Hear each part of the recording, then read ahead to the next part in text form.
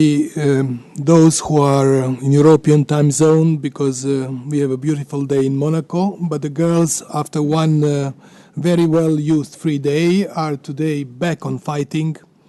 And there are some very interesting pairings of today. For example, the most experienced player in the tournament is Pia Kramling. She's meeting the least experienced player as Kadem Al-Sharieh of Iran. So the game is going to be experience versus youth and invention, youth and some kind of freshness to bring in this tournament. Another very interesting game of the day is, of course, the encounter of the two sisters, Anna and Maria Musiciuk. I have to say that so far in this tournament, except Maria Musiciuk, there are no players who didn't have one defeat at least, which is showing that the tournament has started on a very sharp note, because the girls were fighting hard, and imagine that all of them already had defeat except of the leader with 3.5 points out of 4 games, Maria Musiciuk, to have a special really task now to try to keep her undefeated situation so far. We are having, of course, this encounter of today because it is unusual that her sister Anna, who has played already many times of her, she's a bit even older than Maria, and they had many encounters in their life. Almost all their first games they played, actually all of them, they finished in a draw. But strangely enough, in the year 2014, Anna, as an older sister, was probably showing some kind of authority towards her younger sister, and then she won last 4 games they played. Of course, 2 of those games were played in Blitz, which is then, and the other 2 were played in rapid chess. So in general, after so many draws in their life, they had finished on this. Of course, the situation today is completely different because Maria is the world champion, although probably she has a high respect towards her sister. And her sister probably feels that she is older, has to show that authority, and will try probably to do the best. Let's wait and see how this game will end up, because in my opinion, the position is still early to comment, because opening moves are just nothing but theory, and there is no any kind of improvisation.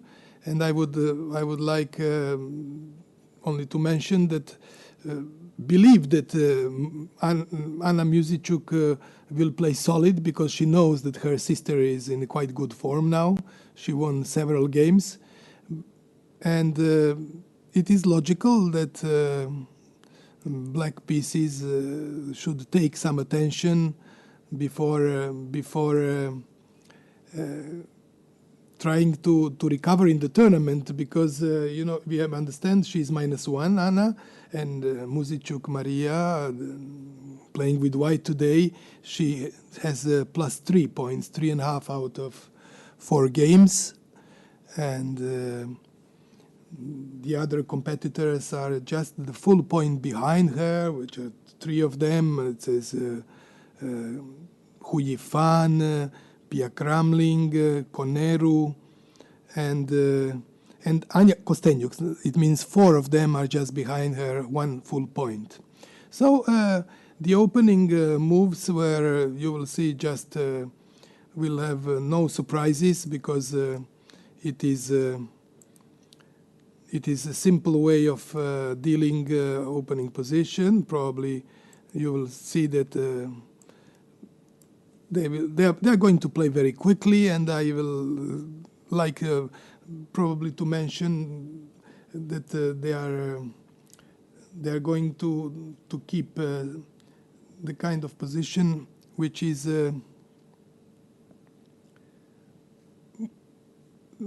this is the point is that I'm not showing the correct game, because I don't know why did it happen. It means that I was watching the wrong position. The position I'm showing to you on the diagram was actually Pia Kramling against Kademal Shariech, and I was simply showing a different game to you on the screen. It happened that I didn't press on the right button to get the position. They are playing actually very important Grunfeld defense, because both of them know exactly that this is going to be this game will be one of very important in the tournament, and that is why. Actually, what I'm willing to say that the game went g4, knight f6. Sorry, everything has to be. This is the game. c4, g6, knight c3, d5. Takes on d5, knight takes d5, e4, knight takes c3, pawn takes c3, bishop g7, and of course, it is fair to say that both of them like to play Grunfeld defense with black pieces, so they must be knowing each other so well. They have probably analyzed together this kind of opening, and I'm very curious what kind of variation the younger sister will choose, because she knows what her sister knows the same, and it will be, you see, this is the line with rook b1 move, which is also very well known and often played in the tournament practice, but it is still early to say who would try to come out from the, let's say, important theoretical moves, and who would try to invent something in order maybe to confuse the opponent, because it is very much to suppose that both know almost the same about this opening. So let's now come back to Pia Kramling game as the most interesting let's say encounter of generation in this tournament. It is not possible to be repeated, such a huge difference in age, and I'm very curious how will Pia Kramling have to face this encounter, because she was also a long time ago in a position where very few chess players, women chess players, knew her very well, and then he was able to show her talent in those years when she played Nana Chiburdanidze, when she played even Nona Gaprendiciu-Luetan, Nana Ioseliani, later on Nana Ioseliani, and then she played, of course, the best sister Polgar of Zsuzsa Polgar and Sofia Polgar, because you didn't play very much ladies competition, the Chinese ex-world champion Xi Yun. So she was then, of course, doing very well and surprising many of her opponents. Now we are very curious to see what will happen in this, let's say, encounter of generations. So the opening moves were not surprising us. We have more or less very similar games so far in this tournament. We remember that many games were played like this, some kind of Catalan defense, or it may come to different kind of openings like Slav with G3 move or whatever it is. But objectively, the position should not give very much of advantage to white if black continues to develop her pieces harmoniously, and we have to wait and see, first of all, yes? So let's come now to the game of Mrs. Coneru, because she's in the second place, and Zagnidze Anna didn't have a victory so far. She's sharing actually not a nice position in the tournament together with other contender. And Mrs. Coneru, I believe, she felt very much eager to play for win this game, and this is why she's choosing quickly to play interesting variation of she played, I think, f3 move, or she did first she played f3, and after d5 she played a3, and after bishop takes e3, pawn takes e3. We are coming to this rather very sharp line of Nimzo-Indian defense, and Zagnidze is rather playing quickly now. She is always playing quickly in the opening, but somehow in the later stage of the game, she has been having some kind of problems to find the correct plan, spending much time, and that is probably what cost her certainly some points in the tournament when she was in time pressure and was not able to find the best moves, and then she lost a game like against, for example, Alexandra Kostenyuk, if people who follow this Grand Prix remembers. It is, of course, to understand some of them, half of the ladies are perhaps less trained in the recent months than the others because of their probably familiar duties. We have to remember that Zagnidze has 2 children. Mrs. Coneru probably also has 2 children, I think, or 1 at least. So they are busy also with creating, yes, children, which is not so simple to combine with the chess career, which requires extreme dedication to the game, and not only the dedication, but lots of sacrifices. I mean, personal liberties, duties, and so on. You have to forget when you become professional chess player, especially on such a level like this tournament is. Okay, let's move a little bit more, because the opening choice is just... I like to see Pogonina position against Stefanova. I have intuition that this is going to be one of very interesting games of today. And as I can say, Stefanova she was playing quite a lot recently, very original chess, I would say. And after opening, she was always able to create some kind of unusual positions. So this was the position. I'm sorry. I just want to... So the game went... I'm sorry, just a minute. The game went d4, d5, c4. This is all, yes. c4, c6, knight f3. Stefanova started to play this very solid Slav defense, but of course the things can switch later very quickly into a completely different way of dealing with this position.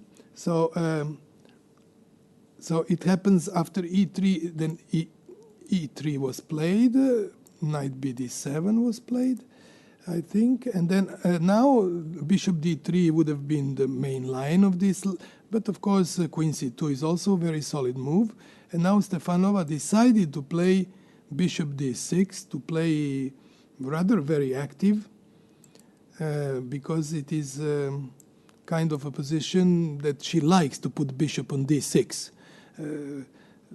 She is quite optimistic player, very aggressive. She has her own ideas, very original, and she didn't want to although this is bishop d6 is very normal move, but what I want to mention that it suits her character in a way. So we have this opening choice, which was more or less expected from both sides. So she made bishop d3, then just simply castled happened. Bishop d3, excuse me, then castled happened. Castled happened, and pawn takes c4, pawn takes c4. Pawn takes c4, bishop takes c4, and of course Stefanova, very faithful to her spirit and to her temper, she plays e5 immediately because she wants to get some kind of free possible ways to free plans in the position. So it means she doesn't want to speculate with all other moves, whether she play e5 or c5. She does immediately e5 in order to show that what are her intentions in real are. Okay, now bishop d2 might happen, maybe rook d1 might happen move, maybe there are many moves in this kind of position. But let's move to the other game, which might be also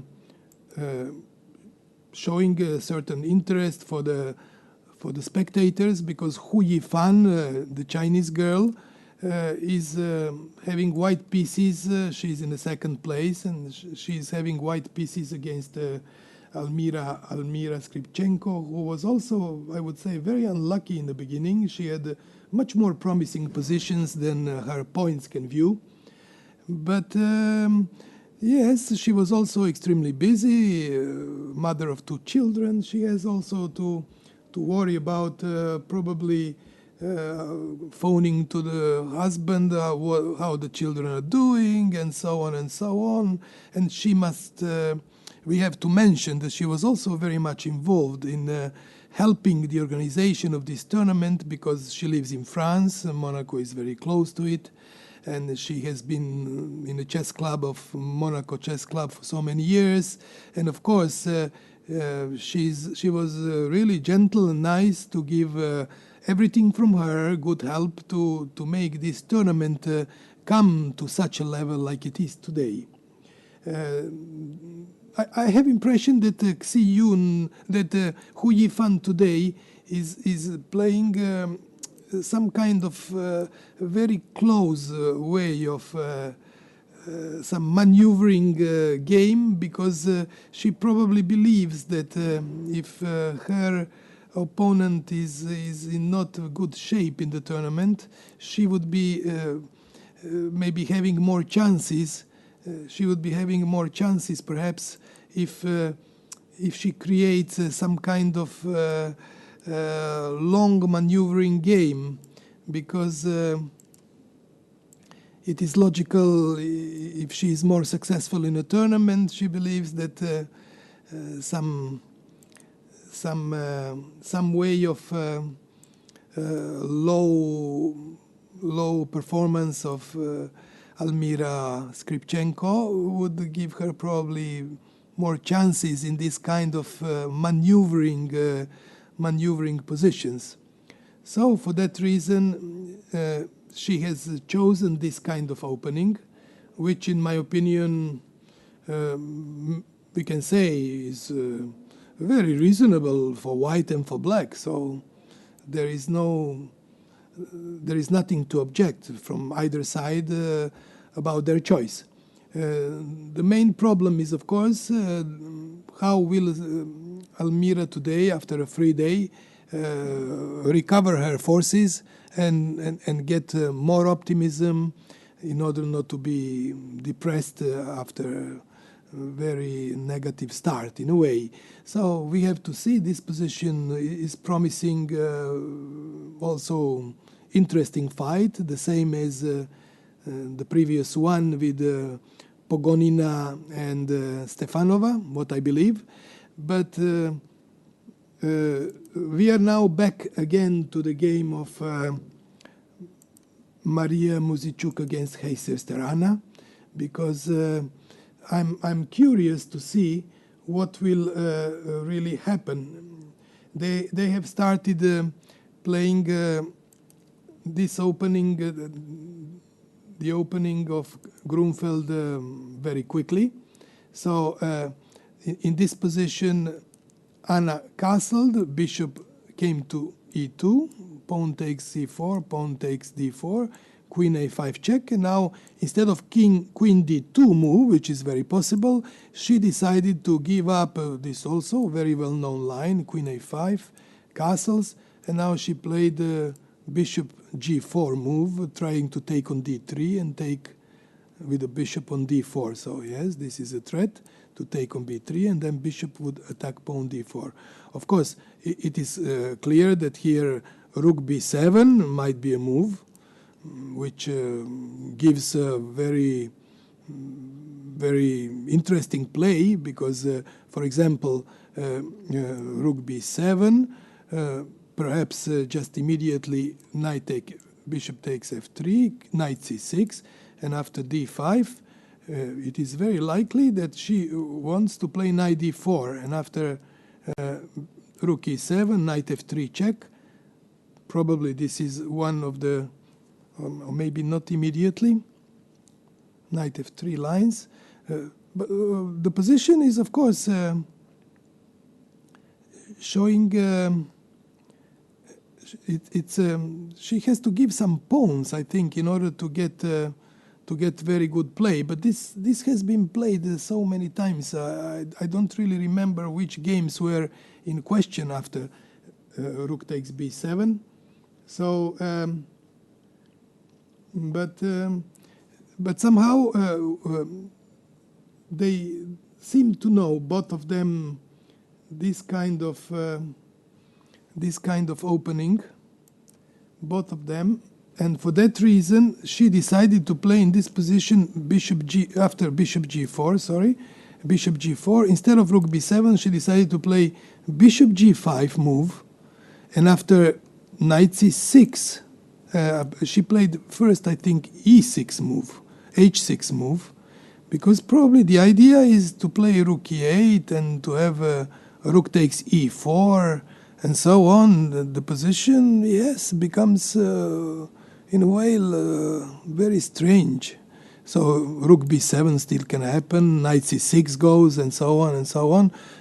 Black gets a very active play and might, we may say, perhaps very good piece play and attack in the center of this. We have not to forget that black has won a pawn a2, which is not so important, but may lose one of those pawns on e7 and so on.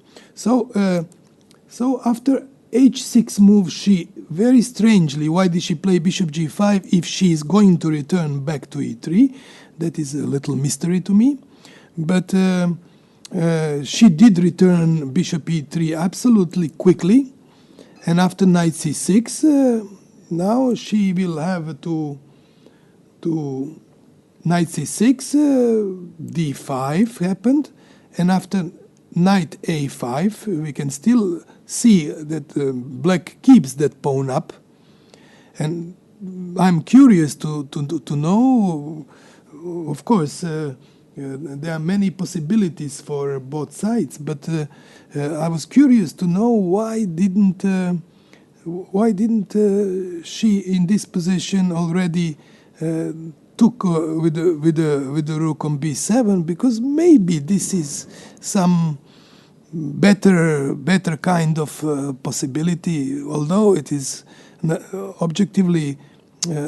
I just want to mention this, yes.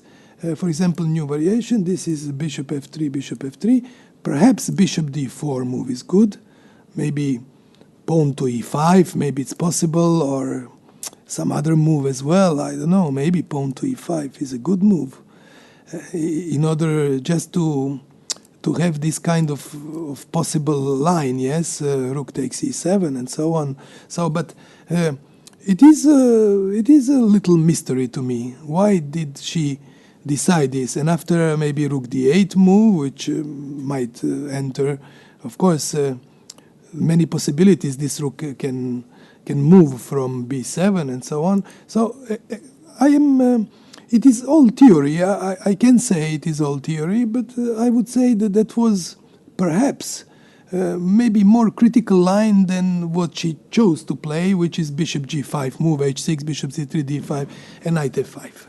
The game will continue, of course.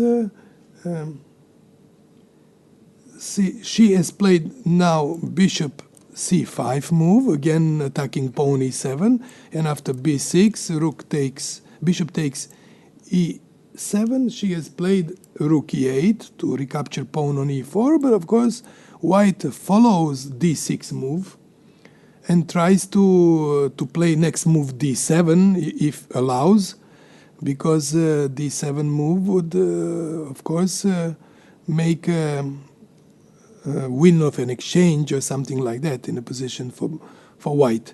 So after d6 there are some moves like bishop d7, which looks logical to me, and trying to make knight c6 very quickly back and to get some blockade of this pawn d6. But in general I think that white's chances in this type of positions should be better, although we cannot forget that this type of positions have been analyzed very much to extenuation, that they all know what to do and how to do. Okay, she didn't decide to play bishop d7, but she went immediately knight to c6. I imagine that this is going to be extremely sharp line after bishop b5, because after bishop d7 then it is very possible that she would just maybe play rook c1, or even some strange move, queen c1 maybe, or queen d5 maybe is also a possibility.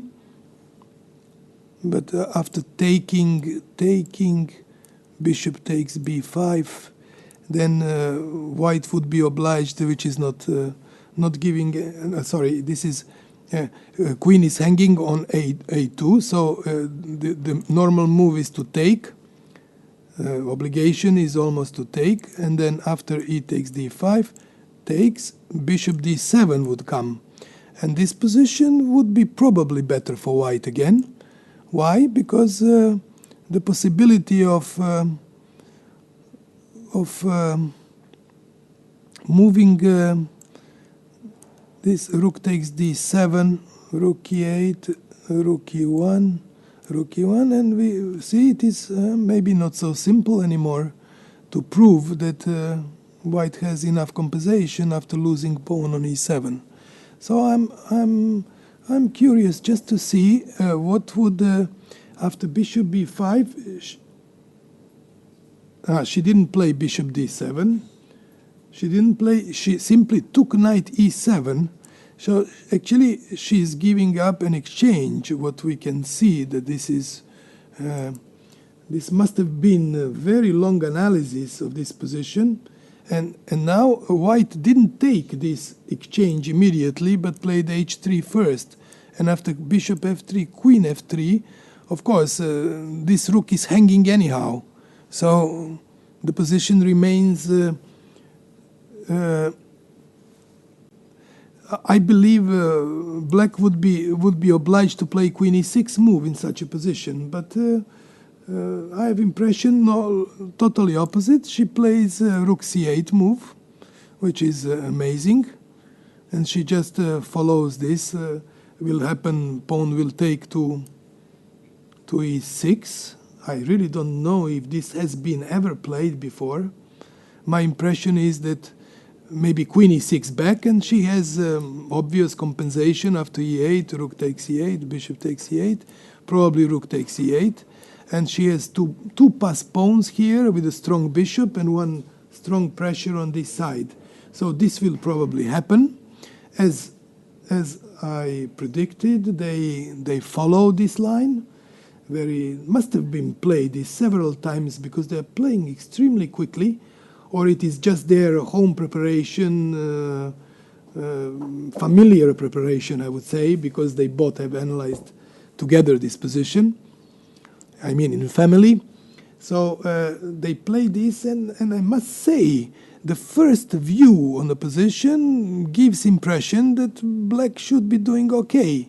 Black is having one pawn for exchange, but has two passed pawns. She will probably, after rook e1, which is also one logical move, or maybe perhaps rook d1, rook fd1 would be a move.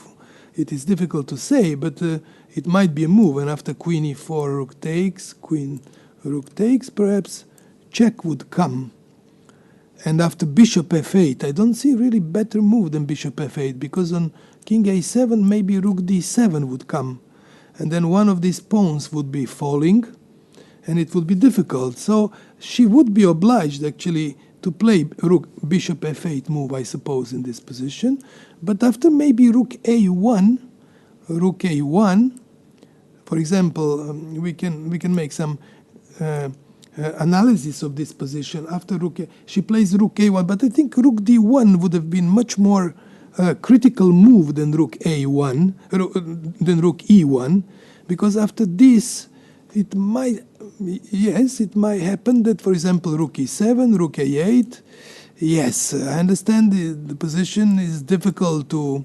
So rook b8 first, and then after rook e6, rook b1, and then pawn b6 will fall, and then it will be 3 against and 1 pawn. Yeah, good chances for black to make a draw, but still white stands better. In any case, my impression is that after rook e1, it seems to me a bit passive move, because it allows. She played rook fe1 move, which I can say it's a good move, but perhaps black should already come with the bishop to d4, put it on c5, play pawn to a5, and try to keep this position with good counter chances, I would say. Let's see, what did she do? She didn't play bishop d4 move, which is remarkable. She played bishop to f8 move, because she wants to come to c5, as I was saying before. She wants to come to c5 and keep this. And look now, Maria immediately wants to exchange queens, which I'm very surprised. Black does this also quickly, which is also extremely, to me, a bit surprising. They play so quickly as they know what will happen. But I have the impression that this game will end up in a draw, because black has excellent compensation for an exchange with these two pass pawns, and pawn a5 would come to a4, for example, which is very logical for black to advance her pawns and keep this. My impression is that Maria Musicuk is probably happy to make a draw today. She has older sister as an opponent. She knows that their individual score is negative for her, and she. It is a really mystery for me if they both have analyzed these positions, as I said before, in a family, or they just have individual trainers who are doing the work for each one of them, and one of the trainers suggested, Maria, for example, to enter this very unusual line. Of course, everything what was mentioned before more or less happens. Pawn comes to a5, very logical. Now both rooks are going to be free, because pawn will come to a4, it's for sure. But maybe before it happens, maybe black should take the d line before it happens. So, but probably black would not be much able, then would come to d8, rook to e2 probably. And then when rook moves back, maybe she will also move back, and then the game would be just repetition of the moves to have a draw in a position. I find something like this quite logical to happen.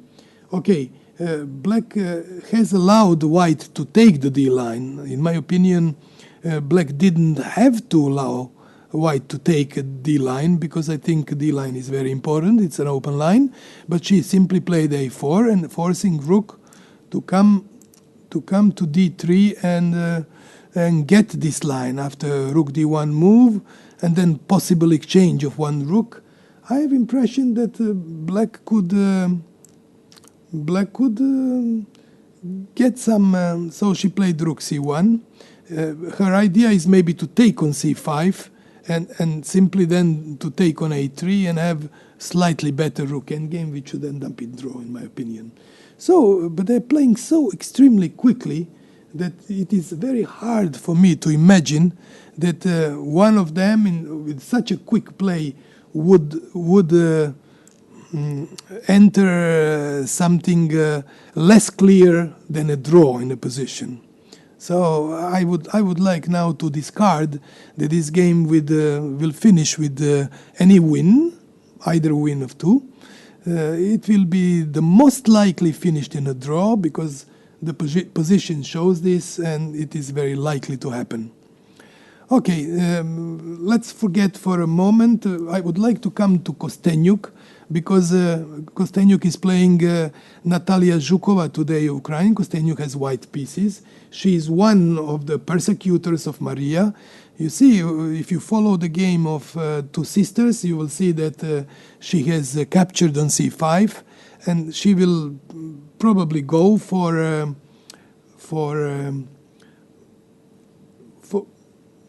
the position which is going to be a quick draw, in my opinion. But let's see what is Mrs. Kostenyuk doing with Zhukova, because this game is a hard-fought game already from the opening. It is very visible. We have a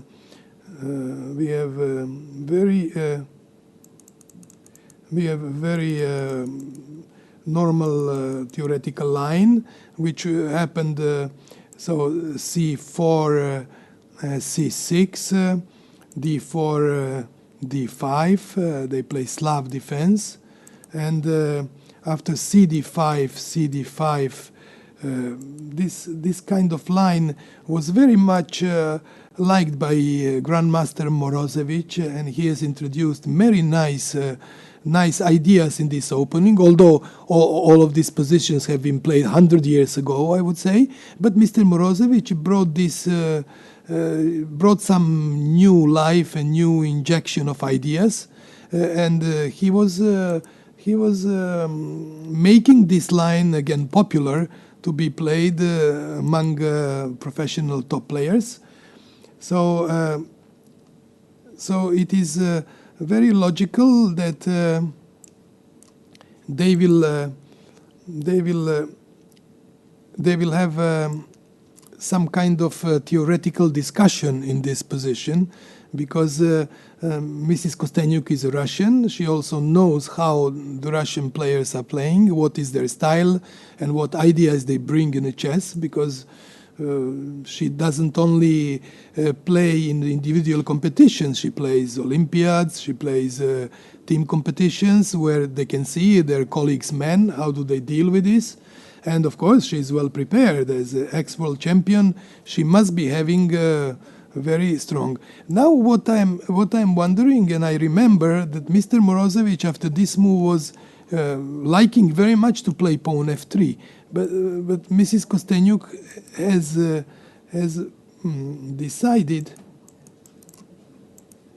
decided to play knight ge6, knight ge2 move, which is very reasonable, not bad move at all.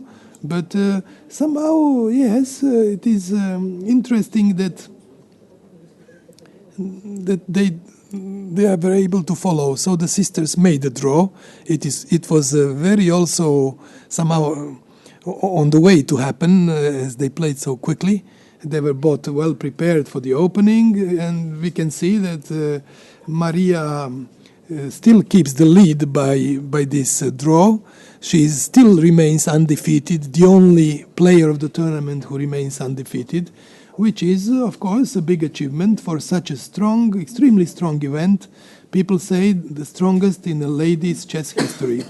I will now give the way to them to talk about their game and say what happened that they made the draw so quickly. Were their last defeats of Maria against her sister in a blitz and a rapid games decisive for her with white pieces to be cautious today and make this decision to play safe and make a draw. Okay, I give the way now to Olga Alexandrovna and the girls to go on.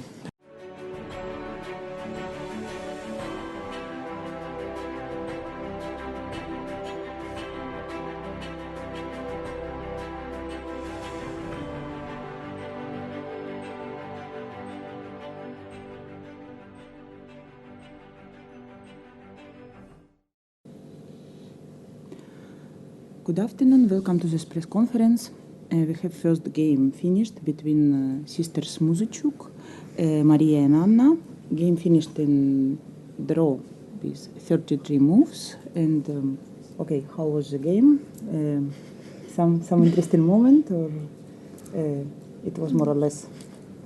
Actually, it's always difficult for me to play against Anna because she knows all my openings and I know hers. Usually I try to find some lines we didn't analyze together, but it's not an easy task. Can I ask you something? It always was draw when you play between each other, or no? Probably when Maria was a very little girl, no, or not? No, some recent game we also played. Yeah, for example, in mind games we played, it was with different result. Yes, so it's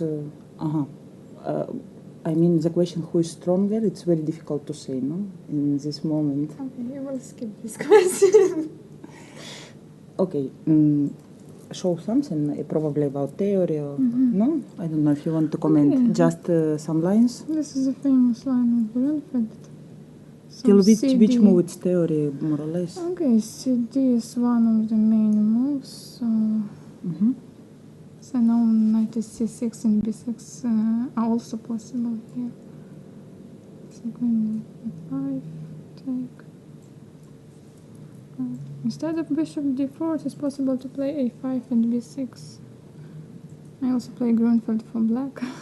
Yes, you have the similar openings, no? In Yeah. But I rarely play it with white, so it's not so convenient for me to look on the board with white colors.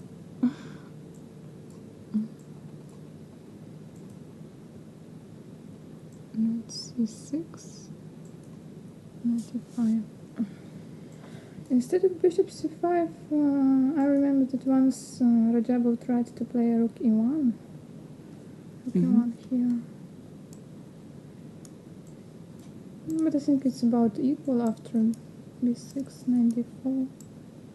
Take and queen C4. I just know if to check with the computer. It's always drawn. Okay. Okay, it's maybe playable. So. Okay. Can I ask you how was your rest day? What did you do yesterday? Yesterday. It was interesting to visit this opera. Very Did you beautiful like it? place, Yes. of course. It was the first time when I visited it. I made a lot of photos, so now I enjoy them. Anna and you? I know Nils. I was also Yes, an opera. But later, what did you do in the evening, afternoon? Well, it's all, of course, every time it's nice to have a free day, and in the afternoon we visited one family. Originally they are from Ukraine, but some time ago they moved to Monaco, and so they invited. It was very nice. We thanked them for this invitation, and all this family with all kids, they all play chess, and It's very chess family in general. yes. But, so well, we also had some rest. It was very different, for example, here, life here in Ukraine. Comparing. A little bit. A little bit different, no? It was something surprised you very much, or not? No. Well, I can't say that it's a surprise because I have been here a couple of times. It's not my first time. I remember when I came here first time when I was invited to play for Monaco for the European Club Cup, and thanks to Jean-Michel who is here and Almira for inviting me to play in this team. And yes, when I came the first time, it was like, oh wow, very nice place and everything. But then when you come second, third time, you already know what to expect, and So. Maria, you don't play for this team or still, or you also play now for team I Monte played Carlo for team? another team that time. Yes. So it's okay. And Maria, question to you: How are you going to prepare to your championship match in March versus Korea? Of course. I mean, if your sister is going to help your, if Yeah, I you would hope be so. happy, it will be finally in your native city, Lviv. Yeah, now it was decided that this match will be held in Ukraine, in Lviv. So of course I'm glad of it because we have many chess lovers in my town. So after World Championship in Sochi, I had the meeting with the president Petro Poroshenko. So I asked him to organize this match in Ukraine, and he supported this idea. I'm very thankful for that. Now, I wanted to ask you if now you are more famous. For example, if you go in the street in your city, if people tell you, okay, this is a world champion, very famous Maria Muziciuk or not? After World Championship, many people really recognized me when I was Yes? walking. Yeah. Now you're like some star, no? Like very popular. How to say? It doesn't bother me. I enjoy it. Okay, and I don't know what else. Jean-Michel, you have some question to girls? No, if you ask my question, it's later. Okay. You let me know it. Okay, thank you very much. And rest a little bit.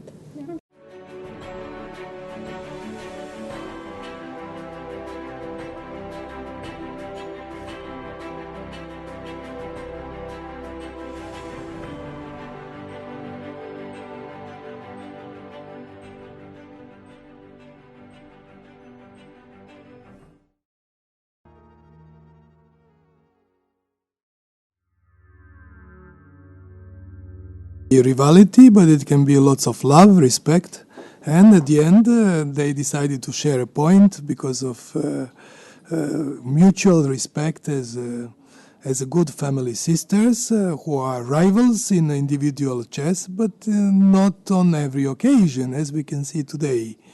Of course, Maria Muziciuk is the world champion. She is now probably very much supported not only by her sister, as we could more or less see, but also by the parents in general.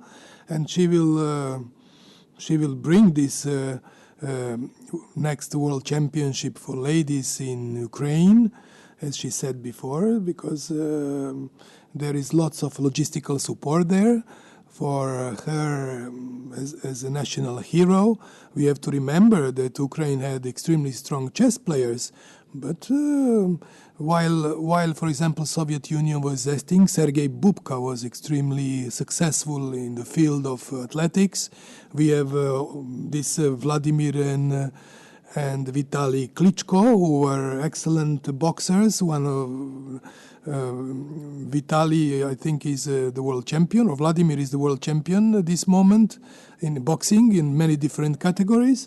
So Ukraine has many top sportsmen, and now Maria Muziciuk is one to enter this sport elite of that country, which is suffering a very bad situation because of division of the East, where Russian-speaking population has decided not to remain in the same country, and which creates, of course, many unwilling tensions among population in general, because emotions are divided in those sides, like they were in the country where I was raised up and born, which was old Yugoslavia, where also civil war went up, and it didn't bring anything good to either side of all.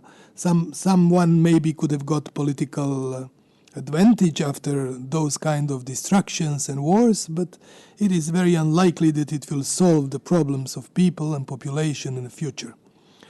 Okay, let's turn now to chess, because it is very sad to talk about, let's say, the world situation of today, because there are many hot points which are not easy to solve, and we as chess players in general, or people who used to fight on a chessboard, would always prefer that everything could have been solved on that board, but not in real life. So we have games going on like Pia Kramling. I come back to the game of this, the most experienced lady in the tournament and the least experienced girl of Iran. They are playing very visible this kind of Catalan defense where Black has put the pieces quite reasonably well, I must say, and she's having some kind of she's having some very, I would say, logical way of play.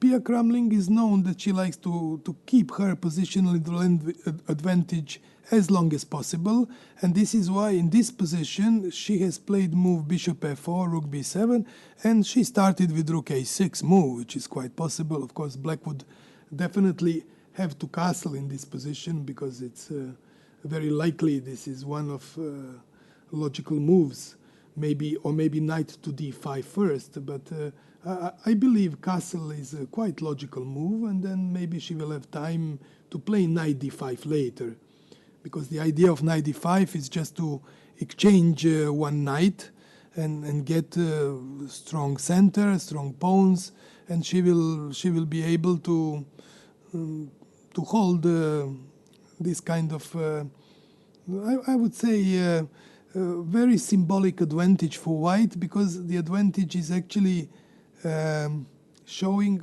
that white has an open A line, and that should be not enough to come with a game, maybe rook a1 or whatever, to come to serious where, yes, she did play immediately rook a1, and as I said, she's just keeping this line open, and it is really unlikely that this would be enough to give her substantial advantage. Maybe Black can try now to play some very also strange move, ace h6, or even maybe knight d5. Why this kind of move can never be discarded from as a possibility, because the position knight e3 would come, but she would have to watch out after g5 what happens. So probably bishop d6 would be the only move. Maybe it's going to be just enough for Black for white to get advantage. So maybe knight d5 is not a good solution. Because of that, maybe she would have to play. I wanted to play h6 move, because my idea was to prepare move e5, and then bishop cannot come to g5 to exchange, because we have to understand that this bishop on f4 is a good placed, but it can be always driven away by pawn to e5 move. So Black should play against this bishop for a while and try to threat possible move, for example e5 in one moment, and this knight on g2 then cannot come into center, because then e5 of course then would win a piece. So h6 is very useful move for Black in this position. And in general, yes, white has some kind of symbolic advantage, as I said, but it is really not much. Let's move now to Mrs. Koneru on the second and Zagnidze, because they have played a very interesting line of Nimzo-Indian defense. And in this position, last move of Zagnidze was knight b6. She has very good development of pieces, but white pawn structure in the center is extremely flexible, which may decide some kind of future plans of the position, because in one moment maybe white can play h4, white can play g4 and h4 and try to organize something without even moving his king from f1 maybe to f2 only with the king. There is no need. If white wants to take bishop e3, it would be wrong decision, because then after exchanging bishops, black would have no problems with inferior central pawns. So for that reason, Conneru would either have to play g4 immediately, play h4 immediately, and try to hope to make some queenside, while the center is rather closed and there are no entries for either side. I think h4 move might be one of probably good solutions for white in this position. But let's wait and see, because they have their own ideas in mind. I respect that they would find from both sides what is to be played. And I would move to Pogonina and Stefanova, which I have said before, that this kind of position might promise certain kind of entertainment, as each of the players, Pogonina plays very well in the center. She is a very talented player, although today she is facing Stefanova, who is also extremely talented and has lots of skills to. So the last move in the position was rook f8 e8 of Stefanova. She keeps on the tension in the center, because she doesn't want to show what will happen next. So for that reason, Stefanova, Pogonina, is obliged to now to think either is she able to play maybe move. Either she has to prevent playing e4 move, because you will see what is the point. The point is that after rook e8, perhaps black is threatening e4 move, but of course this is, I'm just curious to see, for example, if we play some move like a3, let's suppose, or maybe a4 or a3, which I think it is logical, d4, knight d2, and then queen e7.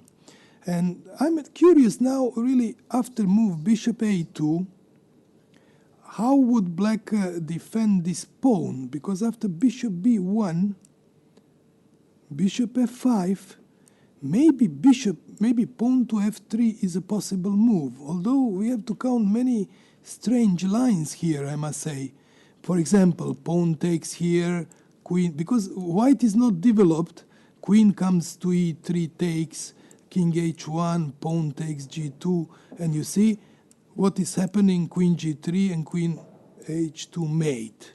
So for that reason, it is not a simple task to see how would white continue, because you know, if people who eat fish and they are not very much having attention on the fish bones, fish spines, they know that if one of the spine gets in your throat, it can really create you bad problems. And this kind of move, e4, might be one of those bones which are able to be said, as we all know, in the chess language, as a bone in the throat. So I was trying just to go direct for this. Perhaps it is more natural to play move f3, although it is very difficult. It is very difficult for white to show that white has advantage here, because these pawns are hanging. Pawn to e4 is very hard to get. Maybe the pawn on e4 can come, for example, like maybe immediately it can go e4. So I mean, the threat might be e4, perhaps, because e4 takes. So let's say, what would be better? It would be better probably to take, and after this, and after bishop f7, then just to play, because the idea is when it comes here to give knight e5 check from e5 this, and then queen would take to e4. You see, that would be the idea of one of possible white's ideas if black plays this, and possible variation, how to deal with this position. For that reason, yes, I understand why Pogonina is obliged. I'm very sorry. I would like to see to come to the picture of that, to see why this has happened. So interesting, in this position, straight position, she decided to play knight to h4. It is, of course, a very playable move, and her possible idea might be that after e4 move, which I think is not a bad move, and if knight c5 comes, bishop goes to c7, she would have probably to try to attack this pawn somehow, but I'm not sure how would she do that. So in general, one of good moves in this position would be this f3, perhaps. Queen is still not on e7, that's correct, and she would be able maybe to play. Yes, e4, maybe f3 would be the most critical move. It is of course the most likely that this would be the most critical move of the position.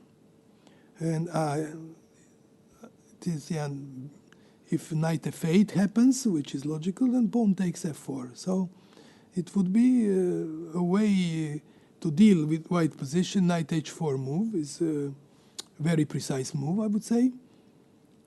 Perhaps black is now obliged to make this exchange of pawns in order to keep this square d5 protected, and after bishop f5, knight f5, simply to go bishop f8 back and try to oppose with the bishop to e6, to oppose with bishop on e6 and control square d5. White stands perhaps slightly better, but it is of course very difficult to break in. So it is more or less, perhaps after e takes d4, maybe another possibility is to play knight f5, but it wouldn't change much in general, because bishop f8 would come, and then however white chooses to take on d4, whether with knight or black, black would get a reasonably good game, I would say. So after this move, I think it is expected that something like this happens.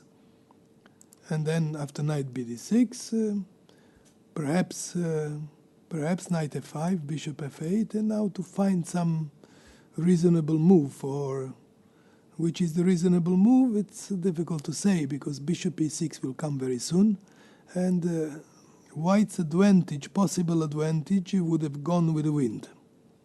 So Stefanova will take a thought, it's clear. Pogonina was thinking a lot to make this knight h4 move, which was not necessary, but she has chosen. I really cannot say that pawn to e4 was a right-away threat. I would have probably better waited that the queen comes to e7 and then only then play knight h4 move, you see? Because of this, or maybe even in the position, maybe bishop d2 was another possibility here, instead of knight h4, to play this move, and now to play knight h4, for example. What is the point of this move is to play f3 again very quickly, because after f3, maybe knight b6, then we come f3, and of course now this knight is very vulnerable, we understand that, but bishop come to g3, and this knight would be perhaps in danger, that something could happen to it, yes? But of course we are now opening some lines like this, and if queen comes to h4, we can have bishop f7 move, and who knows, I'm very much afraid that white would be clearly better here, because after moving the king wherever, bishop takes e8 would be very awkward for black, in my opinion. So it was bishop d2, of course, yes, it was another possibility, and in order to provoke this e4 move, and after knight h4, to see how would white, maybe black would have to go knight to G8 to F8 move, but still after F3, and then again after F3 move,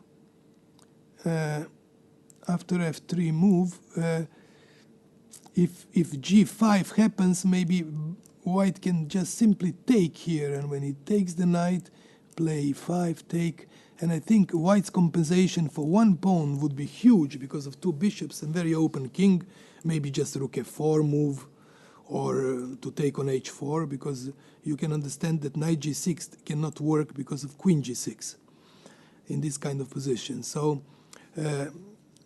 I have impression that white's position would be clearly better here, because in chess is like in many decisions of life, it is very important to make the best possible options of the positions. By playing the move what she did in a game, she is showing a very unilateral idea to come to F5, and that's it. But her position was probably giving more possibilities than we can see with her played move. As I say, this bishop d2 is a move to count, of course, but how good it would be, I would let probably computers run. People who have computers at home and watch this game on the computers can maybe consult it, because I must say, I like to think as they think in their games as a human without using computers, because of course they don't use it either. So in my opinion, yeah, this knight h4 move after e4 knight h4 move is an interesting option to see what happens. How good it would be, difficult to say for me at this right moment. Maybe black would have, but I have impression that bishop d2 was the right move in a position. That was just what my feeling says.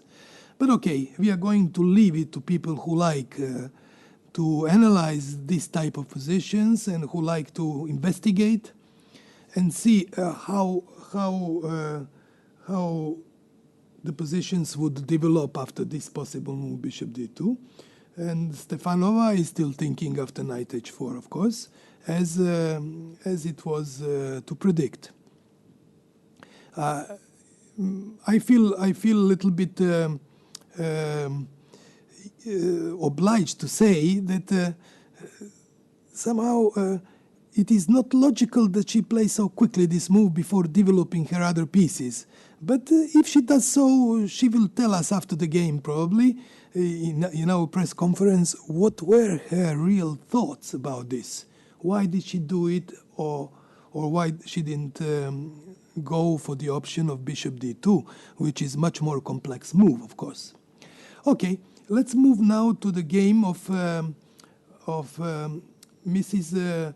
Huyifan Skripchenko, because they are playing also very interesting kind of maneuvering game where both players have reasonably good placed pieces, but they are each of them are trying. See, we have this position, pawn to a3 was played, then the queen d7 came. If white castles, bishop h3 would come, so Mrs. Huyifan played move h3 in order to keep this somehow all options on board without exchanging any piece. We can come, of course, in a kind of opening where it is very similar to Sicilian defense after, for example, knight to e4 move in this position, or maybe just simply first b4 perhaps, in order to have, but it is unlikely that really how bad that this position is for black, it is difficult to say, because black is having a rather reasonable position, in my opinion, very good control of the squares. She has been well developed, so Almira is thinking she has been always a player who likes to take initiative in a game. she's always pushing for that and liking this. This is why she was risking so many games so far. She risked a game with Mrs. Conero the other day, if people remember, when she sacrificed exchange for one pawn to get very solid pawns in the center. She could have played much better and fought better in this game, I'm certain. But maybe she's not in the best form to find the best move, so she missed lots of possibilities in her performance so far. And maybe she will come back today in a game with her exceptional talent and also very experienced, one of the most experienced players here after Pia Kramling, I think. So it is interesting to see. Hu Yifan has much more confidence, of course. She is younger and has very good results in recent years, especially in the men's competition. So, although Almira has also played men's competition games, which also brought her lots of experience, but it is difficult to say who will have the upper hand in this game for the moment. The position is more or less equal. And I would now switch to the game of Mrs. Kostenyuk-Zhukova, because it is one also important game of today. They were repeating the moves at one certain moment, but after Mrs. Zhukova, they repeated the position Queen A4, for example. Just before this, you will see what has happened. Here happened check, so went here, knight went to c6, and now was played a3. Black has castled, which was all logical. Now knight went to g3, wants to get h3 and isolate this bishop. I believe there are some possible moves. She still played bishop h5 to come to d6, because she would. It's a very, very good move. And now, very interesting and a brave move of h4, played by Alexandra Kostenyuk. She feels that she may come in a fight for the first place, perhaps in a tournament, because after the win of the previous day of the rest day, before yesterday, she won with the black pieces. Actually, she won 2 games in a row, which gives her some boost and optimism. And this is the reason probably she plays h4 move in order to prove that her momentaneous good form would give her chances to play. I'm not really sure how good this move. This move might be also a bad turn back for her, but she's weakening the king side position, which is, of course, black pieces. Black pieces are very harmoniously placed, and it is unlikely that this kind of move would create so much trouble. She decided immediately to play move bishop g6 and to try to get quick advantage of this possible. She played the bishop g6 move. It is. I'm just wondering why I am not able to enter this analysis position after bishop g6. I'm perfectly.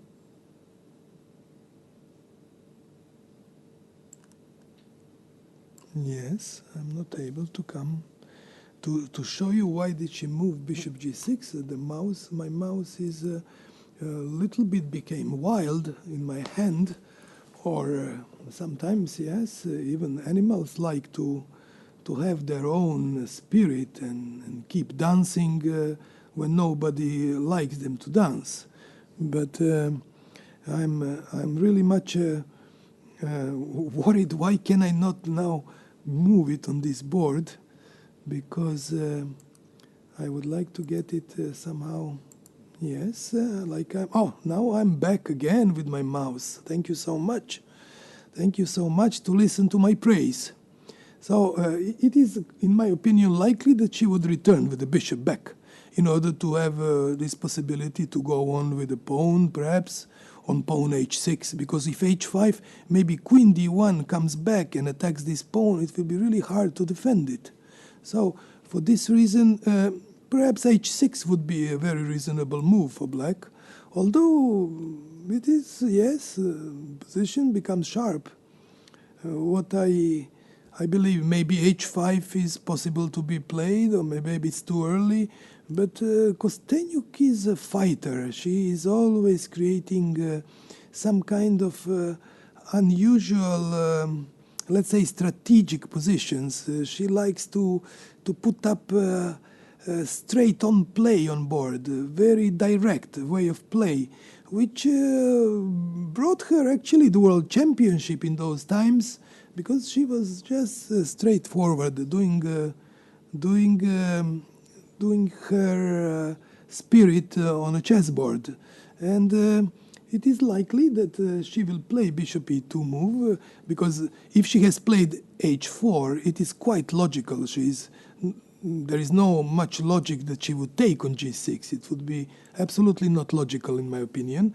But of course, bishop e2, in order to keep on attacking this pawn with her pawn bishop on g6 and provoke some kind of exchange that this knight would capture the bishop and get two bishops for white.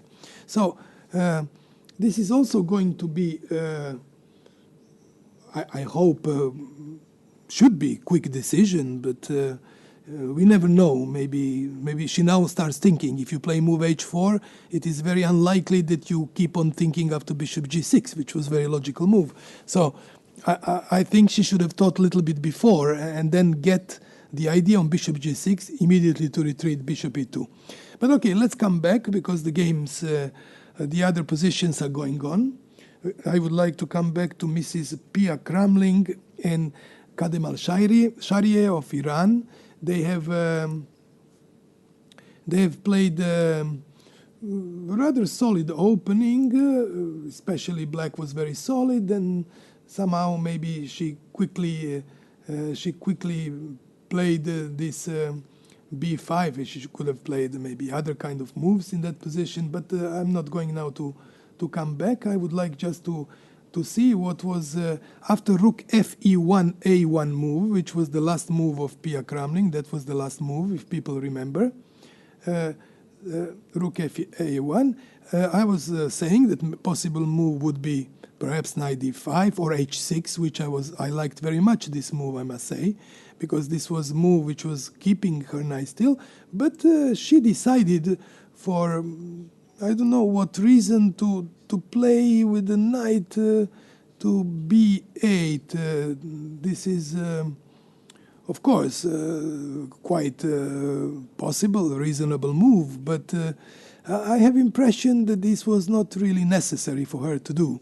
Of course, she's ready after this move probably to go queen d7 or something similar in order to have her knight coming to c6 and get a reasonable game.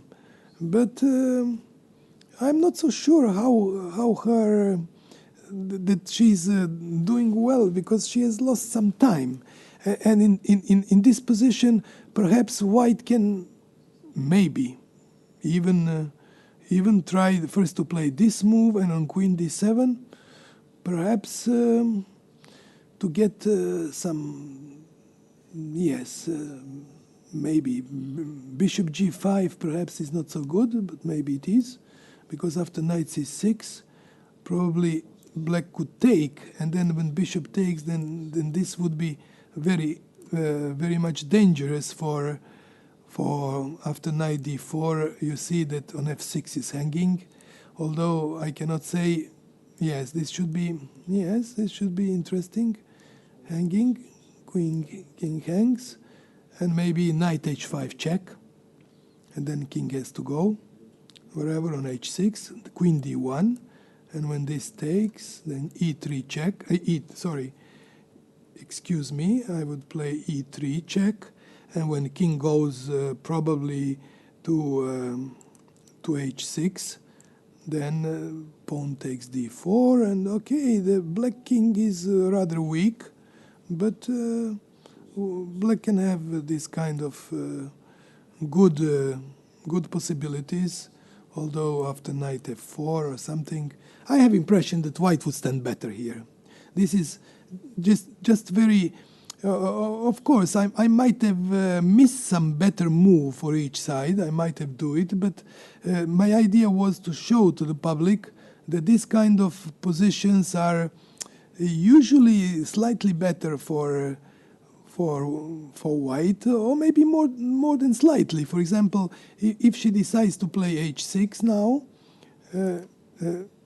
black, then bishop f6, knight e4, and we have seen now the problems of the black position is that, for example, this pawn is hanging and something is falling apart. This was knight b8 is not a fortunate move in my opinion, so bishop g5 would be the right answer in my opinion. Pia Kramling is thinking. She knows very well this type of positions because she plays both with white and black pieces very similar hanging pawns b5 and c5. She played the other day also against Stefanova, very similar kind of position. She did strategically very well and won that game. But she's playing also sometimes with black pieces. She played with Zagnidze. She got very similar. She was pushing b4 and getting knight on a4 and so on.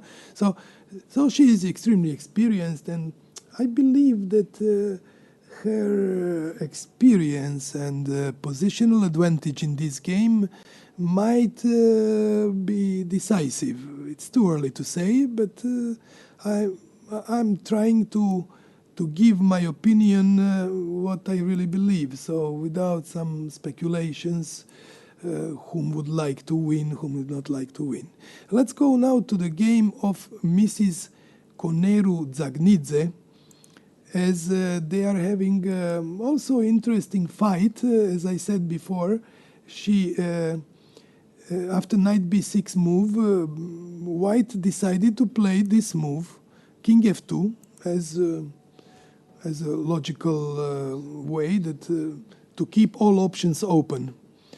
I'm not so sure if rook c8 was the right move by black pieces, because now after g4 somehow white starts to make this king-side operation, which was very logical to happen in my opinion, as I was expressing before.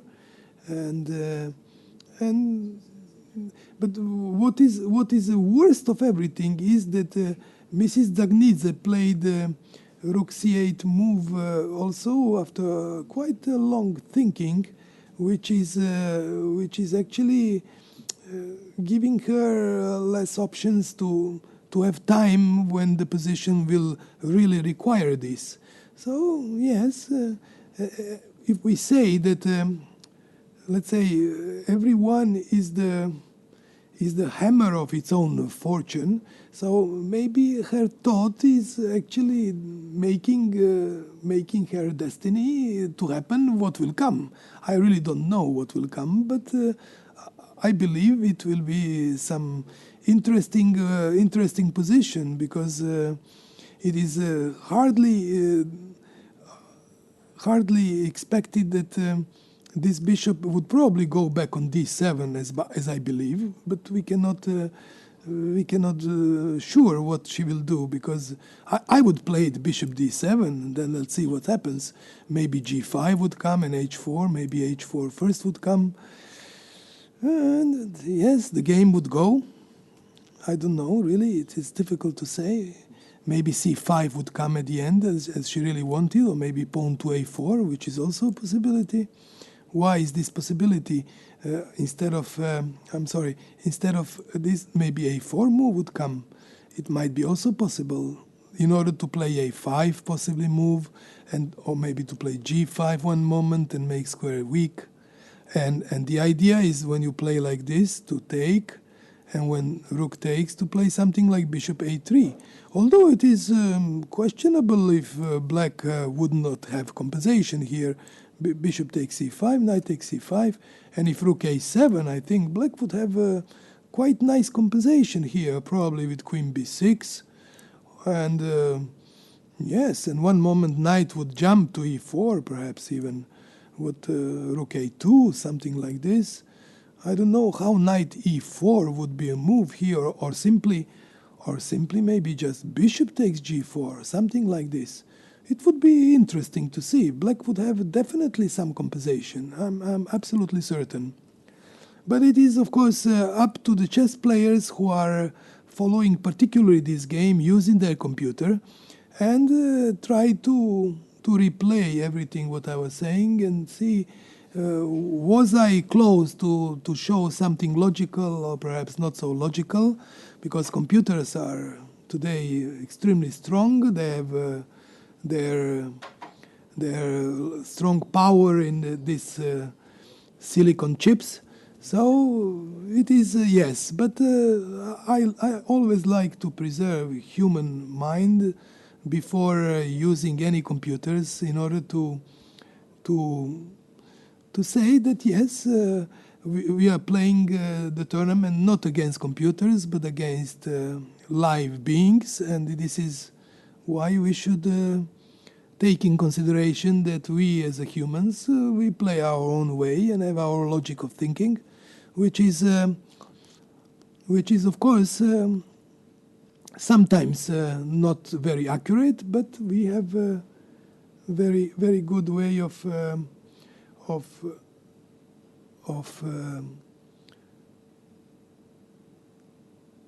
so actually now suddenly I see Mrs. Zagnidze decided to give up a piece, which I think is very quickly to be done, not necessarily.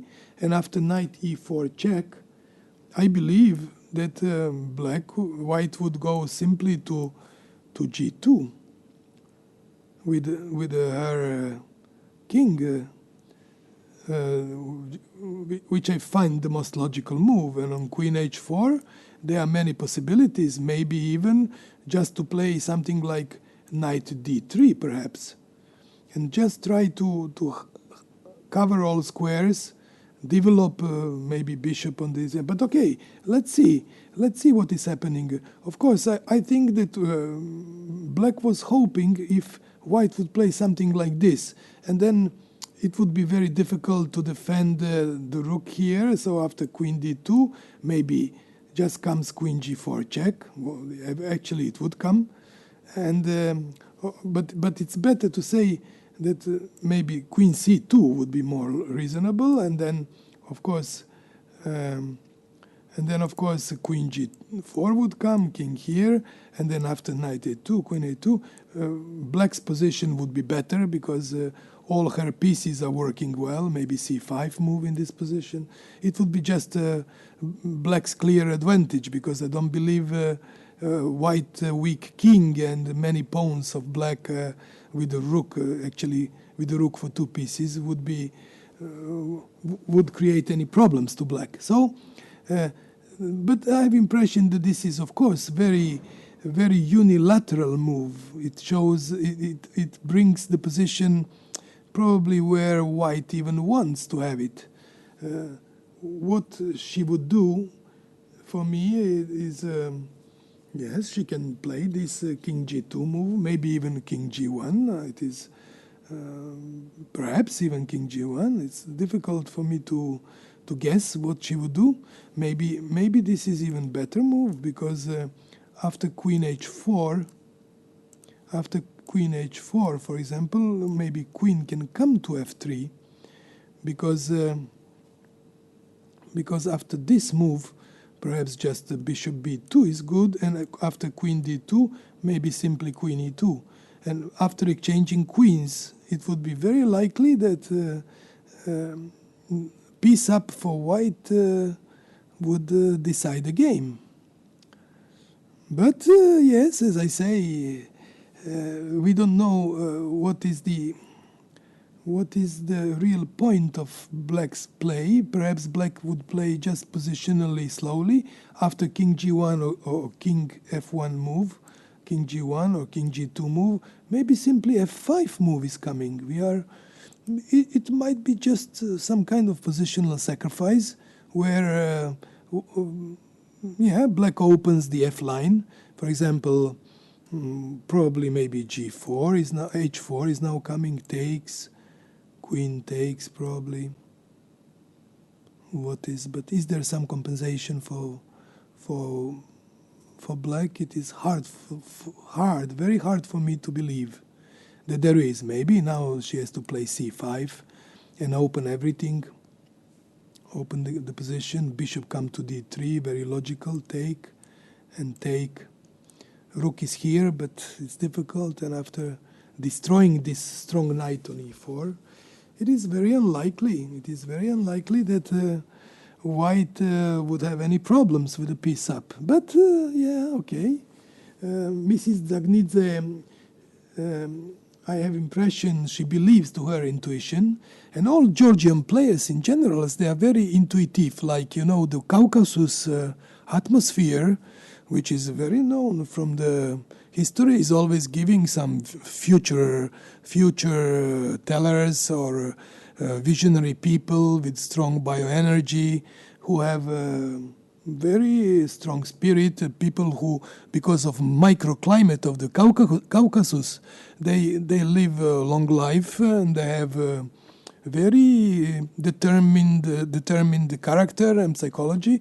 So I have impression that Mrs. Zagnidze is one of those, I would say, examples of Georgian culture and Georgian way of this. She does everything by intuition, and I understand she trusts it, and it is nothing to object, because we are all somehow slaves of our personalities, and we always do what our personality and our character is pushing us to do.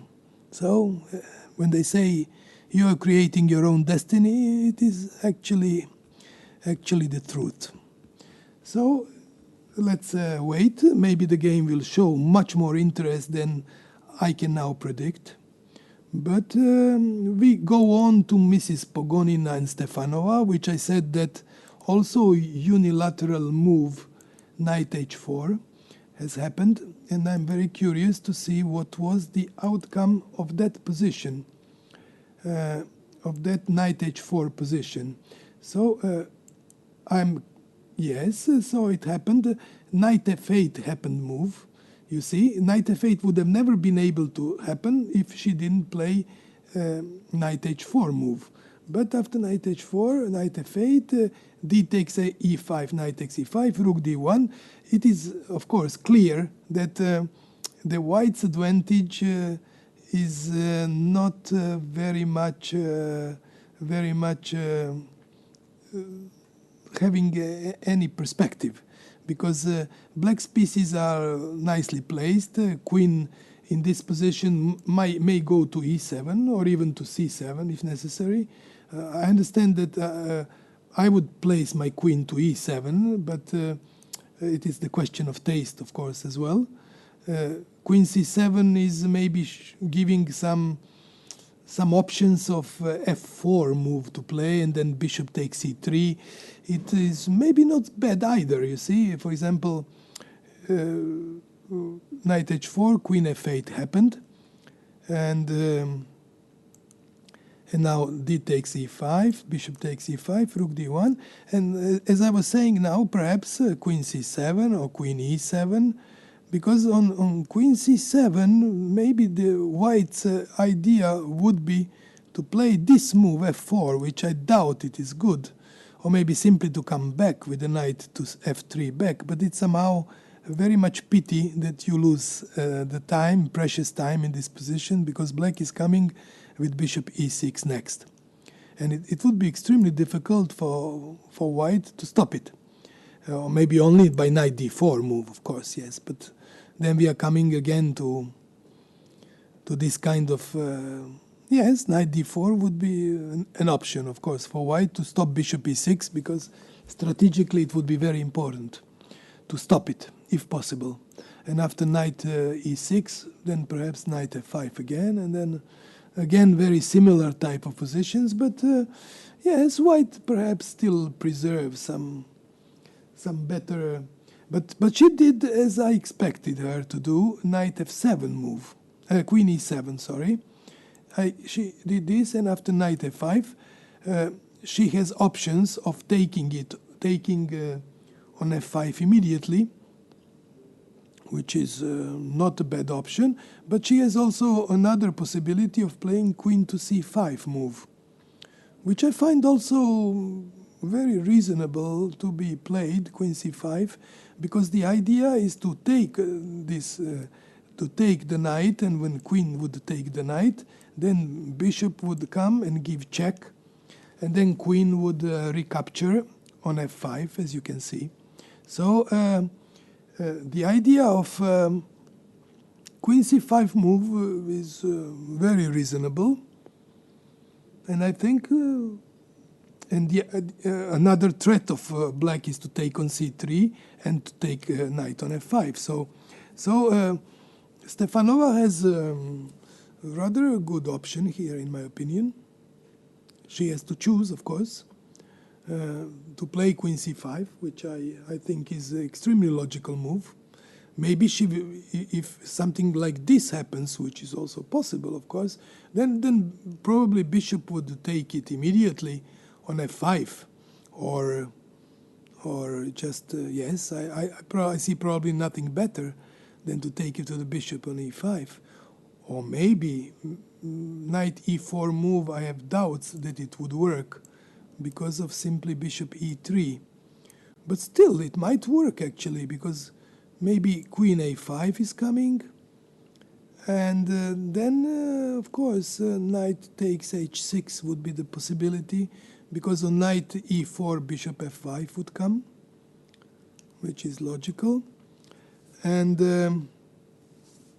but knight h6 perhaps would be the right move in this position, and it's maybe interesting. After take, and knight takes e4. Of course, queen cannot take on e4 because of bishop h2 again, as we have seen that before. So after knight e4, maybe bishop f5 would be correct way of play. And white is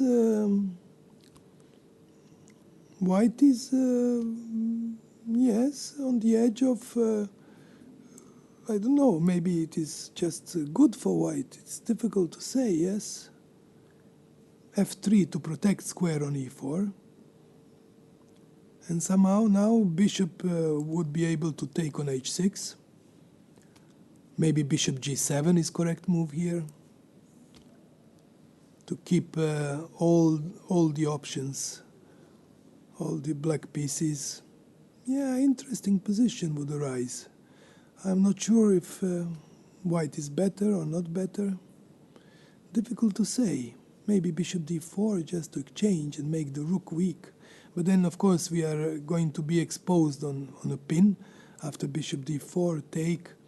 Or maybe better first to take here, and after this to play bishop d4, rook d4, queen b6 to pin this. But maybe yes, it is dangerous, because after queen f2, then black would have probably good options of knight e6 to exchange pieces, and it's unlikely that black would be risking much in this position. But as I say, this is all the way very quick analysis, because I like to be brief, not to lose much time on only one position, because we have so many today, except all 5 games are still in progress. The one of the sisters today, Musicuk, finished in a quick draw, and of course those other 5 games are promising some serious fight. Let me go now in order to follow some order. Mrs. Hu Yifan is playing Skripchenko. We were saying it was a battle of the trenches, the battle of they have no contact in a position. They didn't have when I was watching. They start to play on distance in a way that it's completely different when there is contact in chess or there is no contact in chess. So they were having no contact so far, and I have impression, according to the moves they made, they still keep the position without much contact. So Miss Skripchenko in this position has played move a5, which is not a bad choice. I can never say this.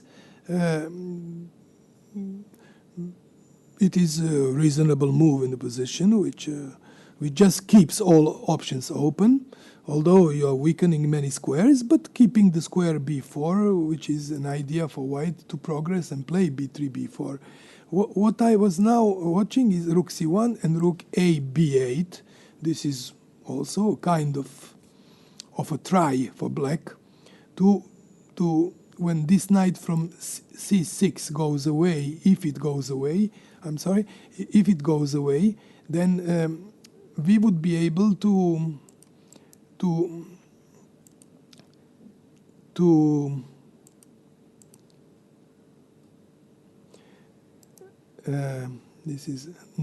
this one is not happening, okay? Not to c6. So I'm curious to see what would... Of course, Mrs. Yifan is very practical. She enters immediately with the knight to keep this strong square on d5, which she controls. And she doesn't let black play d5, which is always considered as a liberation move for black pieces. What Miss Skripchenko will do now, it is not so simple. Maybe she will take with her bishop. That is why she has probably... Because it is very difficult. Or maybe she will play knight to e7. Just to keep this kind of position without declaring what she will do with the bishop.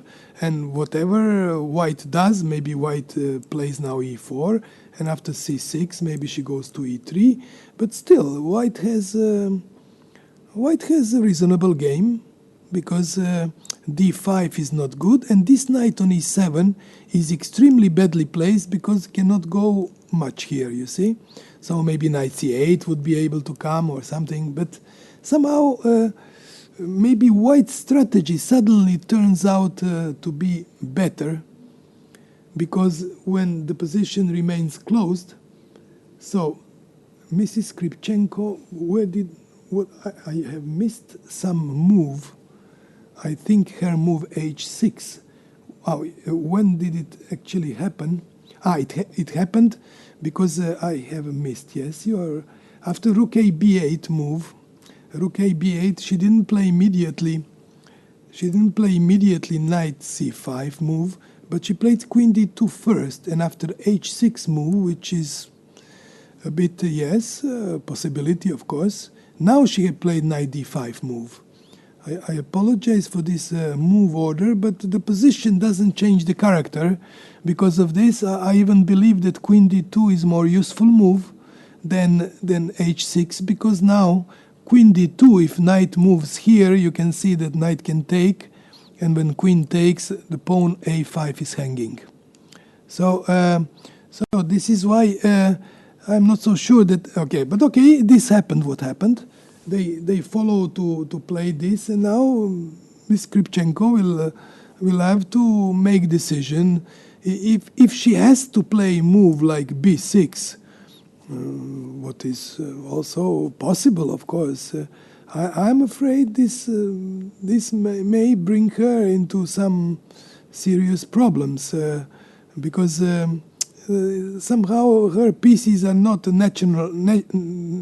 naturally placed, and but she has somehow she didn't do much when she could to play pawn d5 at one moment For example, even after this, maybe in this position, to play pawn to d5, although she loses some squares, yes, but I understand it is not easy to make this decision if she didn't play before this kind of moves, yes? So I understand that she doesn't do it now either. And after h6, knight d5, she will have some positional problems, I would say, because this move on a5 is pawn on a5 is rather vulnerable, because knight on c6 can move. So it would be good reason to make this move, I think, and see what she does. Yes, maybe the good move would be just to play.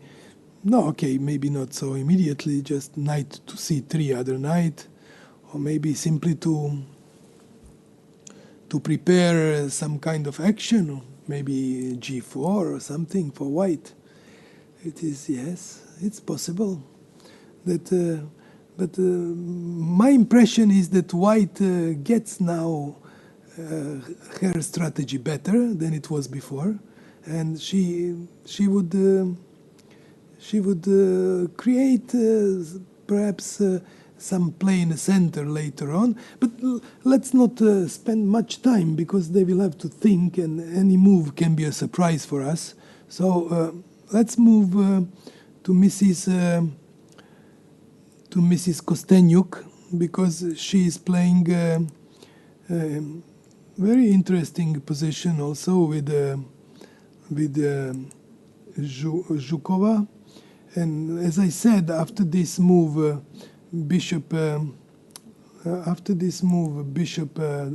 g6, eventually white played bishop e2, and now happened h6, which is okay, a bit surprised. And after h5, no, not surprised, sorry, bishop h7, and after castle, which may enter into considerations, black has started to play her pieces, to put her pieces on better squares. She doesn't immediately want to exchange this bishop, black square bishop. Perhaps it was a good move to exchange it immediately. I don't know why she didn't do it, but okay, they will tell us after the game why didn't it happen. And after b4 move, perhaps now happened bishop d6, which I wanted to play a move before. Well, might have been some reason why that move was not coming into her consideration. I really don't know what was the reason, but still, let's suppose she is right that to play it now, because her idea is probably to take it with the knight and control much more squares on the queen side and have very strong bishop here. Actually, black's position would be extremely good, I must say, if this kind of position would arise, because black would having even slightly better game. The time on the clock is also probably showing some difficulties for both, because they have spent, for 18 moves, they are only having 40, little bit more than 40 minutes each. This is a sign that they were not very much familiar with the position and had to think in position which they could play 15 opening moves almost immediately. But okay, this is what it is. We are now able to switch back to Pia Kramling, Kadem al-Shari, because it is the game which was giving to white certain advantage after bishop a g5 move, which I see that Pia Kramling didn't play. She played the rook a8 move, which surprised me a lot. I think the right move in the position would have been bishop g5 eventually, as I'm saying, because of some concrete lines on the board. But she played rook a8. She did play rook a8 eventually, and after this was the position. Rook a8 was played, queen d7, and now I was suggesting bishop g5, but eventually she didn't play bishop g5 move. She played knight e1 because there was no need to go on e. This knight was playing knight to f3, knight to h4, knight to g2, and knight to e1. I think this knight went too many squares to repeat its turn and probably coming back to f3. So I'm going to be now to be perhaps even more critical about this move than I should be, because I think she's missing some clear way of play. So after knight c6, she went knight c6. She went eventually knight f3, and after rook a7 move, which is okay, very reasonable. Something has to be exchanged on the A line, I suppose. So probably rook, one or another rook would have to take on A line. For example, let's suppose this rook takes on A line, knight takes. Knight would go to e5, very likely, and queen would go to b7. White would be slightly better, but unfortunately, I think this knight is giving black good possibilities. I mean, white has very little options, probably maybe queen b3, some strange move, in order to make better pressure on this pawn. How would it come? Probably with queen a2 later, and trying to get the knight and everything. But how accurate would it be, for example, after knight d5 now?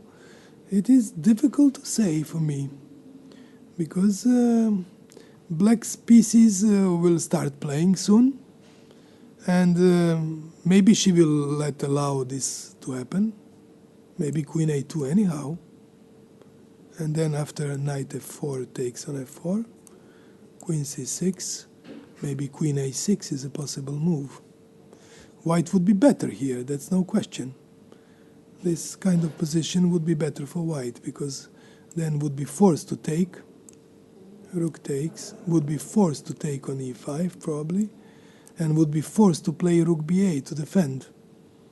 But after rook a5, b4, knight e4, only white's position would be strategically justified. Black has lost some time to recover her pieces, and it is possible that this position wouldn't be so good for black. I'm wondering here in this particular position, why didn't she play on knight f3 move knight d4, which I would probably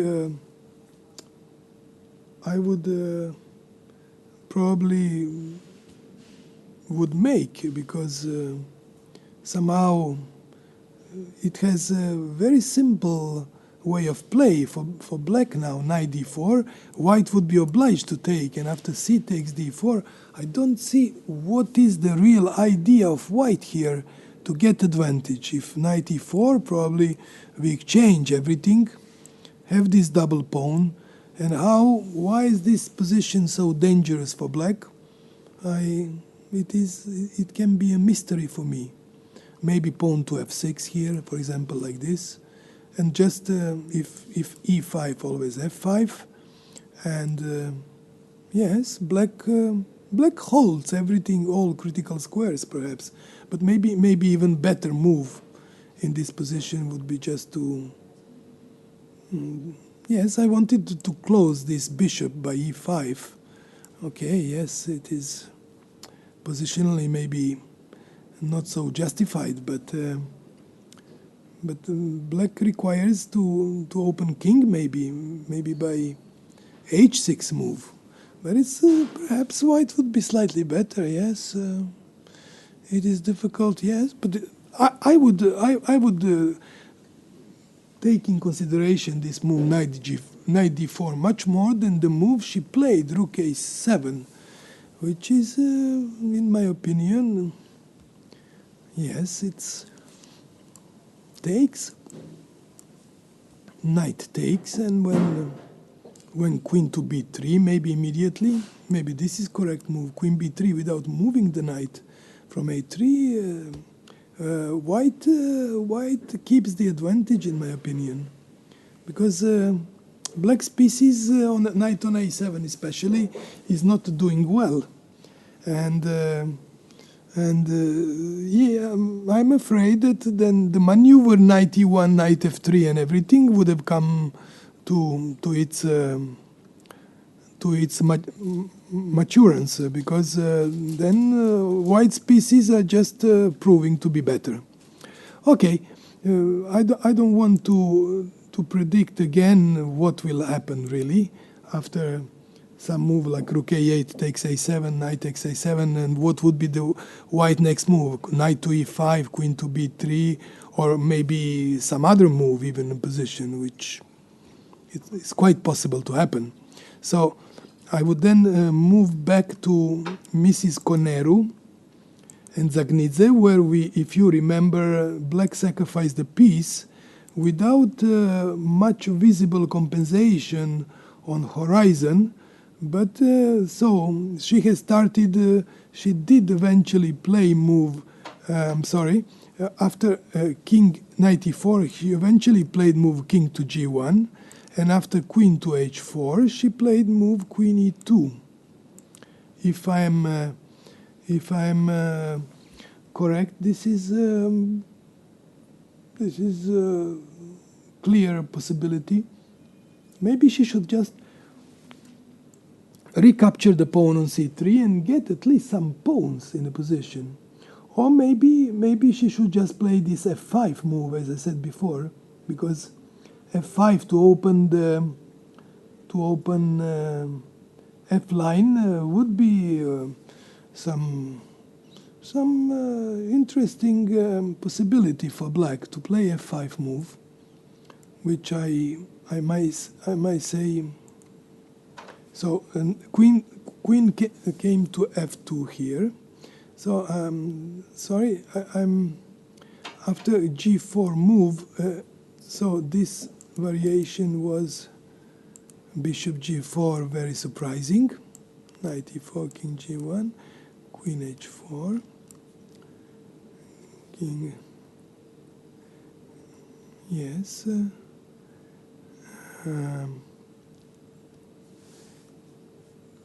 Queen h4, king e1, yes, just to king g1, queen h4, queen e2.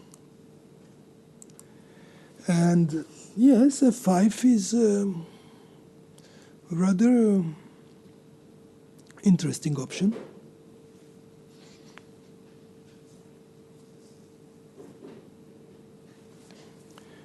Or maybe even pawn to c5 can be an option as well.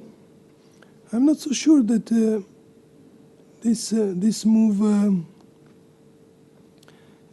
queen to e2 was better than queen to f3, but still, yes, I understand. And the idea would be on f5 probably to play something like knight g2 move, maybe. On f5, maybe knight g2, but it is also very risky. What to do after f5 move? It would be quite difficult choice. Maybe just to play bishop g2 move and to try to give up this bishop for knight on e4, which is the strongest black piece in the position without question, and to fight this position further.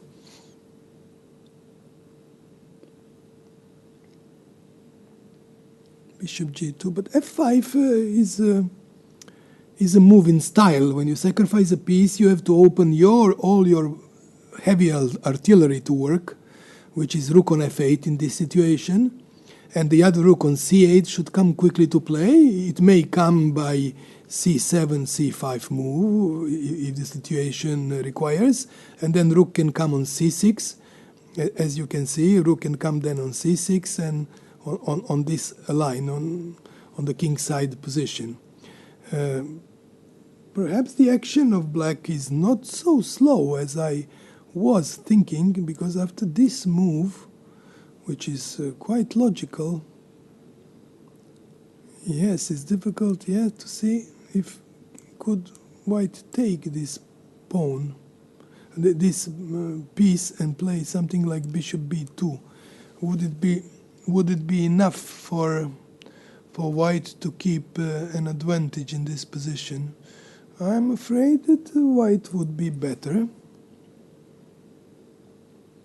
because it's difficult to organize something here. Perhaps g5. After knight g2, then white would be a little bit clumsy, but probably, yes, it is. Maybe g5 is a good move. Yes. And after bishop f1, queen h6 is coming, so... yes, bishop e1 is the correct move, and on queen h6, then the position is winning for white, because king is pinned, and there is no time to take advantage and make now yes, now the position is just clearly in white's favor, because just knight will come after king h8 move, knight will come probably to e6, or maybe to h5, or maybe to h3, maybe to h5. Or to e6, or yes, it is, or maybe to g2, most simple probably here, because the next move would be bishop to g3, and then it would, all pieces would come in. So it is difficult to say, yes, after f5, bishop g2, how good compensation black would have.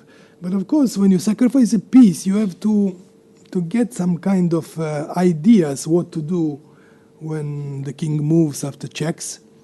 And this is why what surprises me now, that she, of course, considers various possibilities, and she needs to take in consideration. But how good this sacrifice was, maybe it will soon will be shown on board. So maybe this move is a reasonably good move, knight c3, and on queen f3, maybe now f5, because, but of course she is losing also much time by this move. White is losing much time. So maybe the move, maybe something like even, which might be taking on f5. It shouldn't be good in my opinion. But what else to play? h3 maybe move, but then somehow, yes, h3 is possible, but how really good it is. h3 would be possible. Knight c3 is an option, I must say, attacking the queen. I don't believe white should play queen f2, because queen g4, then black already has 3 pawns for a piece, which should be more or less positionally good compensation. It means that some kind of, let's say, dynamical equality might be present, because white has a piece and black has 3 pawns for it. So knight c3 is a reasonable option. This is why I thought queen f3 was a better move, but okay, we have on board what we have. So maybe she will have to go queen f3. And then after possibly f5 move, possibly I say, because f5, perhaps bishop to d2, or bishop to d2, pawn takes g4, what else? Queen g3, And now would have to exchange, and knight e4 back. Bishop e1. Yes, again there are 3 pawns for black for a piece, which is allowing her to have some compensation, definitely. Which is difficult to say that it is now lost for black. Not at all, in my opinion. So, okay, she still thinks the people who follow this game will have an idea. She does play interesting. We are very happy that we didn't abandon this game, that we didn't abandon it yet, because she has eventually played move c5, thinking to enter with all her rook from c8 and maybe later on the 6th rank as soon as possible, and of course opening the d line. But I'm afraid that this move must fail, because it is a very slow action that she has in a position, and I'm really skeptical that this would be giving her some for example, what happens after move knight g2 for the moment, maybe not necessary, really. Perhaps, yes, knight g2, she wants to pick up, maybe now her idea is to take on c3 after this move. So, yes. There should be some compensation, perhaps, for black. So bishop g2, knight takes c3, I suppose. Knight takes c3 would be, yes, reasonable move. Would be a reasonable move. So, yes, some compensation is there in positional play, perhaps. It is always nice if black can get 3 pawns for a piece, which shows. So, as I said, yes, she is doing her moves by intuition. It's very clear. She feels she must play this way. I have to remember many chess fans who don't know Georgian habits. It is always modern, and it is always fashionable in Georgia that all ladies start to play chess when they are very young. This is why they had so many world champions in history, an extremely strong ladies team. They deliver them chessboard and then teach them to play chess because they should learn through chess rules somehow to be resourceful, to find good solutions once you become, let's say, mother, or you become to have a family with children or without children, doesn't matter. They also used to say that ladies, when they get married, they are bringing one chess set as a kind of gift for the husband in a family, and especially if they are really good and as chess players, they give them, they enter more. We have to remember that Mr. Very young Anish Giri recently also got married to the Georgian player, a woman, girl actually, and she the marriage was celebrated on with very pompous fest in Georgia. So they are somehow, yes, keeping their traditions. And I want to say, so when you have this traditional heritage of having chessboard since early childhood and teaching your children, especially girls, how to play chess, or even if later they don't feel like doing so, they create this kind of special intuition of the game, which brought her Zagnidze today to sacrifice this piece just by intuition. I must say it's remarkable. There were many good chess players in the history of Georgia who were playing on this intuitive way. One of them was whom people probably forgot, and he passed away some years ago, was Gurgenidze, who was extremely methodical, but also had very strong intuition for certain positions. He was a great trainer, and I think Nana Yoseliani and before her Nana Alexandria took very much advantage of his knowledge and his talent. And this is why this Georgian woman chess school, I think, is still keeping so productive, as we can see not only in this tournament by the participant of Nana Zagnidze, but also by their national team. When they perform, they always perform well.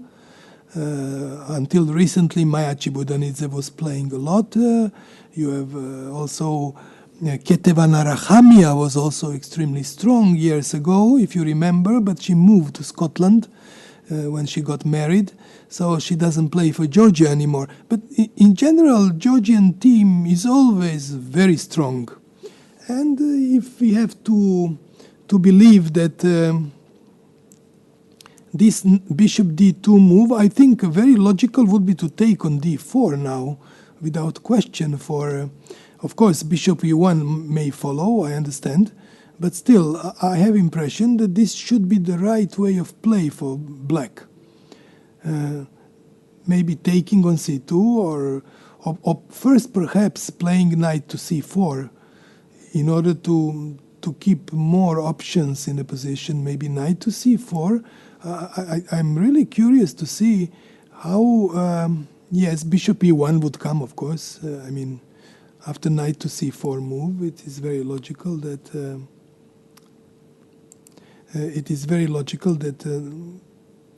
bishop e1 would go. It's clear, and then queen would go to d8. Of course, yes, queen would go to d8. So yes, and I'm curious to see if maybe she will not take this bishop on d2, which is pity, of course, because she wins. It is better that she wins 3 pawns than, yes, as I said, but okay, she's trusting her intuition. We must trust her that her intuition is good, and that's why we should let her find her next move, because I suppose she did have it in consideration before she played it. Let's move now to Mrs. Pogonina, and to Mrs. Pogonina and Stefanova, which I say it is a reasonable position for black after knight f5 move. I want to see exactly what happened before we come to this. I just want to see. Yes. So after knight f5 move, eventually queen c5 was played.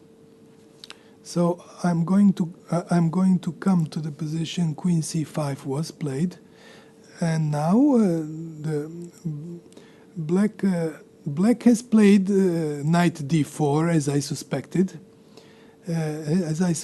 Because it was probably forced to make such a move, and after knight e6. She went knight to f3. You see, she's losing much time to come back the knight. So she went knight h4, knight f5, knight d4, knight f3 to come back on the square where it was when I was saying that knight h4 was perhaps not the best choice. Now probably will follow queen h5, which is the move I like, I must say. Although, yes, she did play it. She played bishop c7, pawn to e4 happened, and now queen went to h5. This is the move which happened. And it is, of course, probably bishop e3 has to be played. I have impression that black stands well in this position. Black has all good pieces now. Even can create some possible attack on the king when this knight moves. When this knight moves and the bishop from c8 attacks later on h3. I'm showing this because this really may happen. And so after queen h5, let's see what is the white's choice. She's thinking now, of course. It is not an easy solution for white to continue developing her pieces. Maybe after bishop f4, bishop e3, knight f4 simply is coming, and then, as you can see, these possible sacrifices on h3 are more and more possible. And after this bishop takes, black remains with two bishops, which is this black square bishop can be extremely powerful, because some threats are created already by bishop h3, and I have impression that black is gradually getting better position, because all her pieces are working well. In one moment she might even play a move like knight g5 to press knight on f3, and after possible taking, just to have this pawn takes g5 and play g4 and so on and so on. So it is not an easy task for Miss Pogonina to find the right move.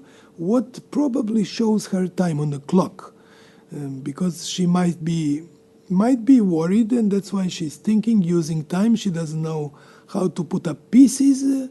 Losing time is maybe not so. She can recover by quick play, but if she loses much energy, it will be much worse, of course. So let's see now what she will find out.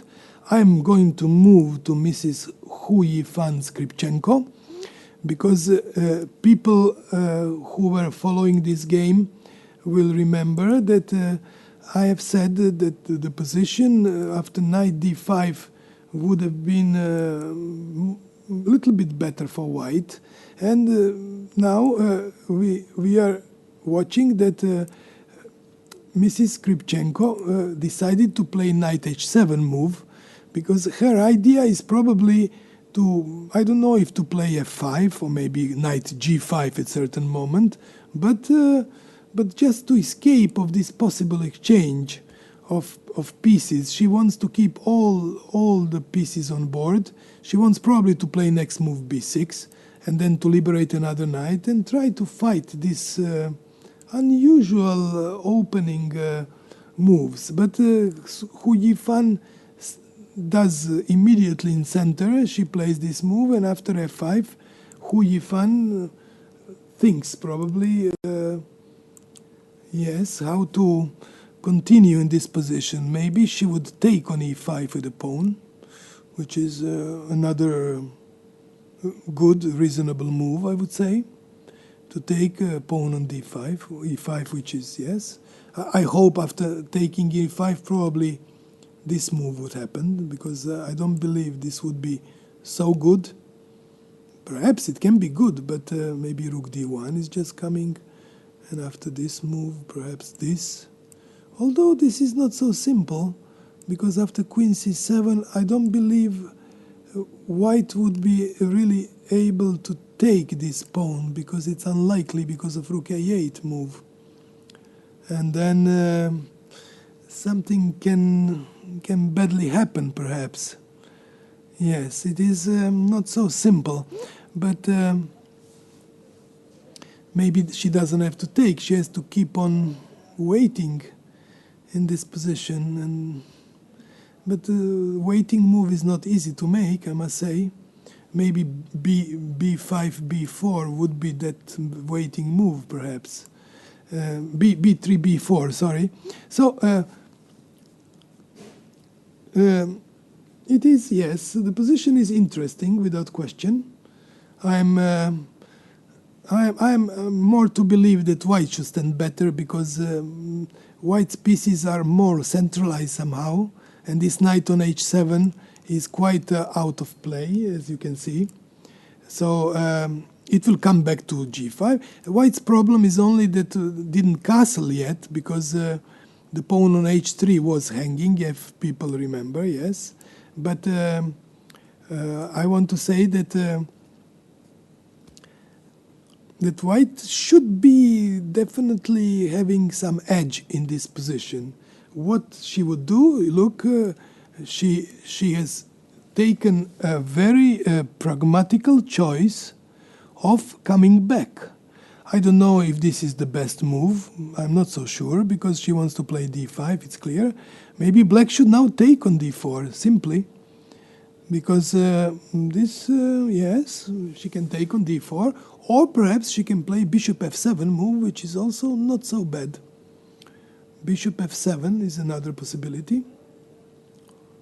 Or maybe knight e7 also. But bishop f7 looks quite...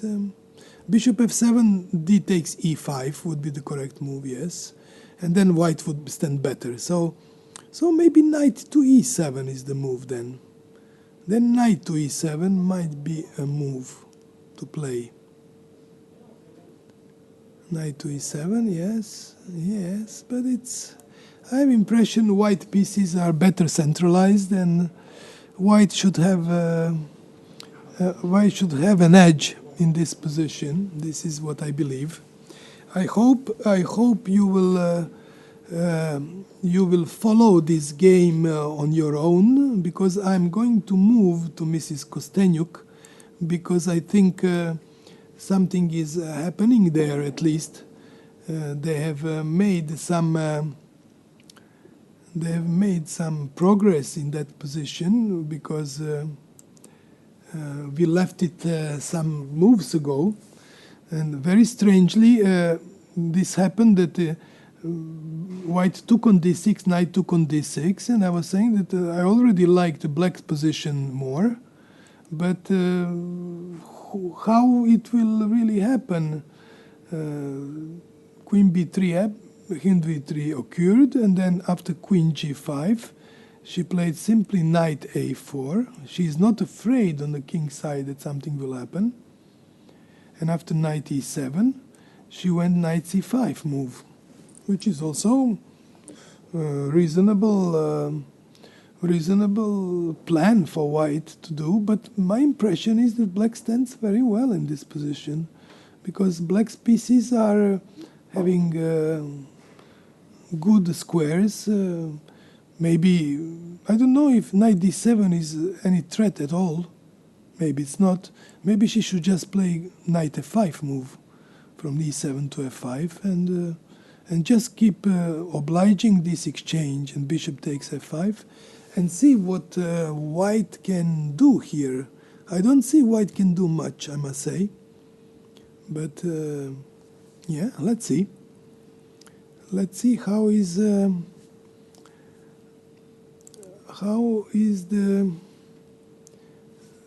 the progress of this game going. So knight c5 eventually was the last move by white, and I think knight e7 f5 is an option. I think even good option, or maybe even just a rook fc8, just in order to have an exchange of rooks if necessary. But I would prefer to keep this rook still, because we don't know where the rook may go. We cannot say where the rook really may go. So another of yes, it is knight f5 is a reasonable move, I would say, because this knight on d6 is very well placed.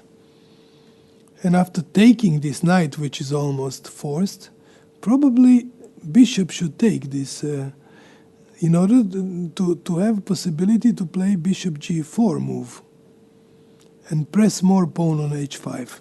But let's see how was her. Yes, eventually, yes, she did play knight e7 f5, as I said. Mrs. Kostenyuk took on f5, and I'm sure that Zhukova will capture with the bishop to f5. This is quite logical, and we shouldn't be very much surprised if it really happens. So, as I said, my impression was that black stands already slightly better. It is still far of creating, let's say, some critical game for white, but black stands better, because this pawn on h5 is weak, and my impression that this pawn, this knight on d6, is very well placed, and the square for c4 is there.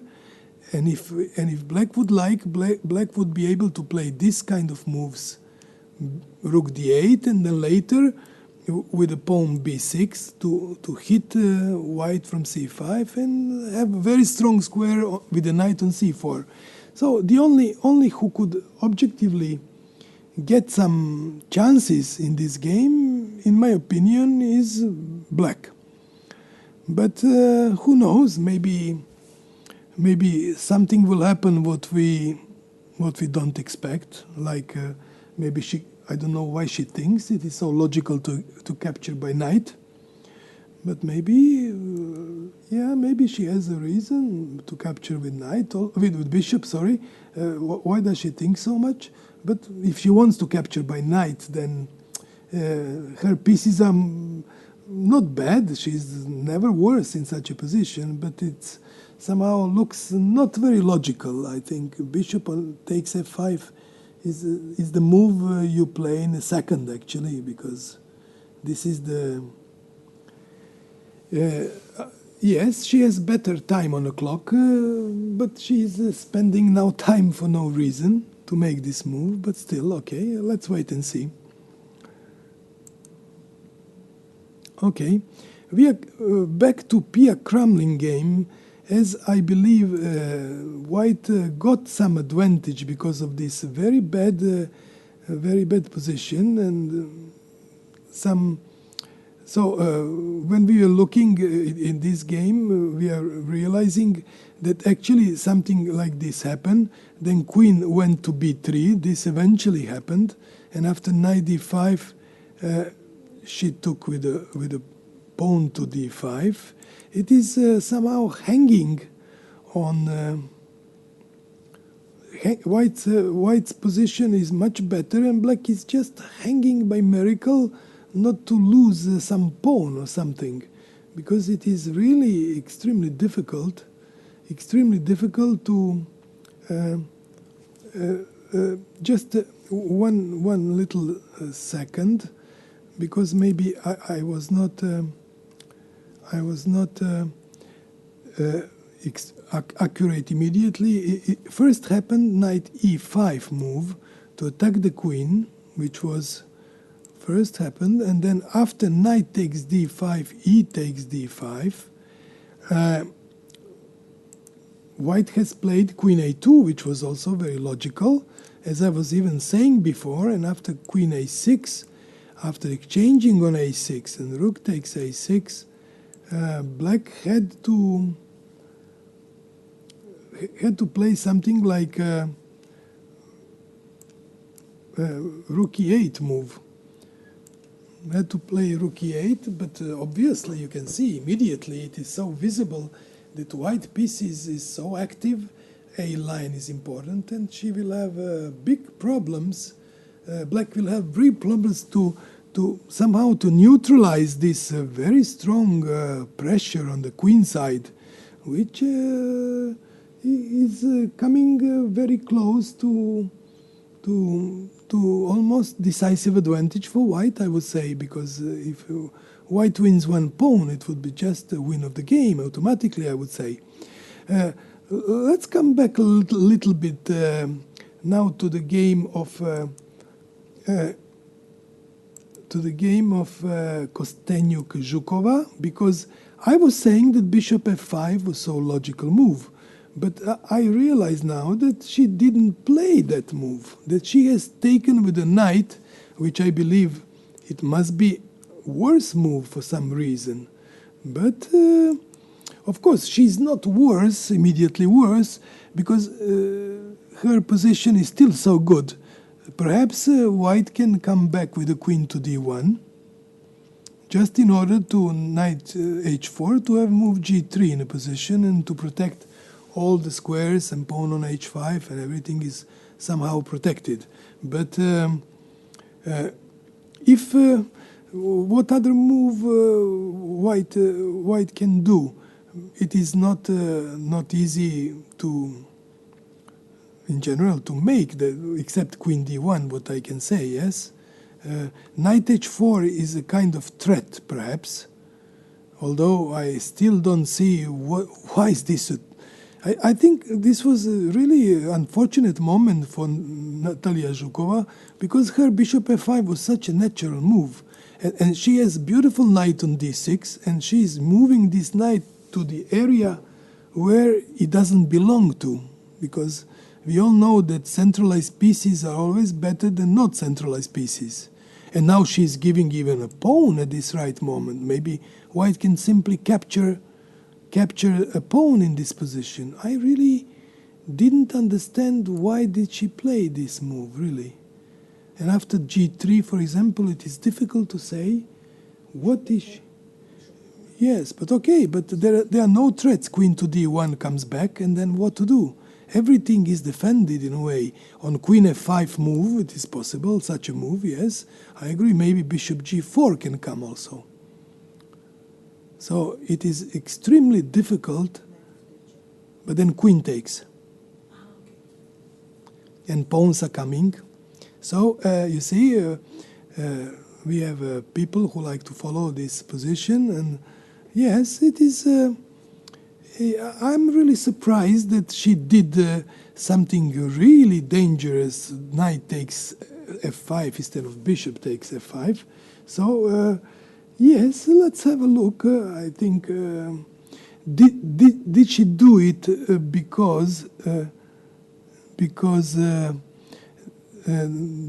she reads psychology of Alexandra Kostenyuk that she might be afraid of such moves, but I don't think. Mrs. Kostenyuk has always been playing sharp positions. She counts very well, and she knows that there are not many threats in this position which are easy to come. So I'm really extremely surprised that this has happened. This kind of move has happened, yes. But what to say? Yeah? We have to trust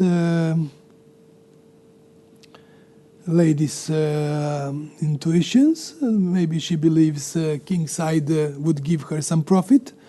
I'm afraid it would not. But let's see and. Let her convince us on different than I have said. So we wait and see. Let us go now to some, yes, Skripchenko. Now we can come back to Mrs. Huyifan Skripchenko, because I think it is worth seeing a completely different character or position than we left before. As she has, Mrs. Skripchenko was, you will see, after knight c3 move, which eventually happened in the game, bishop f7, as I said, have happened, and after pawn takes e5, of course, pawn cannot take e5, then knight was obliged to take on e5, and now black had to take with knight, and white is free to castle, because this pawn on h3 is far away of hanging.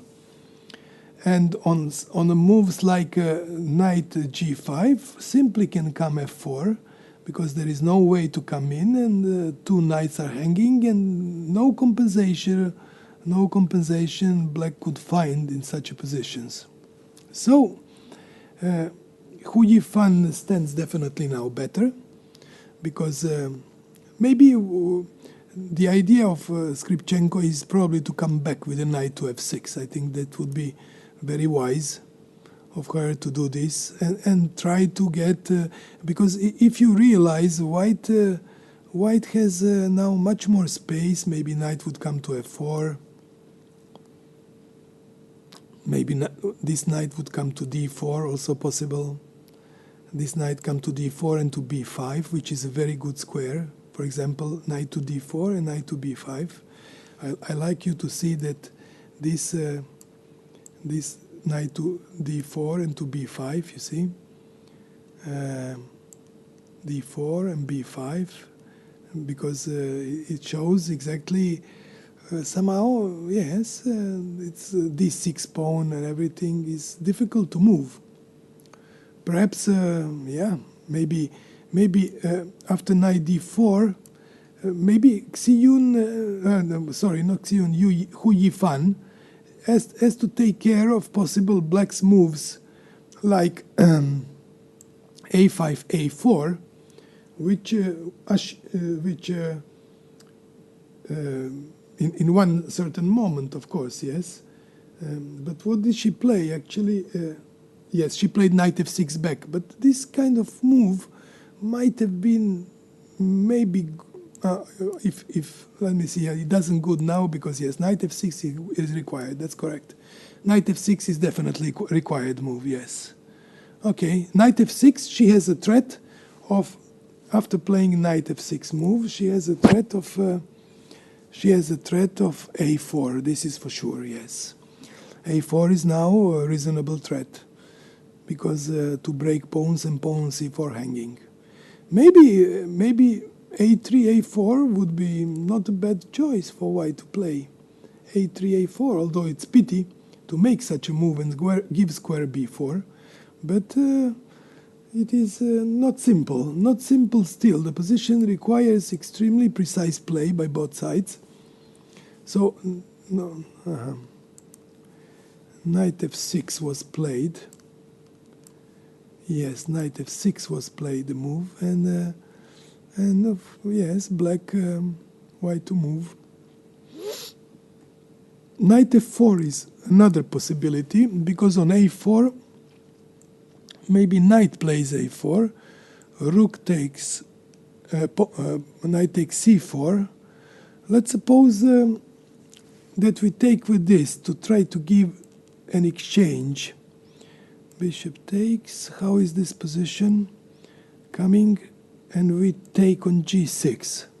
The idea of white would be something similar she did against Koneru, to come with knight to h4 and to press pawn on f5, because maybe knight e4 is possible, but queen d5 comes check. It's not so simple. And of course, this move is not possible because of, for example, not possible because bishop f6, and bishop d5 check. So,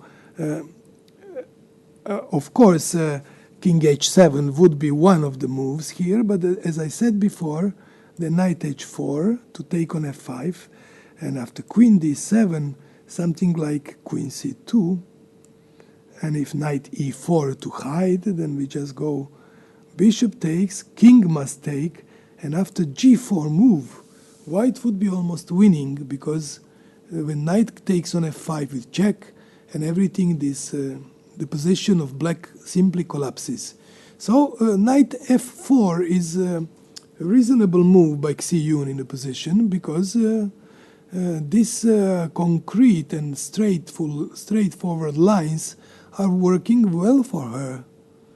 And after knight f4, yes, it is. Maybe she would, maybe black would decide to play g5, and after knight d5, it is also difficult to say what to do for black.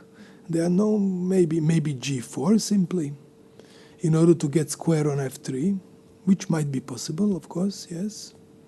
So that's it, yeah. It is possible, of course, yeah.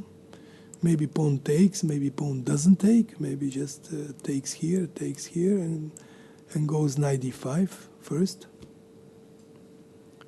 And after, or perhaps in this position, yes, there is something else. Yeah, the game is interesting. It's not so simple for both sides. They have to be careful. Both of them have to be very careful how to put up pieces and continue playing this rather, how to say, no contact game, I would call it, because you can see there is no way that one piece can be exchanged. They both stay on distance in a way, which doesn't mean that they are ready to jump on, but for the moment it doesn't happen. So let's move a bit and come back to Mrs. Kostenyuk, because she decided to come back with a queen she decided to come back to the queen because she probably was a bit afraid of some king side possibilities. So she didn't capture actually the knight on. She didn't capture knight pawn, black's knight pawn on b7, because she became cautious, and of course her knight on c5 is still doing well.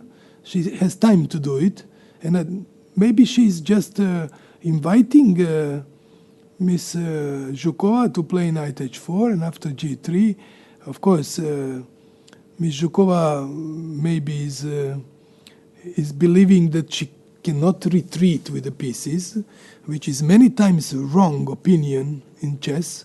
If you make one mistake, it doesn't mean that you have to follow that mistake with another mistake. It is much better and wiser. What I give usually advice is to the younger players to admit that you have made mistake and then return and say, yes, I admit I made mistake, but I retreat and go back. This is what is my advice. But some people don't like to retreat. They like to go to the end. And of course, it may become a fatal outcome of such decisions. So we are now in the situation that black's pieces are not very well placed, especially. She played the rook c8 move, rook a c8. She believes she controls the position. I understand she might control the position, although it's very difficult after knight b7 again. What is really her idea? Of course, now on knight b7, of course, now it is completely different because knight takes e3, queen takes e3, and when king goes to h1 or h2, rook would take to c1, queen takes c1, and queen takes to e2 would be, of course, just very bad for white. For that reason, now knight b7 is not possible. Now she has to find some subtle move to keep all options open. Perhaps knight to d3 back. Perhaps, yes, it is difficult to find. Maybe, yes, it is strange position somehow. It is not easy to say what should be her move actually. Maybe rook e1, some strange move. To have, for example, on knight h4 to have g3, which is possible, and after bishop e4, maybe to have some. Then knight takes e4, perhaps, and this knight still remains a little bit clumsy on h4. But it is becoming now, yes, some possible action on king's side by black may really disturb Alexandra Kostenyuk as maybe another possibility would be, besides knight d3 move, which is very solid, of course, it is very solid, but what would happen on knight d7 move? Yes, knight d7 would be another idea, but knight e3 would come back again. So knight d7, knight e3 would be more or less the same. Everything of the same, yes. Knight comes to e3, pawn comes to e3, queen e3 check, king h1. Probably rook c1, yes. So, or maybe, yes, rook c1, what else? Rook c1, queen c1, queen e2, knight f8. And yes, this kind of position also is playable for black. It's my impression, because mate on g2 is a threat. So it is extremely difficult to defend it for some reason, because rook g1 doesn't work because queen h5 mates, and no really good squares for white to prove. So it is also not possible, and that is the reason why I say knight d3 probably is a good move, is one of them good. But yes, she has to make a choice. It is not an easy choice for white what to do here. She has to play. Maybe she must reorganize her pieces. But how to do it? Maybe king to h2, some move, very strange move, of course. And after it can be a move, then queen h4 check, king j1, and then queen simply back. Because queen h2 move, king h2 move is what I say, because the idea of white should be to play move g3, to move g2, g3. For the moment, it is possible to play g3, but after knight g3, for example, knight g3, fg3, queen g3, there is no way white would ever be able to be better here, because black has at least perpetual check, can take maybe even on e3 too. Maybe this is also possible, and then yes, black's position just stands better. Black stands better. So queen d1, knight b1. Yes, rook c8 is a reasonable try. Reasonable try to get some pieces in play, and I'm suddenly surprised that she played bishop d3 move, like she has no fears. She has no fears on the queen side, and she does just this move. It is yes, it is an interesting move, I must say. She wants to take probably on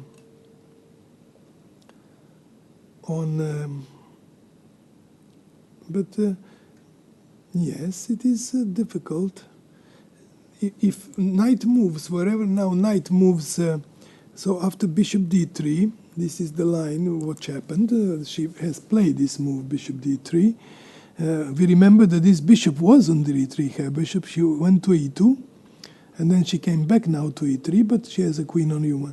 And after knight h4 move, of course, this move, bishop h7, king h7, and g3 are very logical to happen. Although there is some play here, I must say, for black, perhaps. Maybe black can play move g6 in this position.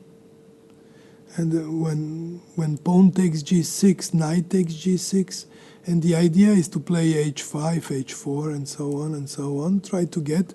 But she has to worry, of course, of knight takes b7 or the other move. And yeah, I think what black did in a game was not really necessary. When I said that she had a knight on d6 and very nice bishop on f5, she decided to enter in these very unclear lines, which are, I think, misleading black's position, because it shouldn't bring anything good to her, in my opinion, because she just has lost control of the position, and suddenly white's pieces are better placed. Although this pawn on h5 is really vulnerable, really weak, but still you can see that this pawn is really standing. Yes, this eventually happened. She will be obliged to take on h7, I understand. And after g3 move, perhaps she will not play only g6. She might maybe come back with a knight to f5, and even try to come back to d6 also, and get then some kind of a grip to the position. Maybe knight f5 back is just a reasonable move. So how will white play? She took on h7 eventually, as I said, king h7.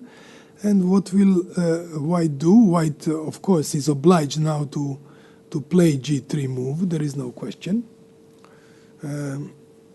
And yes, the position arises where somehow the queen side is not defended by black, which might cost her very, very much. But she's maybe trying to come back with knight to f5 and sacrifice possibly on g3 and make some perpetual check to make it draw. It is real pity because her position was better, and if she has to think only of giving perpetual check now, is a little retreat, little drawback of her very pleasantly placed pieces in the middle game. Okay, I'm now turning again to Mrs. Hu Yifan and Skripchenko, because they have got this Rook fd1 was played move in this position, so a surprising move, and Mrs. Skripchenko played knight e4 immediately, which I cannot really say how good is this move, but of course it is possible to be played without question. Maybe queen e1 can just come. There is no need for black. I have impression that queen e1 is a good move, and on knight g5 move, queen f1. So, and it's very difficult for black now to prove that her strategy is good, because wherever she comes, if she comes to f3 with a knight after king h1, it will be difficult to hold this square, because white will play knight to d4 and everything will somehow go wrong. Maybe, yes, maybe knight, yes, it is not easy really. It is not easy. Knight e4, queen e1, I'm really wondering. She played queen c2, actually. Immediately she played queen c2, I think, if I'm not mistaken. I'm sorry, this is just, I want to see, and yes, she played queen c2 immediately, almost. Yes. And then Mrs. Skripchenko decided to play move g5, which is, of course, a possible move, but I'm afraid she really plays with a fire in this game, because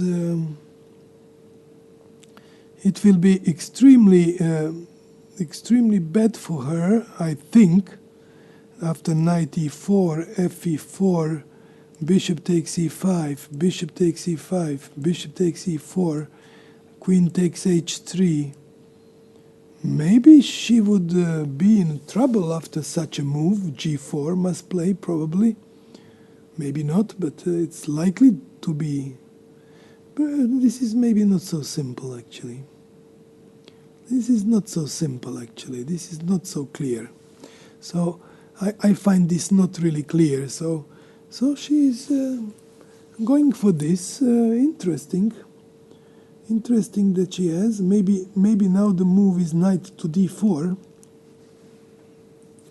This move might happen, knight to d4 eventually, because knight takes e4. What can happen here?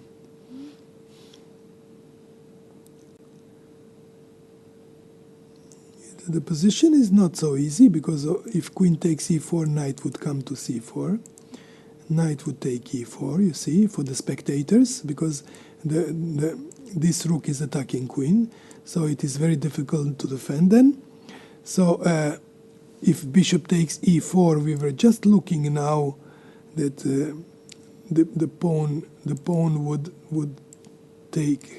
would be taken here on this queen h3. And it's not easy. Maybe bishop g2 would be forced, queen h5 probably, and black position would not be bad really in this particular a particular variation. But let's see. So I have impression that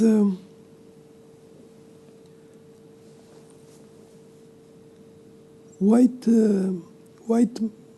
may play this knight to d4, which perhaps is critical move. Maybe bishop g6 would be required after that, and then still not so simple, because somehow everything is hanging in a way, no? On bishop takes f5, on knight takes f5, sorry. Perhaps queen would take on f5, then queen takes e4. It is very difficult to, and on bishop f5, knight takes e4. Knight takes e4. And then bishop h3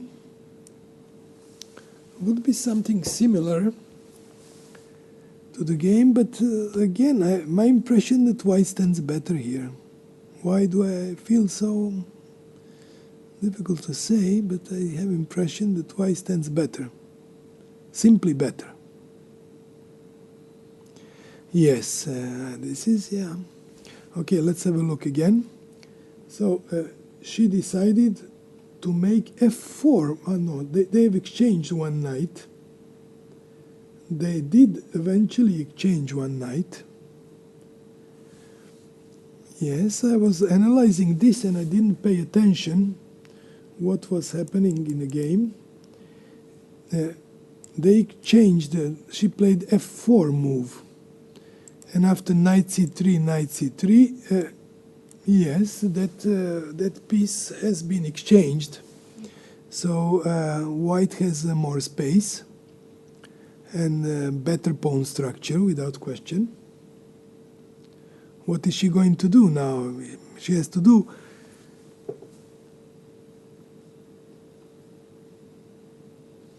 it is difficult, really. I don't know if it's really good position for black. Maybe black is obliged to take the pawn or return with the knight to c6 better than to, or just simply to take on f4, but I have impression that then white should be better, because then knight comes to d5 and all the squares are covered. Black king is probably worse than white king. And this would... yes, I'm afraid. So, Mrs. Skripchenko is losing more time. She has only now 9 minutes for last 19 moves. 20 or 18, 19 moves. Yes, move 22 only. And her position is objectively worse. So it is...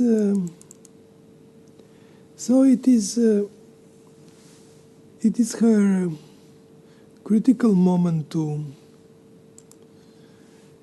see what to play after f4 move, probably to go to g6, but whatever she does, my impression is that white should stand better. Maybe knight c6 back is more reasonable than knight g6, because knight is much closer to center in these positions. Knight is much closer to center, so she might have no choice but to do that. Let's go now to Mrs. Kostenyuk and see what did eventually happened. Miss Kostenyuk are fighting, hard fighting. Zhukova tries to bring her knight to the position which is, in my opinion, dangerous, because it's on the side of board. Now she has to go back probably, or to make this g6 very unclear move. I'm not really sure if it's good, but it's possible to be played, of course.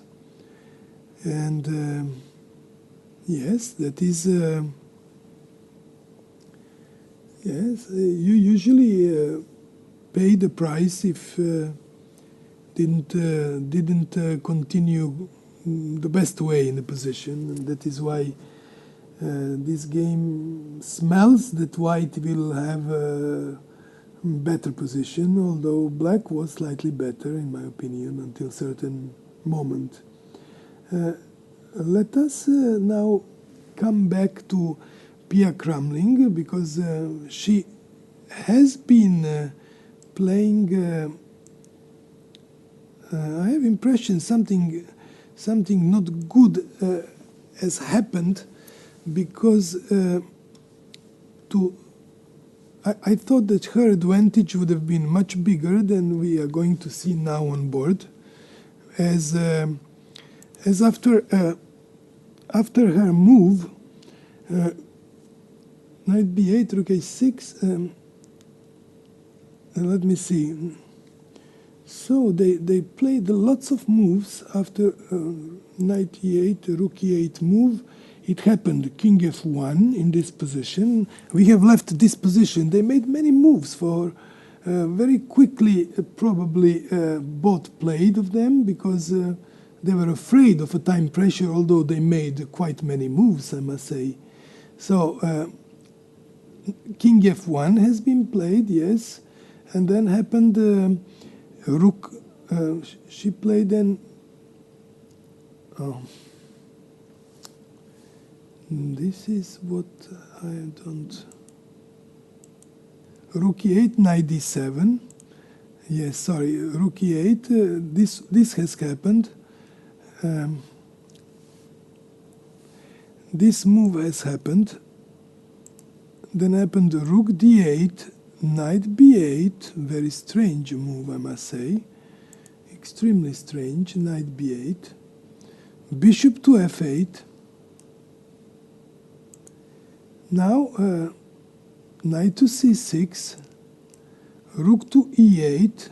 I think Miss Kramling was putting her pieces on war square than were before. For some, she thought probably that she is doing well, but I have impression that this was not perhaps the most fortunate square. She still stands better, of course, because her pieces are much more active, and she has very close king to these central squares. But I'm a little bit now skeptical. How able is she to win this position? Because look, now she plays again knight b8, and after rook a6, rook a6, it is extremely difficult. Knight b6, it is extremely difficult to bring this game into victory.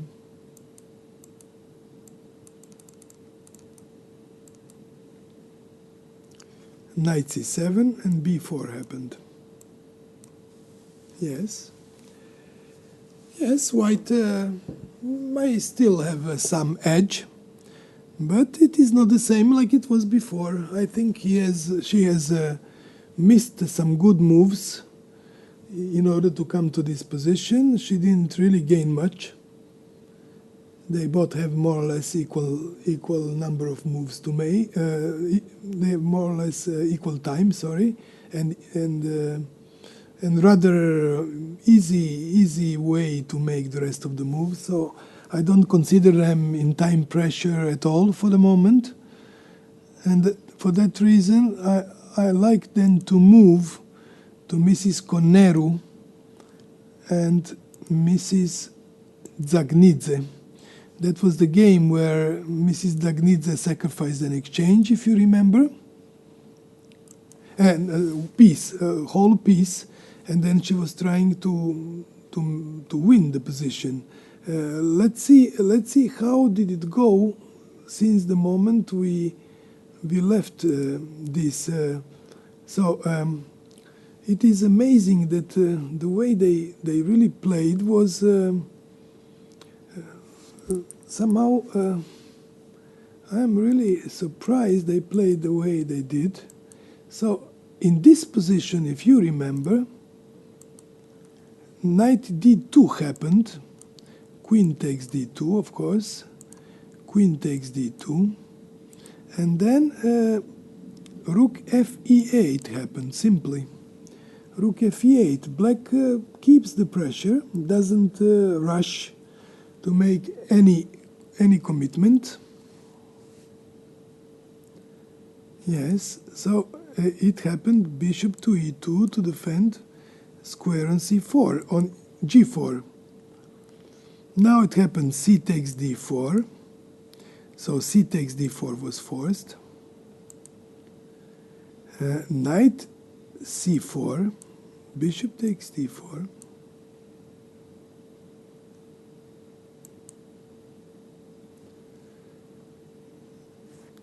And took bishop takes c4, rook takes c4, of course. And now, what did white play in this position? I'm very curious. Rook takes c4. White played rook c1, and after queen g4, simply king f2. King f2. Very strange position.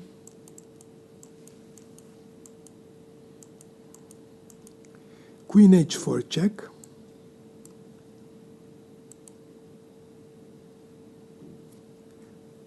Queen h4 check.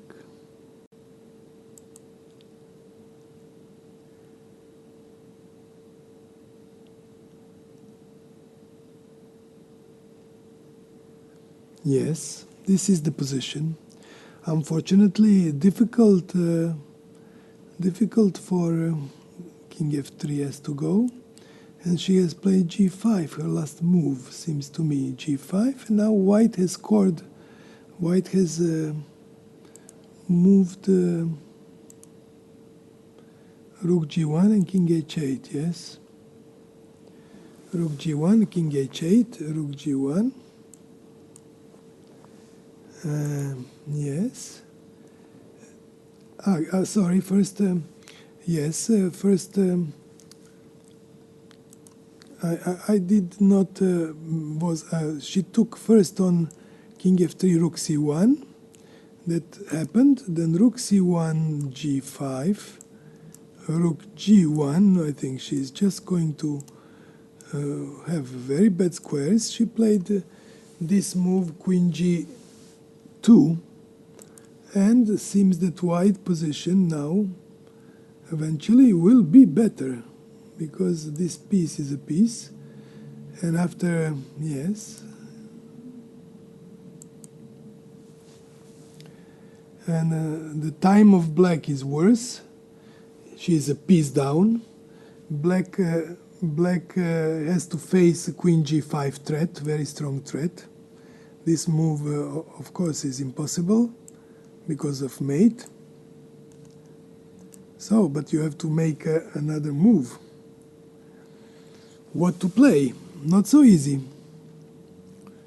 And yeah, my impression is that this game will be lost for Mrs. Dagnidze. So she will be really knocked down after this, because losing another game can be critical. Let's wait and see what she will do. She will hardly find some defensive moves which would be able to hold this game. It is really now getting less and less likely.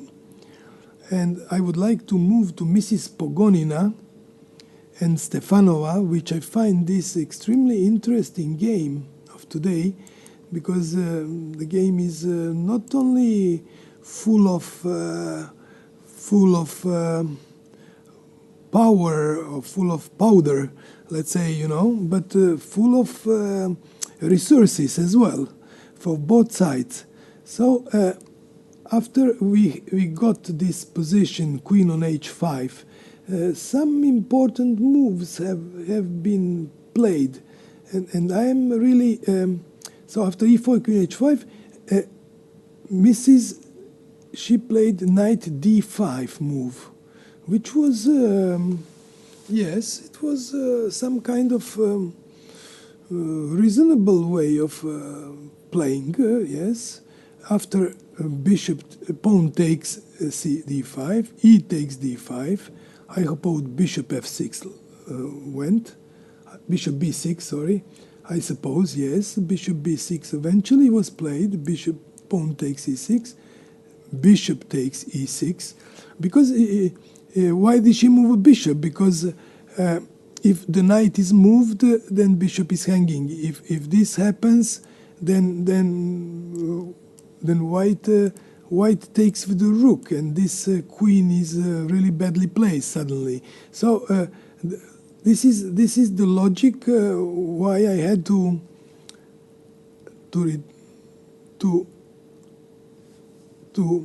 play bishop b6, e takes d6, bishop takes e6, all very logical now, because there is no choice. Bishop took on e6, bishop took on e6, rook took e6, and bishop f4 happened. So bishop takes e6, rook takes e6, and bishop f4. So it is clear that Mrs. Stefanova is standing better, because she has just better position.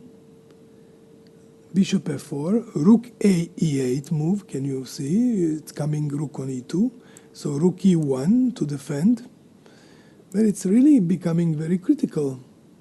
Knight to e4, attacking to take on f2. Also extremely critical. It is black's initiative is dangerous, I would say. And she is going to probably take some advantage of this. So bishop e3 was played. Bishop e3 was played. And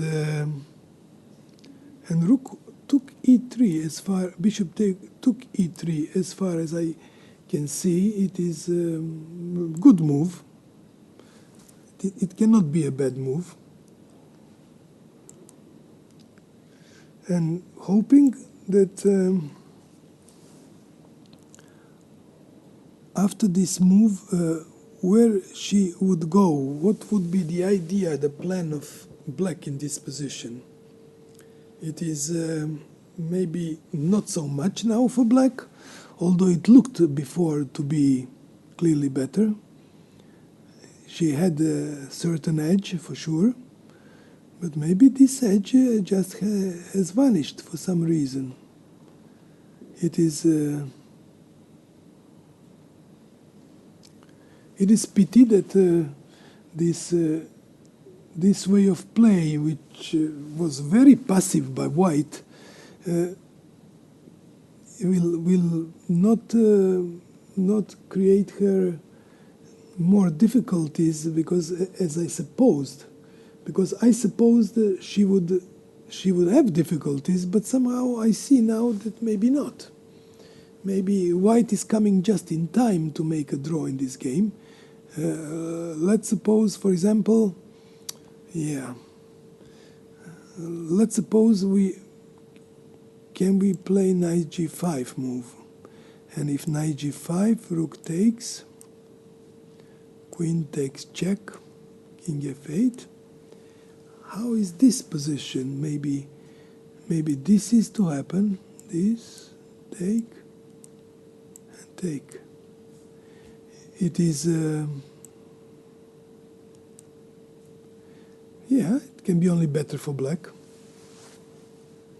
It is very interesting, yes. I'm astonished that Stefanova has nothing more in this position. Very strange. Let's go back to Hu Yifan. She has such a better position, if you remember. And I only want to see how did she proceed after Mrs. Skripchenko. So after f4 move, she played knight c3, took. She went eventually from this position to g6 with the knight. So she went to g6 with the knight. which was yes, it was possible, of course, but I thought knight on c6 would be closer to center to fight better. She did decide on her pieces where to go, so I cannot have any kind of influence on this. Rook was played to d3 to protect the pawn, I believe. Rook d3, yes. And now b6 happened, that the pawn is not hanging on this diagonal. Diagonal g2, a7, yes. a8, b7, a8. Now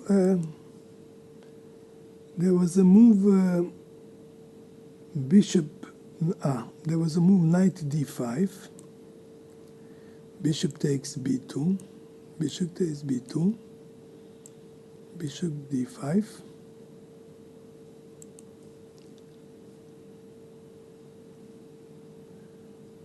C takes d5. Queen f7.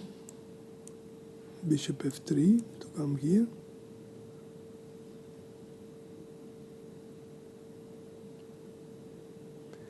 Queen f7. Yes, I know that some of you have followed this game more quickly, but for me this was unknown because I was busy looking at the other games and analyzing on a big board. So you realize now that White has certainly advantage. This knight on g6 is badly placed, so it has problems how to move. So she played rook e7 to protect pawn on c7, and White is now just doubling, making the pieces better. In one moment maybe bishop will come to h5 or whatever, and White's position is Almira has only 2 minutes on clock for rather many moves to make. This makes me a little bit sorry for her that she had a quite normal, reasonable position, and somehow she entered these unclear lines, which are very difficult now to protect and for Black, because White got space, better pawns, the king is open. Okay, both kings are open, but still, I have impression that the bishop in this kind of particular position can be a bit stronger for the moment if we don't have some kind of endgame where Black can fight well. But it is unlikely that we shall get this kind of endgame so far. So, let's go to Mrs. Kostenyuk again to see what is happening, because Mrs. Kostenyuk, in my opinion, had a better game, but maybe they misplayed it. Actually, they both misplayed it, but now perhaps White stands better, because this king side position of queen and knight are not doing well. It is very clear. She will play knight to e5 move, I suppose, in this position. She did play eventually knight to e5 move, yes. So, let me see then. So after king h7, she played g3, b6. In this position, b6 happened. This is the knight to d7. Oh, sorry, maybe something else. Knight d7, rook fd8, rook c8, rook c8, queen d3 check, king g8, and queen a6. And queen a6. And the position is extremely tricky. White will have no much choice but to exchange now knights. How does it happen? So after rook d8, knight f5, knight d5 at f6. And now, yes, white will have to exchange knights, what might give black some chances still to fight. Otherwise, it was really not an easy position. So I believe she will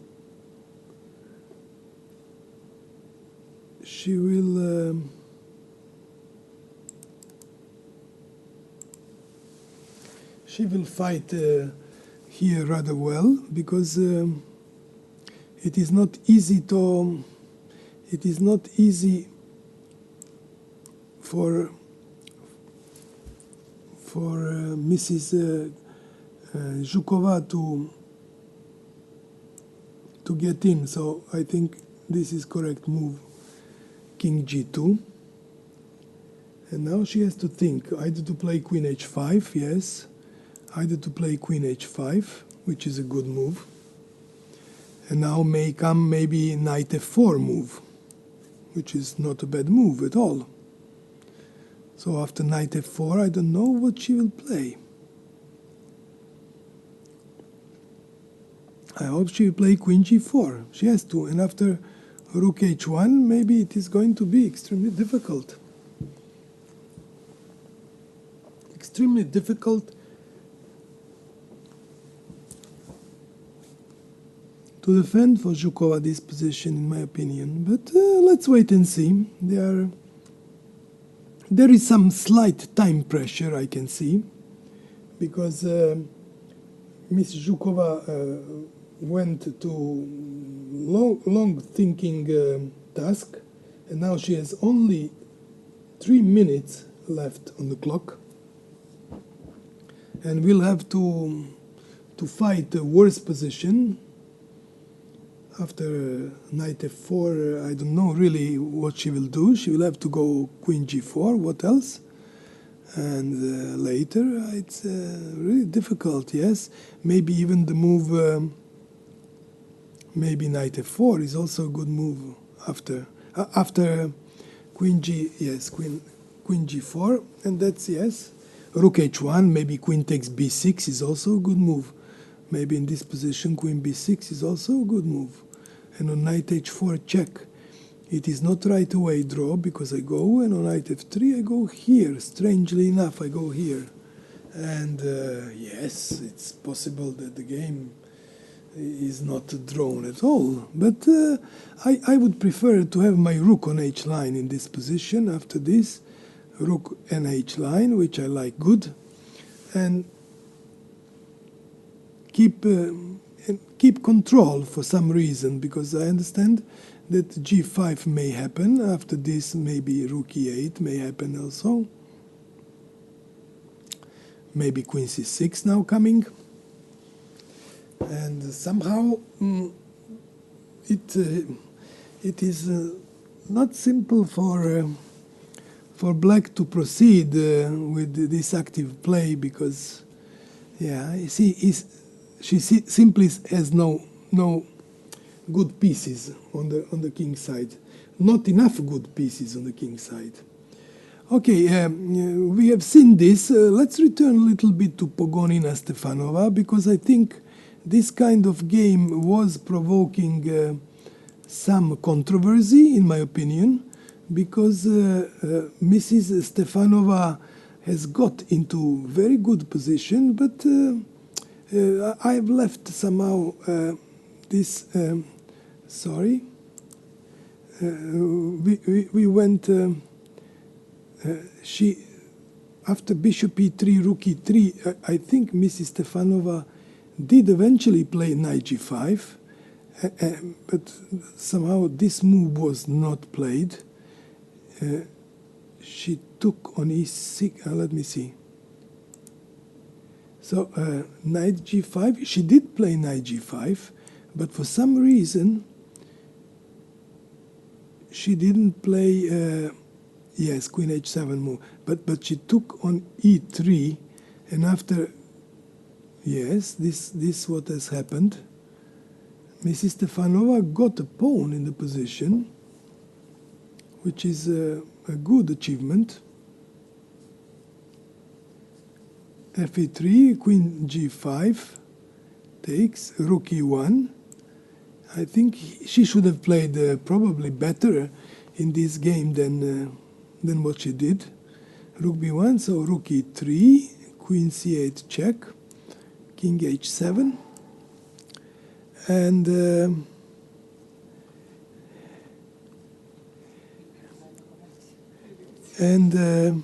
yes, I see that the game Mrs. Conneru and Zagnidze is finished because that piece sacrifice didn't turn to be compensating for black.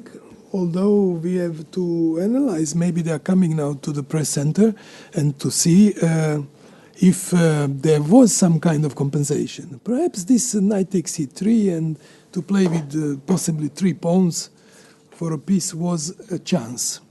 They are here already. Let them now talk to Mrs. Alexandrovna. She will interview them, and I will take a little short break. Thank you.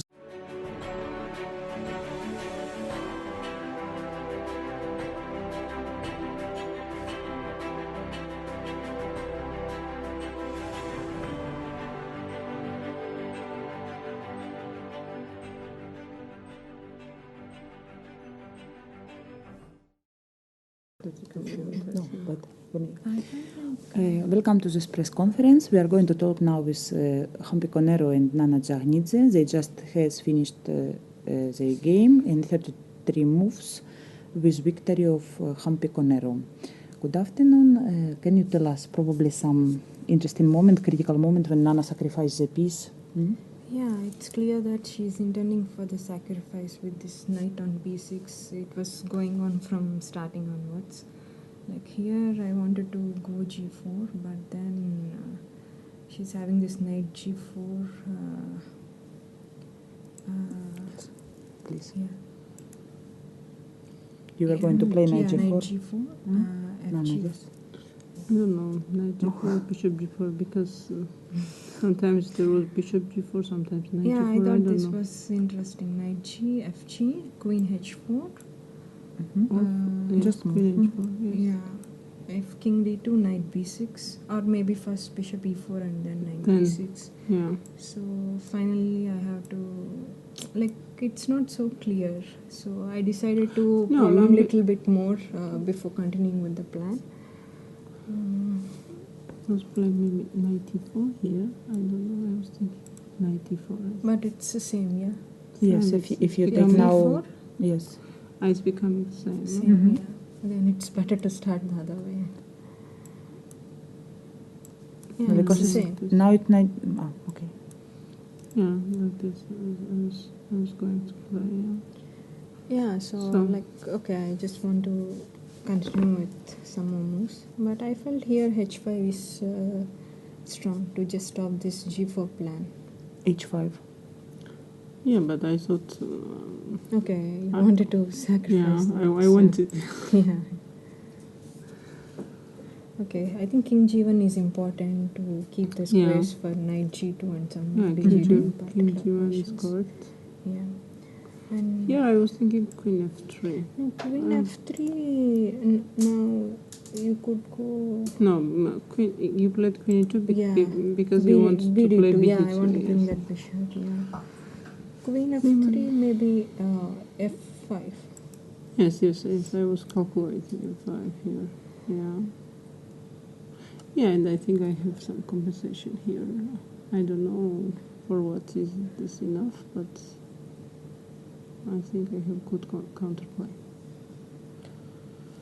And after queen e2, After f5, queen now e2, it's I don't not so know. good.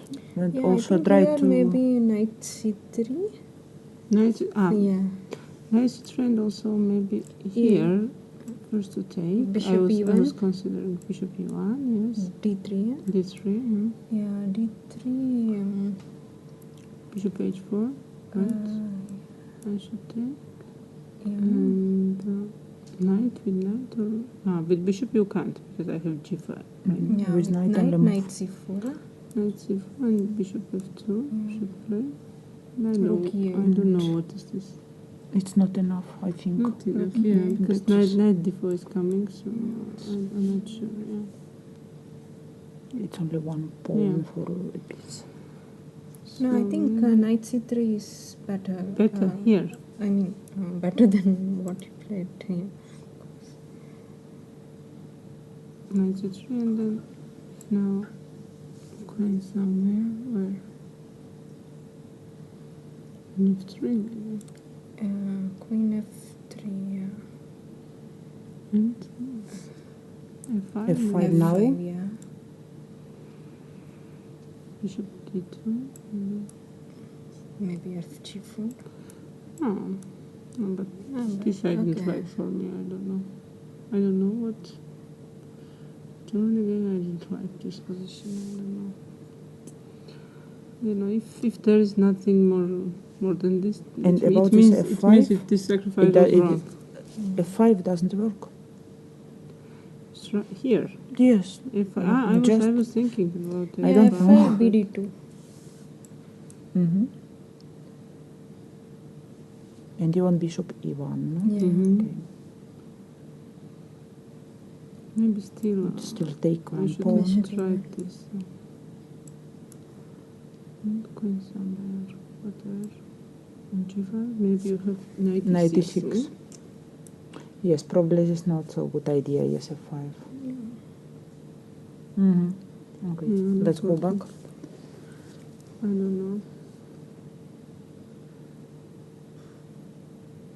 Probably finally it's not enough compensation. No, Yeah, no, no. I felt It so. looked like I this think that precise king- play you should yeah. defend.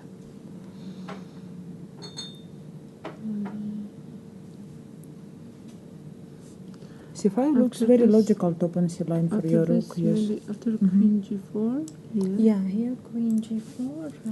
I go queen g2. Queen g2. Yeah.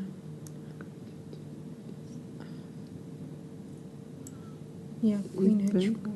Yeah, maybe better to start with cd and then queen g4. Yeah. I mean, after Yes, first on take in d2, d4. cd4. Yes, on d4. Now take to open the line. Mm-hmm. Queen j4, queen g2, queen h4. Yeah, Mm-hmm. this is one more This looks option. better, Yeah, no? Because this it's one. two pawns Yeah. and this rook h1 Yeah. out of Yeah, but play. I didn't like not cd4. I think queen d4 or cd4. What I didn't like. Queen Why I d4 didn't you can play. I think I didn't like this because of queen d4. I think that's why. I think. Do you think? I don't know. Yes. Okay, It's very anyways, strange. queen g4. Mm-hmm. And now knight g2. Yeah, but you already took 2 pawns, right? Yeah. Yes. Yes, so knight g2. Maybe queen f3. G2 or bishop G2? Bishop G2. I don't know, I was considering this for rook c4, rook Rook e8, c4. but finally I decided to play rook e8, which was I think Absolutely. this is better. Yes, it's better. better I option. think better option. Rook f8 is fantastic. No, after bishop e2, like It's like a bit slow, No, a there bit was slow. even more stronger, I think, h3. Rook I h2 didn't you know want or what to something. play here. After h3. Queen g3, Queen g3, okay. Knight g2. Nothing. nothing. c3. CD. Take. On e3 it's protected, so queen f4. If queen f2 is coming, then queen f4. I don't know. Yeah, rook f8. This was It's a bit slow, yes. Yes. Mm. absolutely wrong. Rook f8. No. First to take on d4 and then queen g4. Yes, it's look more, yes, more normal. Yes. Maybe bishop d3 here. Bishop d3. Rook c3. Okay. Rook c3. Rook c3. Mm-hmm. Rook f1. You should go rook Okay, even e8, you can yeah? take take another pawn or Yeah, not? I mean, a 3 pawn. Yeah. No, I don't know if you can take No. another pawn, Yeah. just to have already Pawns, yeah. enough for one night. Yeah, after rook f8, I couldn't find anything No, here. after rook c1, this is. There is nothing here. Yeah, nothing. Yes, since rook h1 entered to the game, looks Yeah. like it's difficult. Mm. Okay, okay, thank you very much.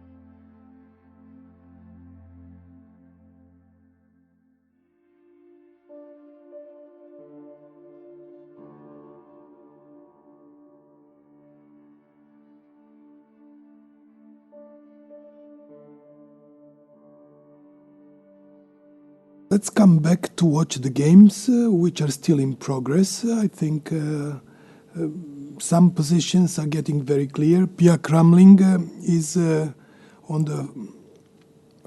the way to win her game today because she has a pawn up. You will see in the position of in the position where knight endgame is on the board, and it is very unlikely that black pieces will be able to hold this game. Some last moves from this position you see on the screen has happened, like king went to c3, knight to c5, knight came to d3, knight to d7, king to d4, king to d6. And of course, this kind of position is just slowly by slowly moving these pawns. Pia Kramling is rounding up the central domination, and this b pass pawn is going to be decisive. In chess, there is a kind of rule which says a knight endgame is very similar to pawn endgame. So more or less it is almost the same. So if you are in a pawn endgame pawn up and you are in a knight endgame pawn up, it is very close to be winning position. So, but in this case here, I think this is completely winning position for white. So we would just let this come to the end by technical means, if nothing seriously is happening by doing mistake of Pia Kramling, of course. But for the moment, everything looks on the way that she should be coming, scoring another point and closing up the gap between the first. You know, Mrs. Koneru won today, so she's also on half a point behind Maria Musicuk, and if Pia Kramling wins, she will be also half a point behind. Mrs. Kostenyuk is playing with a clear pawn up, although there are some technical problems how to get rid of very unpleasant black knight on f3 and queen on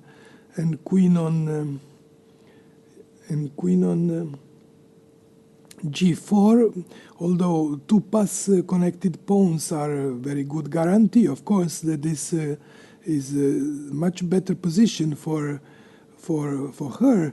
We know that, of course, white can always repeat the moves by playing king g2, knight h4 check, but it's somehow difficult how to continue after that. This was, if you would remember, I was having some kind of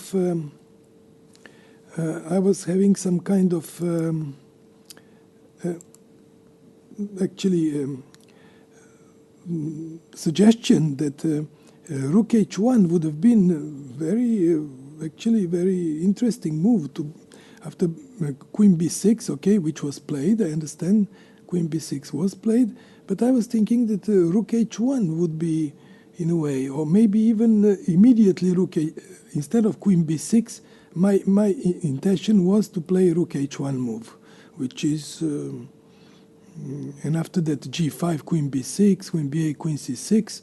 I thought that this position would have been maybe better to win than what she has now on board. But okay, let's something what they say. When what was gone, there is nothing else to regret for. Now we have to go for the actual position on board, and after knight h4, king f3, I'm wondering if there will be some repetition of moves, or simply white would maybe start pushing the pawns on a queen side. But for example, if she does that, we can see that it can happen g5, then then this knight is in danger, and after some let's say knight g2, even move queen h3 can happen, and that is very unpleasant because of queen h1. This queen takes c1, and black is okay. Black is not winning, but it can be, of course, very unpleasant for example, for rook f7, knight e1, and so on and so on. It might be still a draw, but of course white can make a draw right away in the last position because it is somehow white can just make a draw like I have shown here, king g2 back and repetition 3 times, repetition of the game. So let's move now to Pogonina Stefanova has played very well her initiative. She's a pawn up in a rook endgame, which is in having a good perspective to bring to win. As this pawn up slowly by slowly can be taken into this pawn can be transformed into victory with a full point. But what is so here there was some kind of moves here they played before. A5, king e3, king e6. What was it then? King f3, a5, king e3, and who is to move? Now b6 happened, of course. Yes, this is.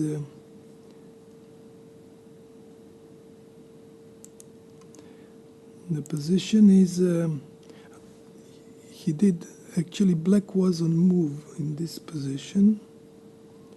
Yes, this is very correct.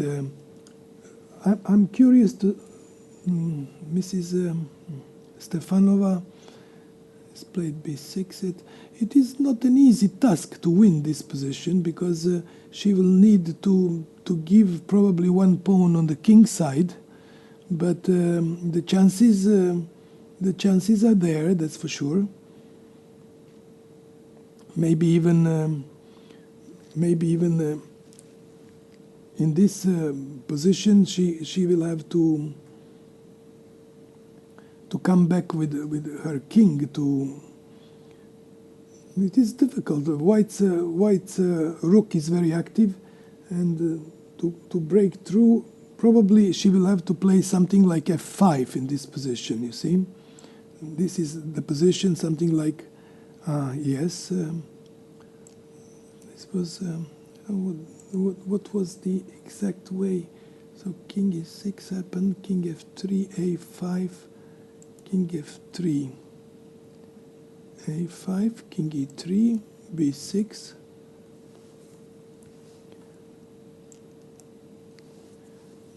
b6, yes, king f6, king f2,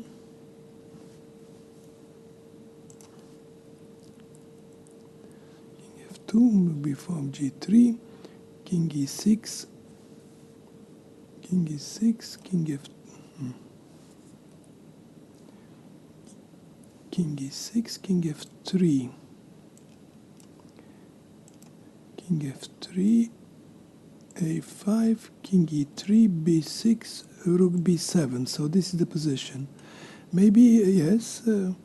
Maybe f5 will be required to be played as a move f5, and then king would just go to d5 next move, and there are some chances for black to bring this game to win. So after such a move, then rook g4 would come, and so on and so on. So yes, it is going to be. She decided to play move f6, which is also possible, of course, but maybe f5 was very just straight away without making any kind of concessions. But okay, f6, Pogonina comes back with the king to f3, and now it is probably maybe she will have to play some moment g5 move and to open this to get exchange of this one pawn, which might maybe not be enough to win. So after this move there is a check here, and then here there is a take, and this position is very hard to say that can be won for black. Perhaps it can, yes, it depends. Check, maybe king g6, simply back, and then rook down. Yes, there are chances, of course, but it's not easy. The task is rather difficult. Maybe rook g8, b8, and the position is looking like more close to draw than to win, I would say. So yes, let's go back to the position after king f3. She will have to come with the king probably up. Okay, this is all more or less possible, logical. She needs the king to, but how to progress after rook b8, for example, move? Then sooner or later g5 will be necessary to be played. And this is the reason why I'm not so sure that her king should have gone immediately, but it really doesn't matter so much, because after this move there will be always a check on behind, and very difficult to get progress, because black rook is rather passive on b4. It's active, but not active enough to create more troubles to white. So this game is going on the way Stefanova likes. She's very happy after the opening achievements to get one pawn and have this really winning chances, I would say. Mrs. Huyifan and Skripchenko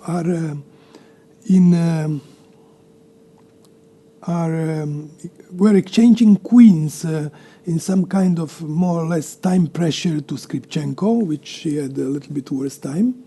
But now the things change. Now Mrs. Skripchenko is having more time than Huyifan. She has got a very good knight in a position on g4. She has played very interesting way to defend her position, with putting two rooks on the 7th rank and exchanging queens on g7. And then later she could even exchange her g and f pawn for h and e pawn. Now we have this very unusual game. So h5 happened because it was hanging. And after that, of course, rook h1, king h6, and somehow maybe black is holding the game, because many times there will be always some knight e5 check coming back to g4, which it is very difficult for example, for white to liberate rooks. Maybe rook can come some moment to d2 perhaps, or just... but it would be extremely difficult to liberate this rook, and this knight might go back to f6 one moment. It is... I would say that the game is very close to be leveled, more or less equal somehow. So it is, yes, a very sharp round. I would like to come back now to Mrs. Kostenyuk again, because she is having some possibilities, if she doesn't want to make a draw, to play way. I didn't see immediately what would she play actually, but it is not an easy task that she can avoid. Maybe repeating 3 times position: king g2, knight h4, king f1, knight f3 back, and that's it. Because the threat of g5 is really unpleasant for white. White would have then to move the knight from f4, and it would be just dangerous for white even to continue playing this game. And I understand that she will have she played some rook c6 move in this position. I don't know why did she do it. because after g5 move, I really don't know what is she aiming to play. Probably queen g2 back, king g2 back after g5, or maybe she has idea to give a check, which is a smart idea actually, to give a check, which is good. Yes, this is a clever move, rook c6 to have queen g2 check, queen c2 check, and then get some. Yes, it is very. Then it's of course winning for white immediately. I would say almost immediately, not immediately, but after f5, then maybe she would be able to take on e6 probably. She would be probably able to take on e6, or even with the rook to take on e6, which is also good. So yes, this was a very clever move, rook c6, to see how would white continue, how would black continue, because black has this kind of problem. Maybe black would be obliged to play some move like h5, quite likely, because black's idea would be perhaps to play even h4, which is also not a bad move, but yes, it is position. It really requires some reasonable thinking. On pawn to e5, which is another line in this possible, it is clear that after queen g2 check and pawn to e4, there should be probably, maybe there is nothing more than a draw for white, because after queen knight takes d5, maybe queen h5 is coming, and then something can really badly happen, because if knight e7, then queen simply mates on e1, and if something e4, queen h5, yes, this is becoming extremely dangerous. Queen c2, f4, maybe the queen must remain on c2. Maybe some move like queen c5 would be perhaps enough for white to continue the pressure. Although there are many checks here in this position, it is very difficult how to escape all these checks. For example, if king goes here, there is another check back, and then knight d4 comes with check. So it is, yes, it is rather difficult to escape this. If king goes to f2, maybe even the possibility. Queen f5 is check. This is very clever.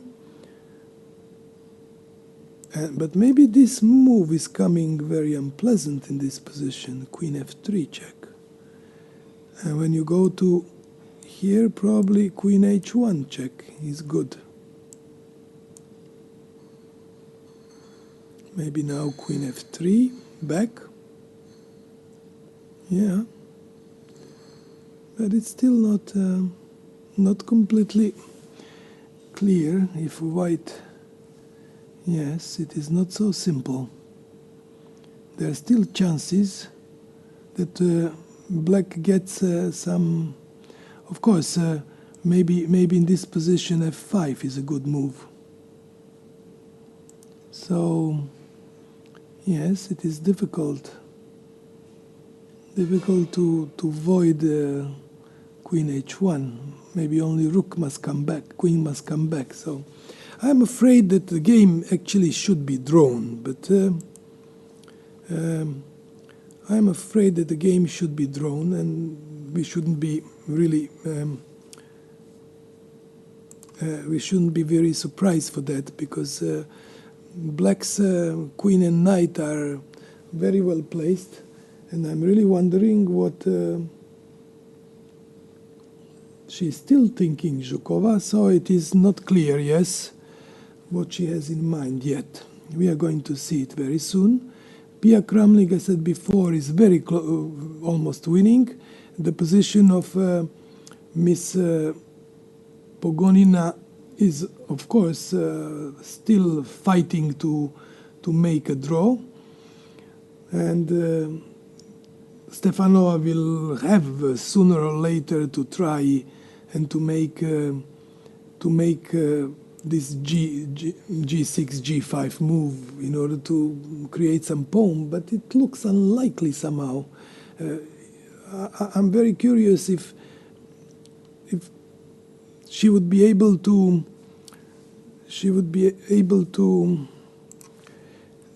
switch her rook from b5 to somewhere else to get it more active, but it is so difficult, very unlikely, as white rook just plays rook b8, rook, and if they exchange all the pawns on the queen side, it's clear that the game would be drawn. But how to really make a progress is one of difficult tasks in this position, I would say. Perhaps some kind of I was thinking that this kind of possible rook b8 or yes, a4, rook a4, rook a2. Yes, it doesn't progress. There's no progress somehow. She will have to play g5 sooner or later. It's clear. She will need to open the, or maybe move the king. Put rook back on b4, put her rook back on b4, and when this move happens, play something like king e6. And when this rook happens, maybe just first king to d and king to e5, then rook e7. No, rook e7 check might happen, and then maybe king to d4. Maybe this position. It would be some kind of running task. This, rook f6, king b2, rook g6, king a2. And this eventually might be a win for her, if she's able to place with her, enter with her king. But of course, when king e5, always white should oppose with king e3, I suppose. Never to let the king in, and then it would be extremely difficult. Yes, she will have to come back again to make this maneuver. Maybe, yes, it would be extremely difficult to get to this position. In the meanwhile, we have Pia Kramling won her endgame with the pawn up, knight endgame. We are having still 3 games to go. The positions are rather interesting. I'm very curious what Hu Yifan will do, because she eventually should be slightly better in a position, but it is extremely difficult to progress, because black, we are going to see now this game immediately, but we are going to leave the place for Pia Kramling and Mrs. Kademalsharieh to come and to give us their hints of the position. This is yes, Skripchenko. She's playing quite well. She has a kind of very solid stuck with the knight on g4, which is a good piece. And I don't know how easy would it be for Hu Yifan to progress in the position, because now happened what has happened actually. That was e4, h5, rook h1, king h6. In this position, no. Yeah, some move is missing because there was probably internet cut, and we cannot know what really So, yes, this was. I cannot see it. Okay, I will leave you now with Pia Kramling, and they will show the game, which was rather long, but it seemed to be always have some slight advantage of white. We come a little bit later. Thank you.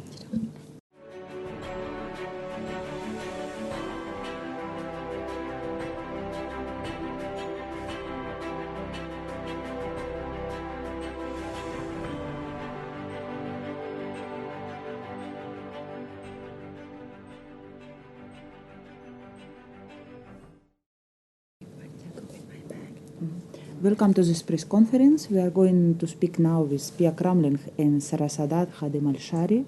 They just have finished their game in 53 moves with victory of Pia Kramling. Probably now we are going to know a lot of interesting things about end games. Okay, Pia, probably you can show us some interesting critical moment of this game. Yes, no, I thought the game was very interesting, and of course, yeah, we went into an end game. Let's see what. If you want, go directly to some critical moment of end game, or yes, no, this is it's very solid for both white and black. I let black take the center, but my idea to push back, like I did here with a4. And I guess bishop c6 is probably a good move to keep the pawns on b5. If you go b4, I have some square to play on.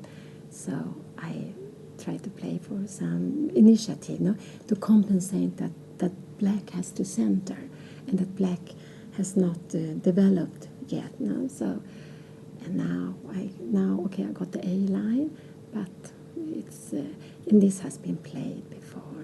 So and yes, knight b8 is a good move because the knight is coming also. It's kicking me and it's coming to c6 here and here. And now I don't remember. This has been played, but I don't remember what they played here. But I like my idea with because my knight on g2 is not so nice. So I like the idea to put a knight to f3 to go around here. Here, knight c6 and knight f3. And yes, what do you think, Sarah? What do you think? I think white is a bit better, but I'm not sure if it's enough. Mm, maybe I wasn't sure how this position was. It's but okay, now I have my pieces are more or less fine. So okay, so played to exchange. And I have fought long here, but I shouldn't think so long because it's very logical to take with this rook. I keep an active rook, and now I play queen b3, and it's I want all the time to play against something. Now I play against b5, and now sometimes queen a2 is coming. I also sometimes can kick the knight e5. And then knight e5. I thought this endgame would be a little better for me, but you know I didn't. I'm not sure here and this, and this. And rook 8 is a very good move. It's very you put it on the open line, open for bishop f8. But now, how is the right move here? I wasn't sure. I wasn't sure what is the right move here. I think you played well, no? Knight I did d7. knight e7, yes. This is a good move. Knight b8, Knight yes. b8, and now, yeah, bishop f8. But It's a good move, bishop f8. yes, it's a good move, yes, because sometimes I can exchange the bishop and the pawn on c5 will be weak. But I'm not sure here. I'm not sure. Maybe if I go some rook a5, is this a move? Rook a5, yes, and knight e6, you go c4. Yes, and this is not, yes. I can somehow kick you, bishop c7, rook d7, but my Just move if you want to check some variation. You can Yes. you can move the mouse. Yes, I wasn't sure. Really, I wasn't sure. What happened if I go rook c4? You go c4. Just yeah? move Rook for c6. show the line. Yes, yes. I guess yes. What c4? So I'm not sure. I'm really not sure.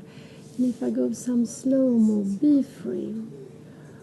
At knight c6, which you played, you think it's not so good? It looks like very logical. Yes, No? but after rook e6, I'm not better in this position. Uh-huh.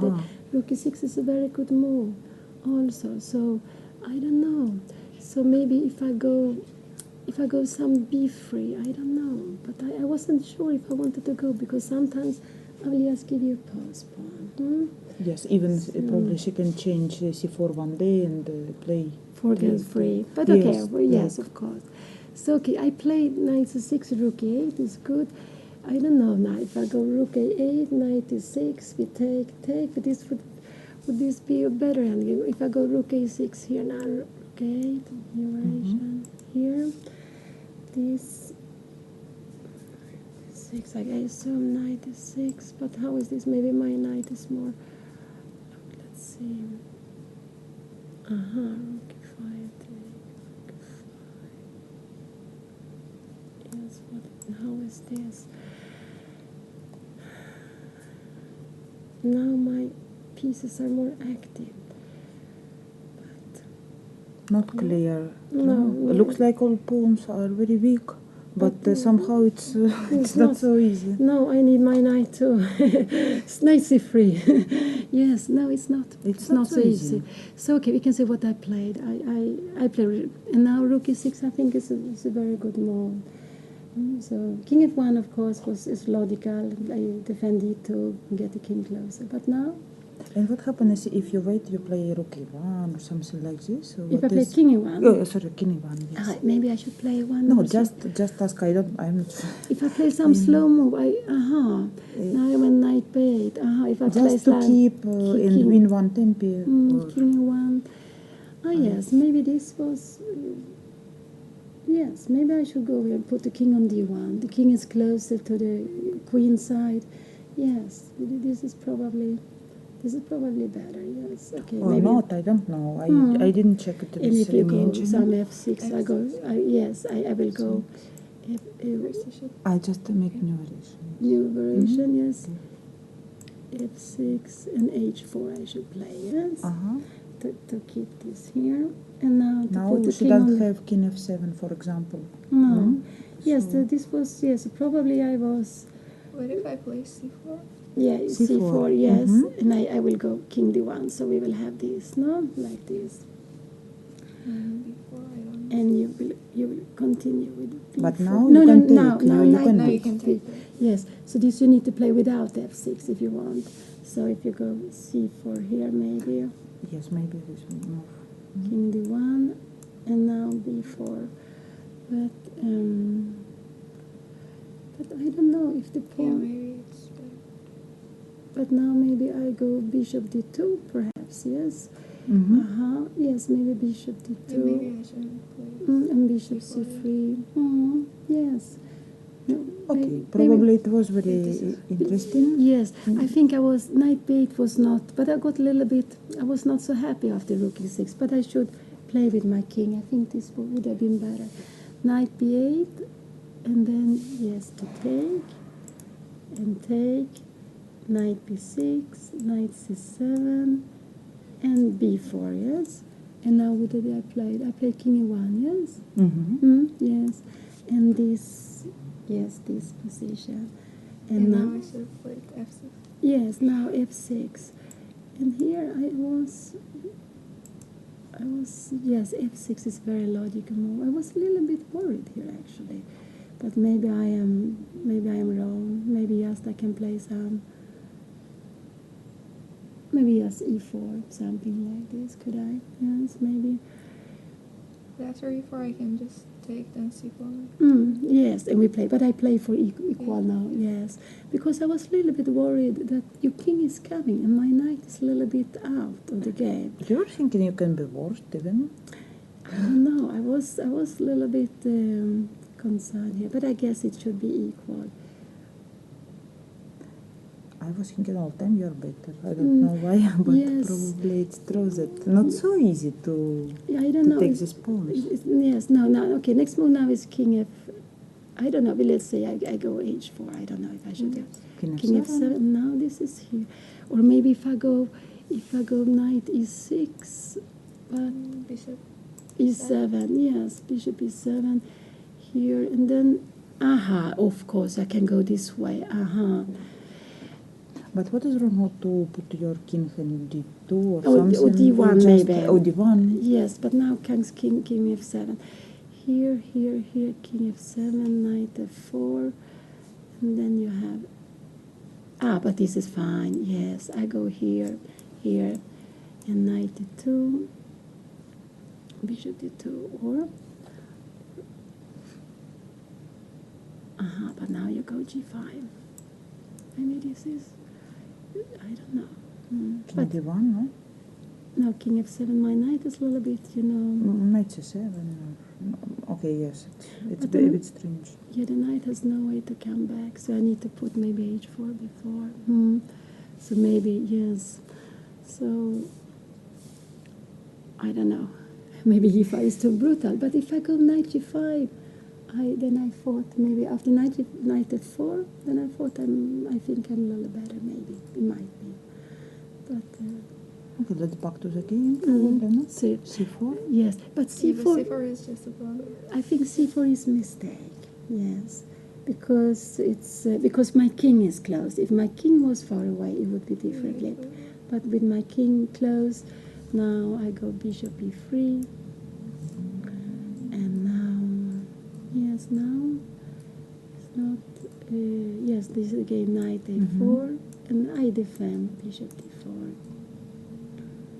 Maybe now, I don't know, if you take on d3, maybe this would be a better worse than to take here now, yes?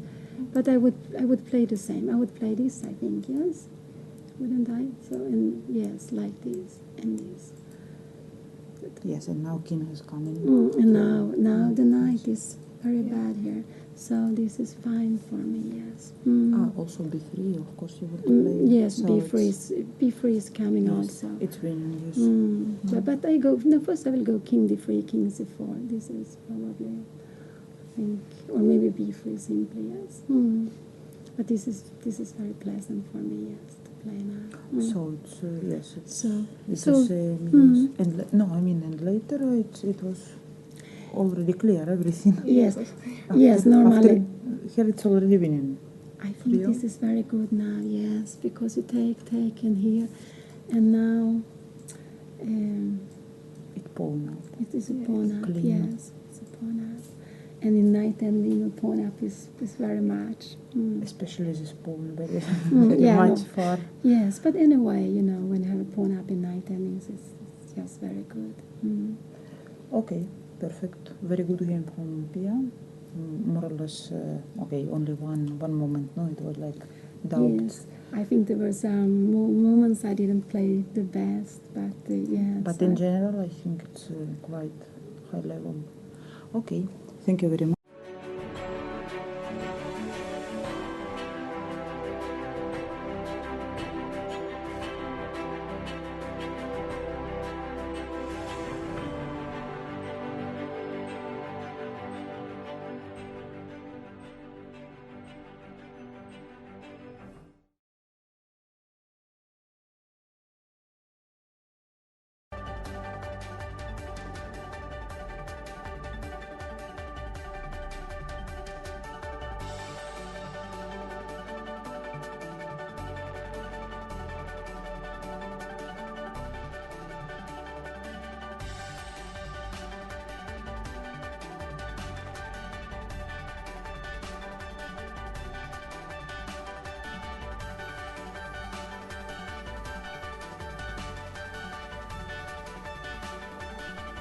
I've left the position in the one moment when it was she had to find some very difficult move, rook c6, in a moment, which was you will see now when this was the position, and here she found a very nice move, rook to c6.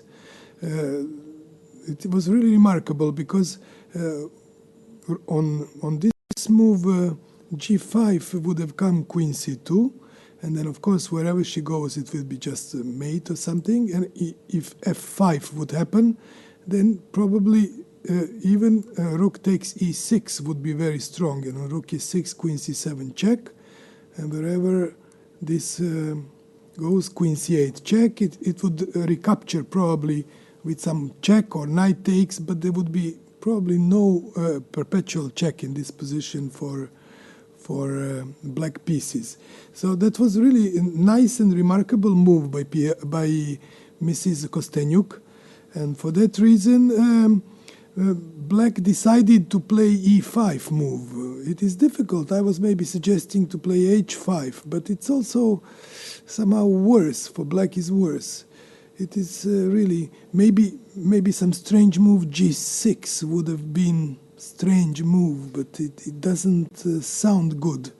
So Miss Zhukova has played e5, pawn takes e5, and after queen d3 check, very unpleasant check, after e4, queen takes d5, it seems now that the position is absolutely won for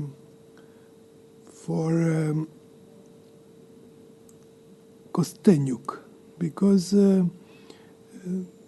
after queen f7, yes, it is this knight on f4 is such a strong piece that it's very unlikely that somebody can move it from. Yeah, after this move, knight g2 probably would go queen e1, I suppose.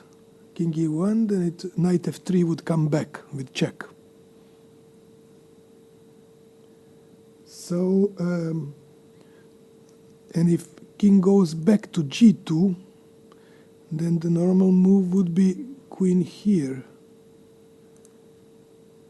And after king h2, that is, yeah, it might be still a draw. Maybe there is nothing more than a draw. No, now it is not even. So after knight d2, she will have to go. Where to go? This is just maybe it is a kind of a mill. On king g2, queen f3 comes with check, and after king h2, queen f2 check, of course, yes, and that's then it would be just wrong. And after, but perhaps king g1, then queen d1 chain, but then knight f3 again. Yes, that is a point. Yes, maybe this is what she was saying. Yes, king in this position, king g1 instead of king g2 probably, and after this, yes, queen d1 is also possible. Yes. So it is difficult to get out of perpetual check. It seems so again. No. Black is thinking still. Ah, no. She played rook f5. She didn't play. Yes. Queen g6, of course. Queen g6 is winning position for. Yes. Madame Kostenyuk, yes. But knight d2 was it so. Yes.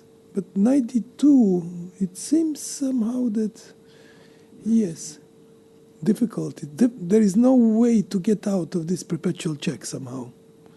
Yes, so she missed the knight d2 to keep the position. I'm not so sure if queen f7 was the best move, because.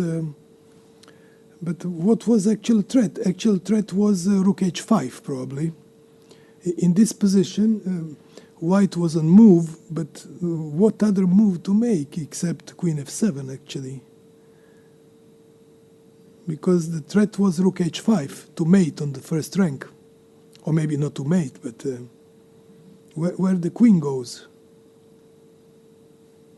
Queen could have gone, yeah, to f7 is the best square, of course. This is absolutely the best square. And now maybe she doesn't want to make a. Yes, but okay, she will have to make a draw, it's clear. After queen g6, it might be even just lost for her. After. Yes, that's possible. But then, then the king goes out maybe to g4. Knight h4. Then knight e5 check comes again. It is tricky position.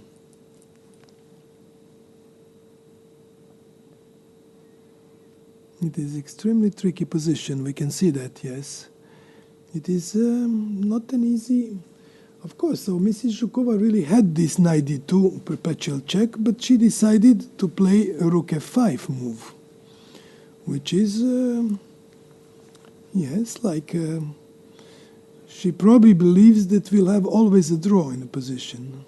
It is quite possible. But how to... Queen e6 is another move.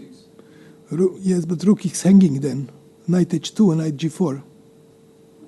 But although you attack the other rook with a queen, yeah, it's not easy. Rook g6, yes. Rook g6 now. No, it doesn't work. So, yes, I understand. Queen g6, knight g6 maybe. Yes, rook d5. Yes, maybe. Yes, if you run quickly.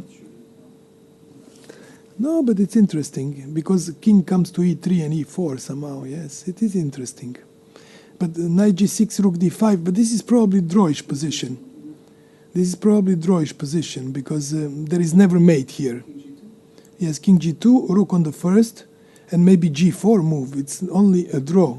There is nothing more than a draw. No, check and knight g5 check, always perpetual check. Check, knight g5 check. And it is perpetual check. Probably a draw. King h4, looks good. Knight f3 back and back. It looks like a draw. Coming back, yeah? But the position, yes, it is interesting. But let's now have a look with rook takes g. But it would be probably the same. Probably. Let's have a look if rook takes. How is this position? It is very curious to rook f4, g takes f4, king takes, or maybe take on g7 to run with the pawns. Maybe.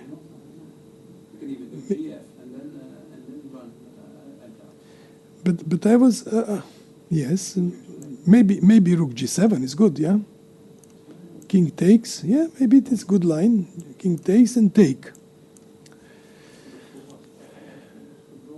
Maybe white is just better. White has 3 pawns for a knight.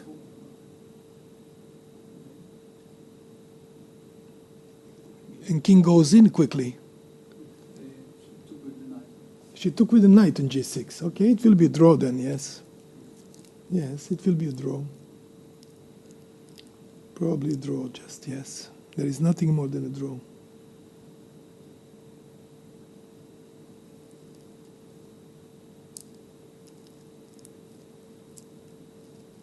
Yes, it is very likely to be a draw.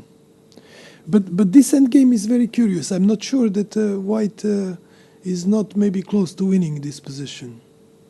So how to go? King f6 probably. King e2, I suppose, or a4 just. a4. Maybe knight d4 first. f5, you're in time again to go to a... Yes, of course. That's right. But it can be a draw probably, because after a5, maybe knight a6. This, a6, knight a7, and king goes up. Or maybe g4, yes, of course. Maybe g4 is better here. So h5 has to be, she has to lose time, which is not so easy then. Yes, not easy.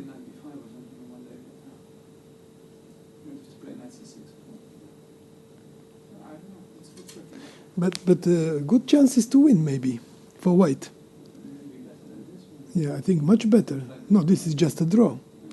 So she could have taken on rook takes g6. Maybe she missed king h3, h5. Where is king h5? King h3, h5. Maybe she missed. Yes, maybe. Yeah, she might have missed this. Yes. She might have missed this. Yes, that's correct. Okay, she still do it. No, she cannot do it. And then g4. No, there is no way. No. No, the rook h1. Rook h1, but then the knight on g6 will be hanging, no? Yes, I will show it, yes. So, Still many pawns. yes, so what happened in the game was this. Knight takes a g6, rook d5. So now she can play probably, no, g4 we have seen before. King g2, rook g1, rook d1, king h3, I suppose. Then h5 is logical to be played. Check that, by the way. No check, where is check? No, h5.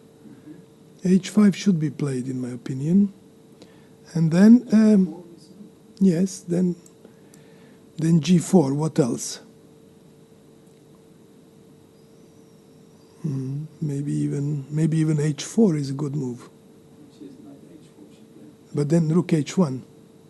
No, knight h4 is giving a draw just. Immediately she did. But then it's giving a draw. Knight h4 is just a draw. Because knight e5 check comes after king g4.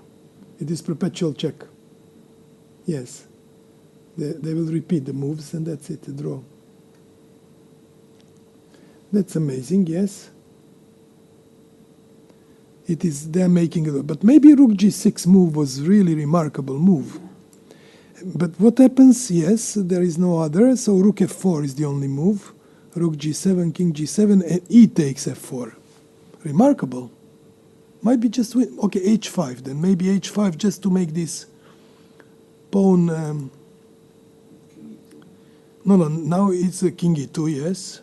But maybe check then and take the pawn. But still, almost winning for white, yes? So king f6 must go, king e3, king f5 and a4 wins. See, or b5. Any move wins here. Yes. This is what she has missed probably, because it was difficult to play rook g6 move, I understand. But this move might have guaranteed a win for her.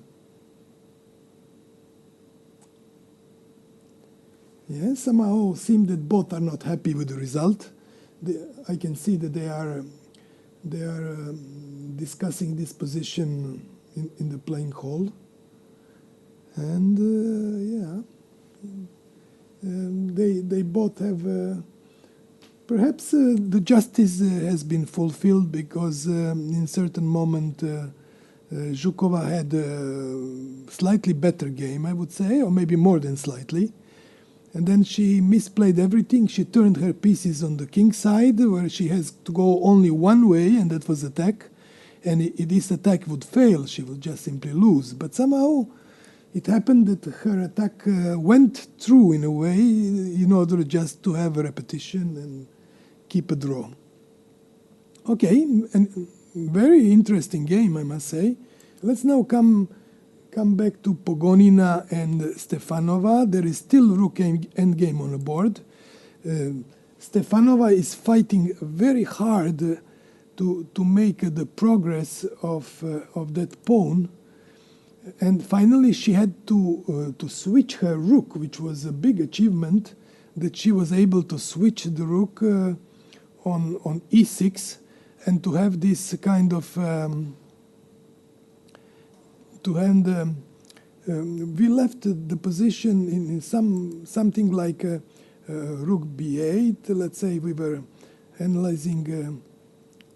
We left in this position more or less rook b8. Oh, it was king f5, rook b8, then king e5, king e3.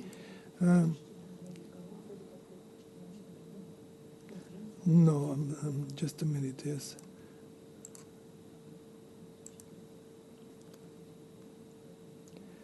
King f5, yes, king f3, rook b8, rook b5, rook b7, rook king e5. She didn't know how to get in here in this position.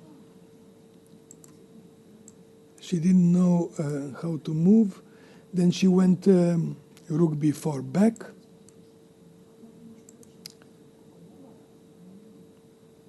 Rook b8, king d5. King d5, rook f8, rook e4 check.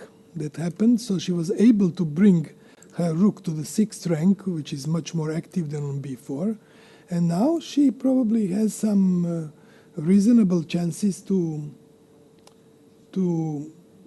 improve her position, because it is not easy for white to hold now. Rook e6, rook g8, and pawn went to f5. I understand black king remains now free to enter the queen side, and the position might be simply won for black. In this position, it's very likely that black is already winning, I would say, because it's extremely difficult for white to stop black king coming in. And if it comes in, of course, then it will collect pawns on some pawn on the queen side and assure a win. Maybe your move was rook g6 instead of knight g6. But then I couldn't calculate. Sorry. I couldn't estimate this line, and I thought that it's too dangerous. I mean, to play without the piece already.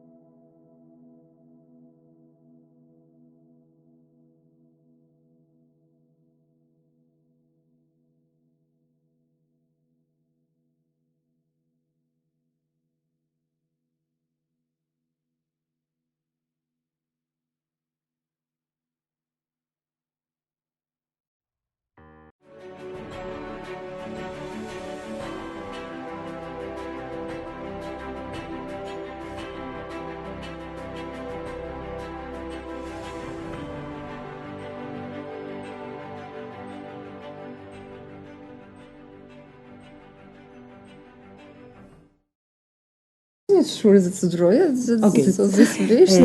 Good afternoon. Welcome to this press conference. We are going to talk with Alexandra Kostyniuk and Natalia Zhukova. They just finished the game in very interesting draw in 52 moves. They are both in very good mood. So probably, are you happy with the result? Question. No. Well, I mean, it's okay. I mean, It's of okay. course. Well, I have a feeling that I had a tremendous advantage somewhere during the time set, not. But the problem that I had, I left too little time, and when your opponent is playing against your king, you know, it requires a lot of attention, because one mistake can be the last one. So Okay, a lot of people thinking that Slav defense normally it's this exchange variation, it's very boring not in the variation. women's chess. Yes, but I can see it's quite interesting. Probably we can show a little bit. Especially started with h4 move, because knight g3, bishop h5 it's theory. Why bishop? Ah, really? Yes, it's theory. I didn't know anything. No, because I was expecting knight h5. I didn't know anything about this position. You I know, thought that everything what I knew about this position, that on knight g3 I have to react bishop why h5. not knight h5? Well, just explain for the person who doesn't know the theory. Because, well, I thought that I was going to take. Maybe Bishop e5? No. Doesn't work. No. I mean, Wait a moment. Maybe h3? f3 Or f3? f3. f3, but then I thought that you take the what? But then you open H yes. line, no? Yeah, and e4 like or this. what?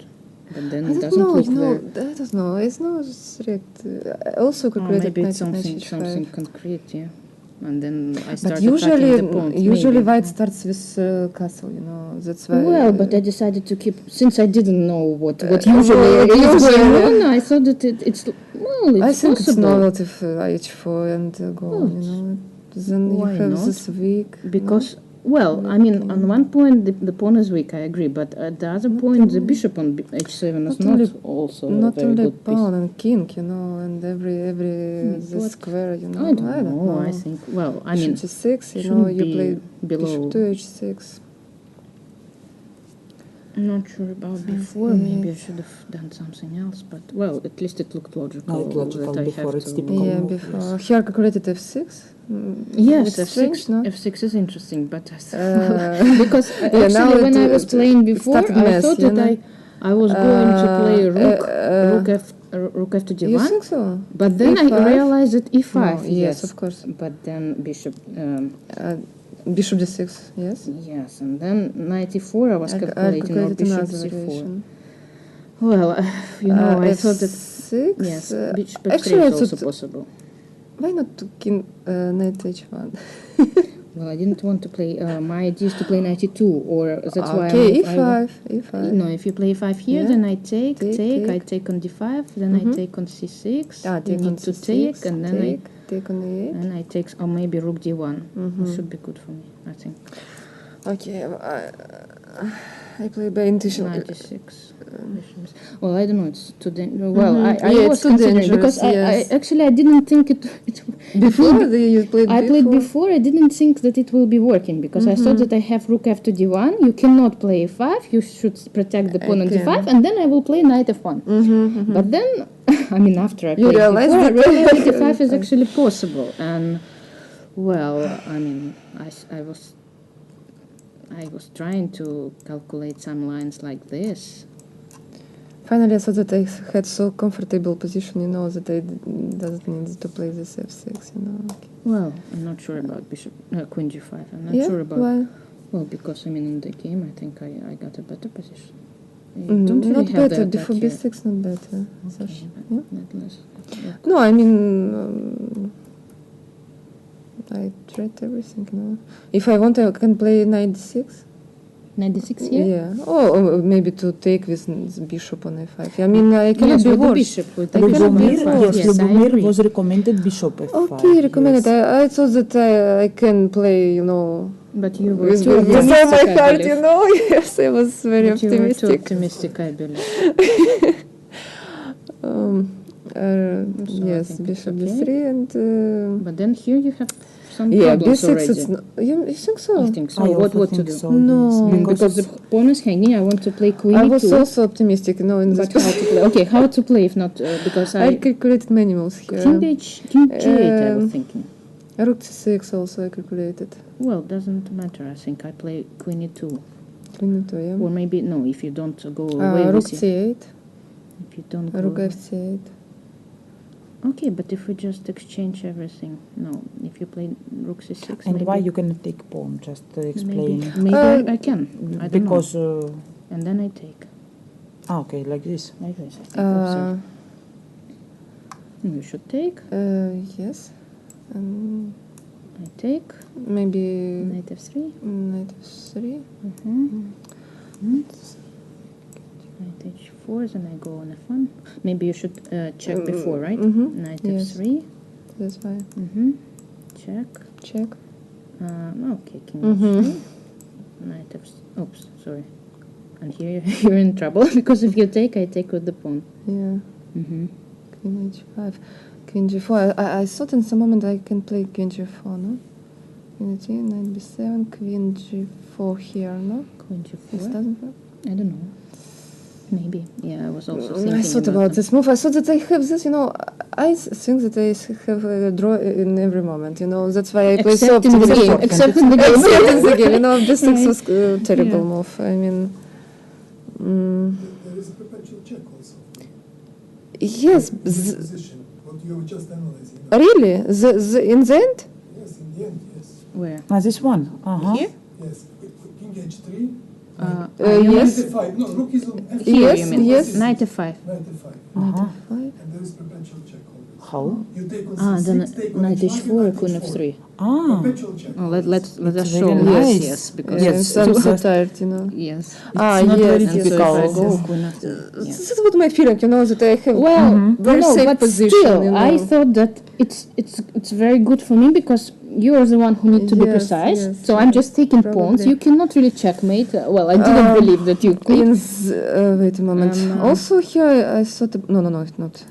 Here I thought about knight f5, I was thinking just, about okay, Okay, back but if you on go- d6. What Okay, about- Okay, I need you to cannot protect, take. right? Yes, So you have to somehow. protect. Queen And knight e2. d6. I thought it's also equal position. But No? you had knight on d6 long time ago. Yes, I know, but I was too But it's optimistic. Not Okay, interesting. sometimes to keep it there. sometimes you had to you admit that you was wrong, and Yes, back maybe, but b6 was definitely. position is equal, no? Why not? I back knight on d6 and what? But if I play like this, No, I can. Okay. King because I thought J8. King J8, J8. yes. d6, you get ready with b6. Okay, I admit that I had to take this bishop on f5. Yes, okay, but I thought that I can. It would be so interesting. Yes, yes. So we just created some, fireworks. Okay, B6. So b6, it's of course mistake. So I was very happy here. I think everything is first. F5? No, f5 can I play? I don't know. I thought that king g8 is the right move. Yeah. Because I don't know, it's not a question. not It's not about to you. F5. You take, So take. take. And also in some moment I wanted to play queen g4. This was my idea. But then you're checkmate. Yes, and How? knight f8. Check, Knight check. f8, knight g6. No, queen check. But probably now check, yes. Check. And check. No. I No, don't have this it. was my idea. I mean, Okay. that's why I played queen g4. Come on. I wanted to. But why? And this one doesn't work here. Okay. Yes, f5. Yeah, I was. I don't know. But Probably knight yes. e5. Knight e5. Yeah, knight You e5. back. Yeah, you back here. Phew. And what? And nothing. Yeah, I take, but my queen side it's very weak. Yeah. Yeah, but my king is. But how? I don't know. You can even take. Take no? an h4. Sorry, Take on I h4. meant to So take maybe knight. f5 is wrong. Okay, king g8 because No, knight king e5 I g8. doesn't like. I Yeah, was very happy here. yeah, of course it's. But left 1 minute and suddenly I thought that the idea of queen e2 is winning. That's why I played. Yeah, I it. wanted to play Rook rook c8 c. is losing. I think queen d7. Yes, after king. Queen d7. I thought actually that the Rook c2. Take. No. What? Wait. What? I queen want. e6. No. Queen e6, Yes. yes. Okay. No, I thought actually that the only move for you is rook d8 Rook for d8. some reason. Yeah, I don't know why, because I thought that the only move. Rook d8. Queen b6. Rook e8. Queen c6. But I wanted to play. You. Yes, so yes. Well, That's if queen what c6 you then are, yes, then rook e7. But for some reason, I'm sure that I'm winning here. I don't know. Rook c1. Yeah, No, rook rook c1 c1. it's logical. No, Well, I mean, logical, but maybe I should keep attacking with the queen, because if I attack with the queen, where do you go? on h7. If you go on h7, maybe I can keep. You don't have anything right here. Yeah. Maybe e5 take. Because I realized after time Check. trouble, I And if realized check, If I then I go king h1, I think, right? And then e5. Yeah, take, and it should be a draw, right? no, I wanted to play e5 before, but okay. I'm before knight h4. Oh, In yeah, the maybe. game, But it's during the same. game, I wanted, but okay, maybe. Yeah, maybe the same. Take Don't you put your rook on h1? On h1. on h1, yeah. Yeah, that's protect? possible. Yeah, I was thinking. Yes, yes, maybe. But I was so sure that queen e2 is winning because I forgot about You knight forgot to f3. back, yeah? I forgot about knight f3 move. I was sure that we are going to End endgame, and the rook on c1 is much better than on h1. So I was just And completely. here is no e5, yeah, no. What to do? And no knight h4 after. Oof. And queen e2 is coming. Yeah, should be. Well, queen e2 is the correct idea, but after I protect the h4, yes. g5 maybe, no? Well, but I g5, think, but g5 I can. check. Yes. But maybe knight takes d5. And if I take? Knight takes d5. No, wait. I just want to. No, take. Maybe. And if I uh, take, And if I want just to Knight understand. takes d5 better. No, And maybe if he it's. takes- No, it's winning everything, you know. But then check. As in, but I don't. I You're, also are don't you know. sure? I'm not sure. Probably yes. You huh? cannot be sure. Probably Check. I'm escape. Then the rook on e7 is winning. Queen g8, queen g8. Take and take. No, come on. Yes. Rook h1. Yes, rook h1 also winning probably. And g5, yeah, it's not. Yeah. It cannot be work, you know, for black. Even here, I think rook h1 was not late to play. Because you wanted rook c8, bishop. I mean, I rook forgot c8, about queen knight b8. f3. I Yes. forgot about knight f3, and then I realized that knight f3 is And here. here? And here I didn't. Well, I yes? spent. You know, I you wanted to spent, play e4, but then e5. I think also. Because if you play g5, I play No, rook c3. So g5 e5. also dangerous. No, I mean, in I the think one. e5. I was actually. I was about to play this, but somehow I couldn't already understand what's going on It's not here. pleasure to play, with white, No, now it's thinking too, some mate, It looks like these 2 pawns still not important, and Okay, it will. around your Because king has I some thought that problems. here I already need to play rook c3, but then, I mean, what is the reason to do Yeah, all to this do stuff? f5, yeah. Ah, no, and then I realized that I'm losing. Take knight. Yes, of course. So Let's check this endgame. what happened? No, Yes. because I was so shocked in some, because I was already. You thought that this is it's okay? okay. I was expecting knight d2. You saw this move, Natalia, no knight d4. Ah, no, so knight that d2. King g1 I is don't coming, know. but King g1 is not. I mean, I don't have this move because of Queen d1, so I need to agree on a draw. Yes, and I was so. I mean, okay, it's a draw, but then rook f5 came. And suddenly, I mean, all these lines, they... I thought that black is already... Let's check what well, I know... comment... Yeah, but Yes, it's... Take I don't know, I thought that it's too... Take Respond e4. E. No, this you cannot... Yes, leave. You are not in danger, probably. I didn't have time to estimate it. I mean, okay, and if I play King e1 or what? No, because Okay. I didn't like this. Ah, so... You can go king e3. b5 check and take on... King e3 and take on On Oh, e4. Yeah, should be winning. Yeah, and then I go just to the... Yeah, I just didn't have time to, I mean... understand what's going on. Probably you didn't see rook g7 move. No, I saw everything. I saw this position. I just didn't have time to evaluate it. I mean, because you have 2 minutes and just... Okay, then don't ask me why I didn't play knight d2. Yeah. Maybe here you should, I don't know, you should go away. And then No, try. I wanted to take, of course. Well, No, yeah, I but should if you're try. losing, then... But then it's... But this is rook sure. c7 this is... no? It's 2 pawns. Well, should be I winning. mean about the queen. Some I mean problems. the king. I still have some problems about the king. Come back with your rook to c1 on the Where? For Rook defend, c6. yes. And rook c1. c1. And try to Well, win. who knows? I mean, No, and try to win. Come on. well, yeah, no, it's I fine. mean, I mean, Knight okay. e2. Knight d2. And even then you can play knight d4 if you like. And play rook and game. Yes. Well, yeah, what can Yes, I do? should be, Yeah, should be winning. Yes, it was some possibility for you, some yeah, but chances then I for saw what just, we- I mean, I Yes. saw this line that happened in the game, and I thought, since I already agreed on a draw, in my mind, that I thought, okay. After knight d2, yeah? No, because Yeah. because I thought that here I was trying to calculate Yes, this one, but then 95, yeah. So difficult variation, we calculated, but knight d2, it's too easy. So, more or less correct game. Okay. Correct. More or less, Correct. I mean, yes. Okay, thank you very much.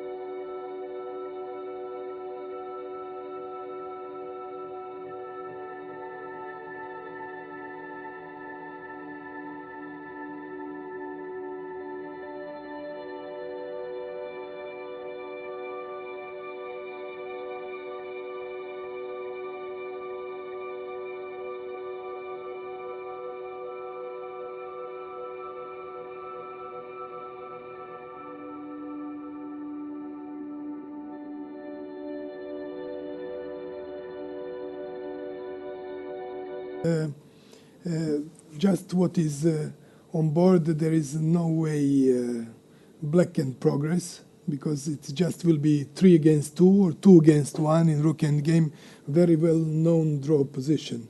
I thought that in one moment when she got her king on d5 and rook on e6 and pawn on f5, this kind of position would have had chances to be won for her, but for some reason she allowed exchange of the pawns on on the queen side, which while we were watching this press conference of Kostenyuk and Zhukova, we missed this way. They have made many moves, and I was really I couldn't simply believe that this game would be able to come to this position anyhow. So actually, of course, the wrong move of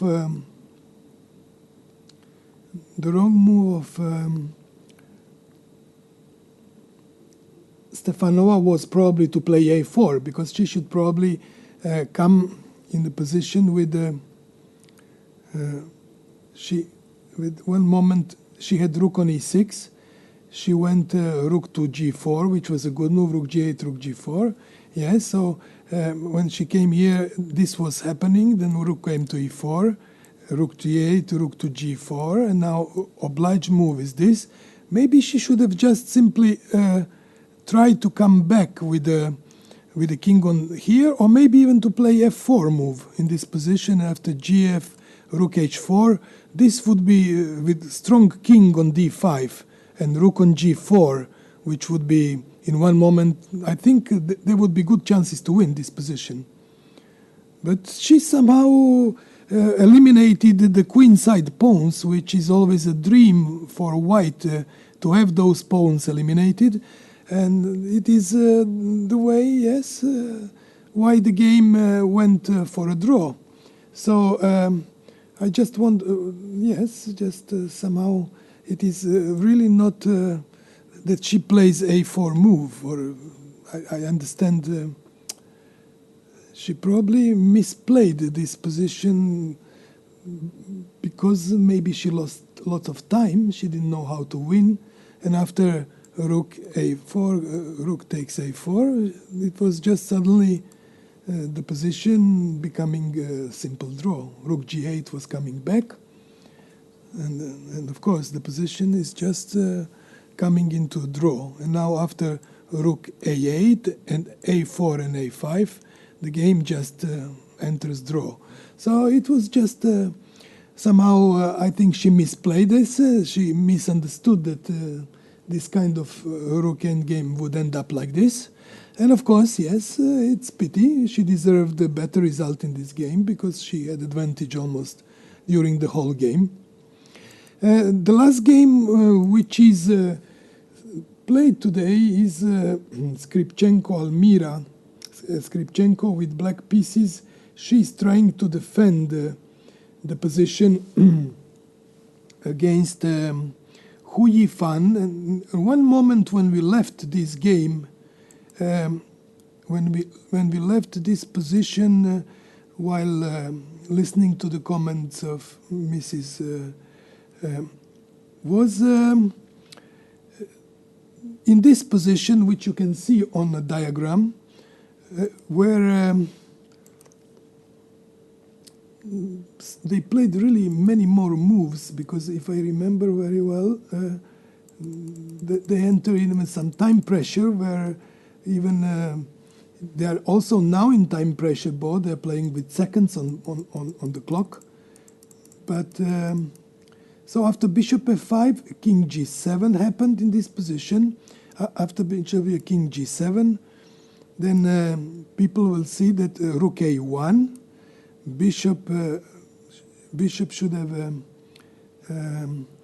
bishop e6, pawn rook a1. Then black played in this position. Black played rook g e8, trying to get on e3.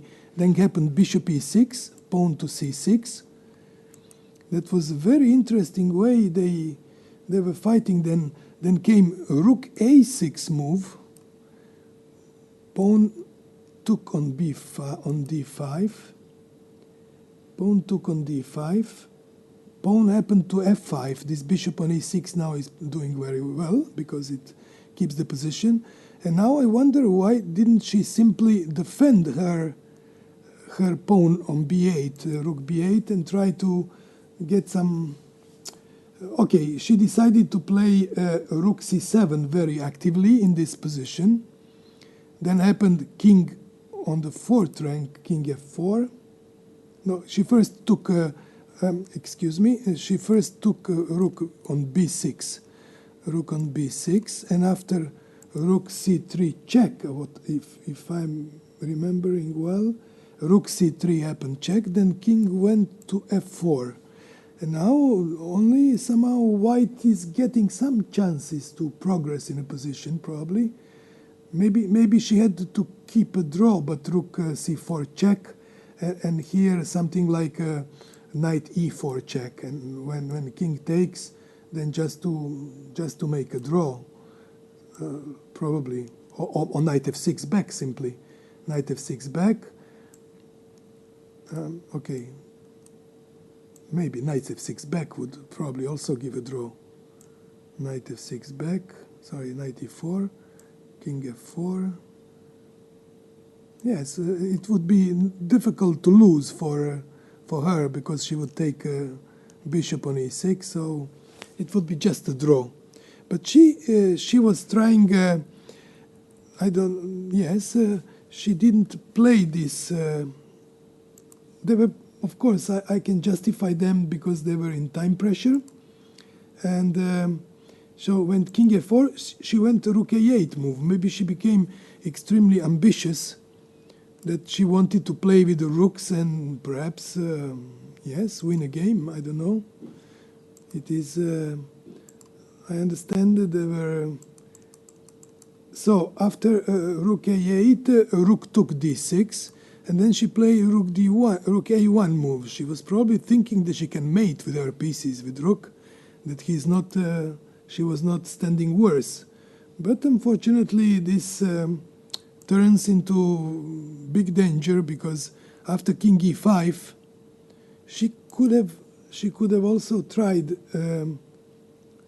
After king e5, rook d3 happened, and rook d3, and then rook c6. The white king somehow gets through to d6 in this line, which is yes, probably she misplayed those moves. Rook e1 check, king to d6. I understand. And after, yes, it was she gained pawn c3, but this bishop on e6 and b5 pawn are extremely strong. So I would say that Skripchenko misplayed her opportunities, and she is getting into worse position because she didn't want at one moment to make kind of repetition and make a draw. So after b6, king h6 happened. Now the game becomes rather difficult for black, in my opinion, but maybe she is saving a draw by some means. It is for me difficult to say from this point, because rook h2 was the move played, rook gb3, rook gb3, rook to g3, g2 check, king to f4, and now probably she's going with pawn to b6 or king to f4, bishop to c8. What remarkable move also, because this knight is under attack. And after this knight moves to e4, then she was just pushing a pawn to b6. First pawn to f6, because she's playing with two pass pawns which are running fast. And this is going to be, yes, very close to winning for black pieces. So she went rook e6 check, and after king d4, probably another pawn, she played f7, and after rook f2 move, black makes rook f3 move, sorry. Rook f3, that's lots of moves happened here. Rook e7, rook to rook f7, rook e7, rook c1 check. King went where to d7. Knight to c5 check. King went to d8, I suppose. King went to e8 first, sorry. King to e8. And then, of course, this was correct move because it's just promoting the queen. King e8, knight e4. It was a nice move. They made a draw, seems so, yes? They lost, yeah? Because here it says a draw. It was a mistake to be a draw because it's just b7, knight d6 check. And after king d7, king d7, king e8, knight e4, b7. How did it happen? King d7, knight c5, king e8, knight e4, b7. Yes, so, yeah, but they say it was a draw. They agreed to draw for some reason. I don't understand why. Yes, it looks unlikely, of course. Looks very unlikely. Yes, this was, yes, 1-0, that's correct. So, yes, Mrs. Skripchenko, yes, she really didn't, so after, oh yeah, they are moving the pieces now, of course, so it is clear, okay? So the round of today, as you can see, is still not finished, but this game will definitely end up in draw, because Pogonina is a very experienced player. She plays well end games, and she will be able to hold a draw in this position with pawn down only, which is theoretical draw. And I think it doesn't require many more comments on this, because this is a theoretical draw. They will play it on, that's for sure, and people who like to watch, they can follow or watch it live. I'm going now to switch off for the press conference of Mrs. Hu Yifan, because the game was very interesting. It was, I think, Mrs. Skripchenko could have had a draw in a position, probably with some knight repetition moves, rook c4 check, and then after king g5, yes, knight repetition. No, knight e4 check first. And it gives, because you are mating or what? No. No, but you have to take this look and Yes. check on. Yes, and king h8, and king h6, and king h6 then, yes. Yes, but you can play rook e5, but maybe bishop f7, bishop g6, I have some chances, probably. Yes, maybe you have chances, that's correct, yes. Rook takes e4. Very good. Very good. You will show it that, please. It is interesting to show it, yes, nice. It's too messy. Too messy, yes. But you are right, I understand your point, yes. But someone else probably will get mated. No, it didn't look so.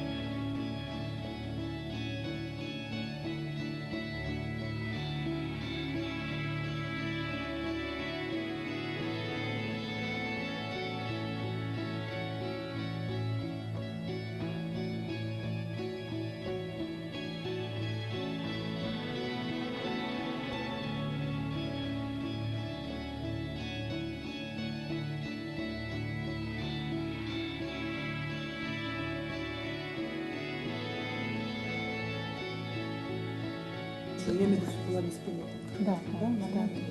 Ты что там одна осталась?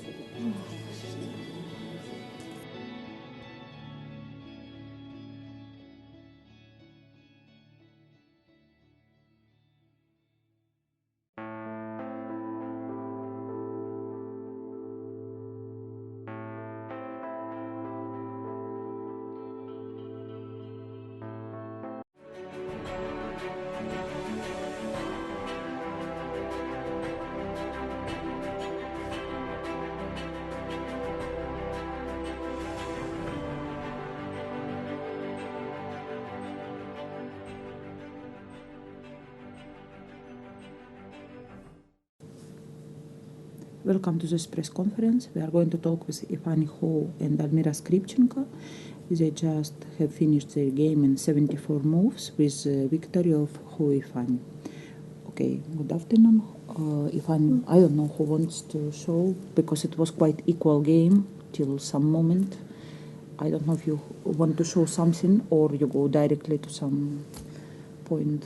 Well, I don't know. There was some freestyle opening. I don't know.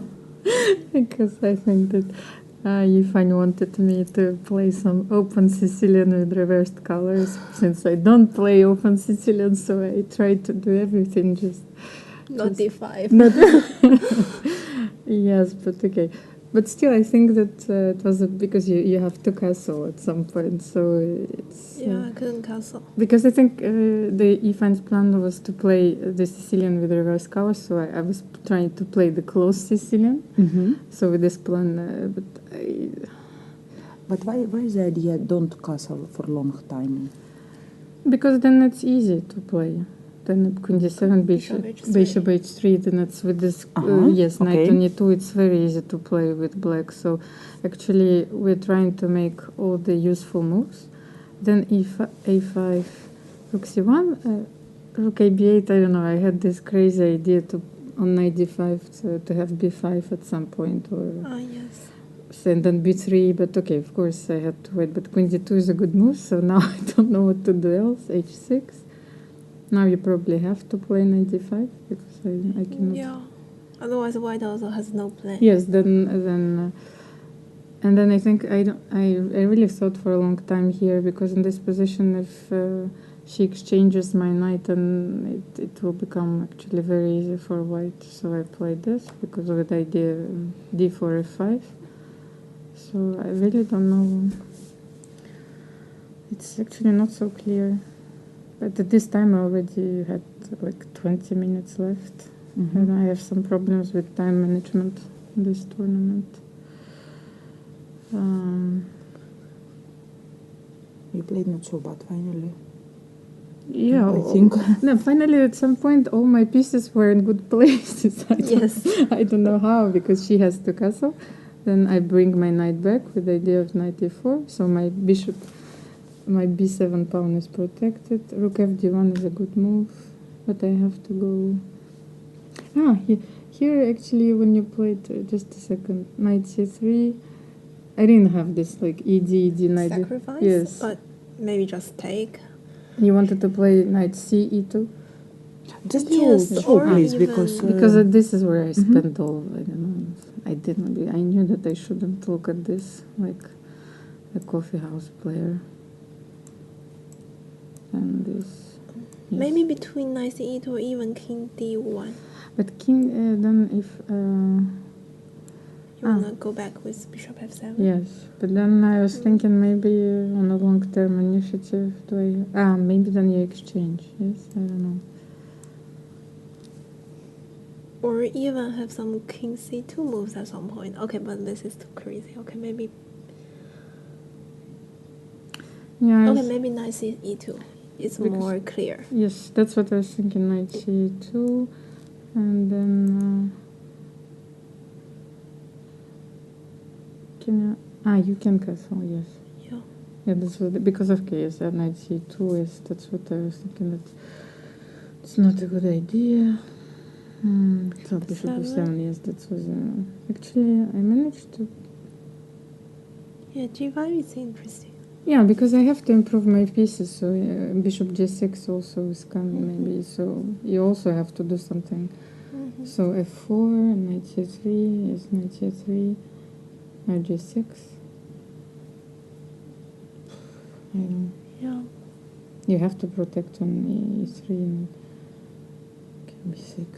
Because I'm preparing to play against knight d5, so this all exchanges, this. Actually, I don't think that I'm so bad here. Because I managed to protect the pawn, so... Yeah. And here there was also... was this the trap here, if I play knight d5? I'm not sure. Maybe. Later I saw there's queen c4. But yes, queen, but I'm not sure. But did you see this knight? Because this you have to take. New move. Yes, Yes, but not yes. very clear. Yes, but then queen c4. E4. I couldn't calculate the d6. And who is better here? No. But d6 maybe you take with the rook. Yes, I take with the rook. So this is actually the idea. I take, yes. And then I will pawn up.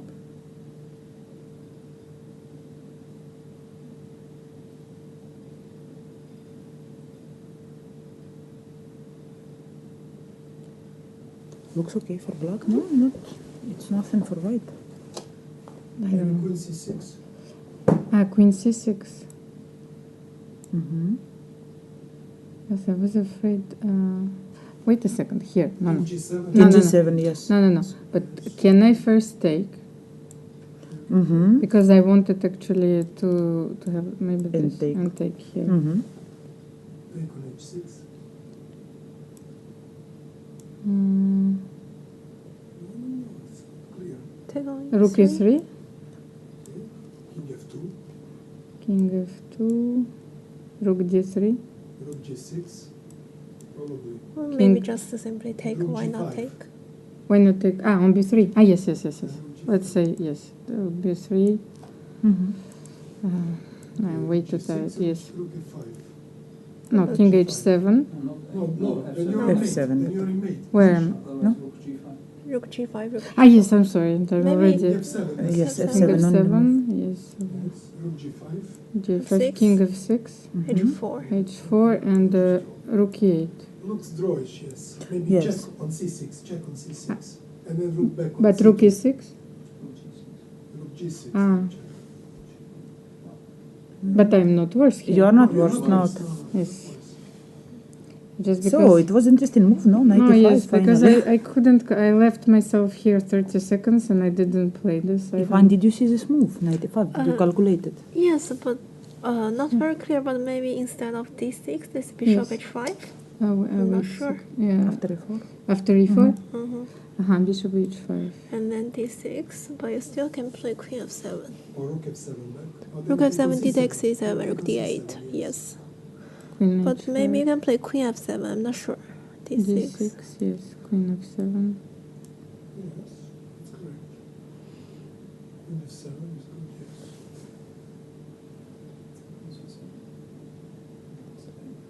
And if you take on e7 now, And take on d3. and then Queen c7. you take queen c6 out. Rook e8. Maybe not enough. Yeah. Yes, not enough. No. It looks a drawish also. A little drawish. Yes, but I don't. It's like Yeah, d3, rook c7. Yes, but That's the it point. was a much better. I don't. I'm still. I couldn't. So I didn't play this. Then because I wanted to exchange queens. Please, because final end game, it's okay for you. Yes, I think but, it's, but okay. Might is I don't know because at some point we were playing in the time trouble. I didn't see anything anymore. Maybe like here it takes knight f8, rook c4, knight h7, king f3, yes, knight f6, d4 g4. Maybe you don't have here bishop f5. But you have knight e5. Knight e5, Mhm. yes. So no, it's not here. No. It's when was this? Because I at some point I couldn't even make a notation because I didn't even know where the pawns are going. Like at the end of the game, so Yes, yes, it's like yes, because I'm not sure. opposite. Yes, the opposite Yes. colors. So I really didn't know. Okay, what is going on? So now I Yes, cannot only I remember. realized no. that. Yes, no, it was not here. No, it was later on. It Yes. was H. This yes, e4 take h5. Which one? Maybe better than rook if you bishop e6. And then you just lose b5. It I was, think now black is fine. Huh? Now black is fine. yes, black is fine Black here. is fine, yes. Yes, it's, and I really don't know what did I do. Yes, because you tried to play for a win. Do you really want to take on g4? Probably. If I play like Because in that case I just have Okay, these take. 2 pawns. Take? Okay, I have to take. yes, but then the check and I don't know if. Where do you want to take? No, I just check if just it's to check. working. King h4. Rook d3. Yes, but how do you? Bishop f5, bishop e6, g4. Yes, but I want to mate you. Oh. No, I think it's No, I don't. No, but you're It's king on impossible. h. No, okay, then you want to take. Yes, so okay. So you made yes, well. yes, You I played made. well with Yes, this I put rook g7. g7. Then actually, what I was hoping for rook d1 immediately. Then I take on e4. Ah. Okay, in the time trouble, you never know, it might work. So then you play this, and then this idea. So I want to double. So rook c1. Then actually, if I double, there is the rook h5.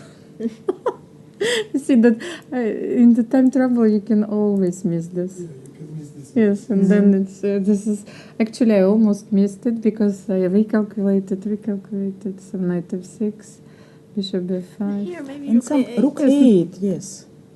Rook 8, no? Rook Yes, 8. Yes, rook rook a8. a8. Yes, and then I was calculating this. And then g4. g4. But Yes, just check. yes, and then king. Wait. Yes, you go here and then check. King f1. And here. king g7. Yes, king g7. Then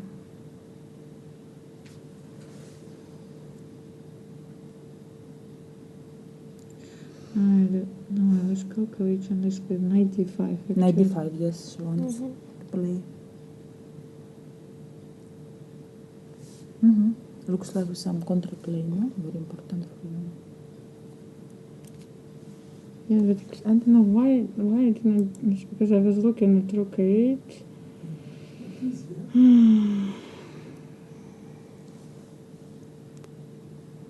Maybe bishop b6. Yes, Yes, and check on I think, a3. yes. And then, okay. Maybe only g2. Yes. And rook g7. King g7. No, rook rook g7. g7. Rook g7. Yeah, This I missed. I cannot play g4 because you have later on knight h2. Yes. But what can I do here? Rook h3 maybe. Yes, but then it's very rook passive. b3. What? G4? Okay, g4, let's knight check. g4. Just check this variation. Rook takes. Put G4. And rook b3. Maybe it's draw. No. Put G4. Yeah, just no, to but show G4, if it's yes. working or not. King is cut. Knight g4. Yeah. King is cut. Yes, because here this idea doesn't work because of this, yes. So it's... But what were you going to play on rook 8? Because I saw this, I don't know why I didn't Okay, play. anyway, there's some equal positions. I don't know how to improve. Maybe, oh wait, no. No, it's too much.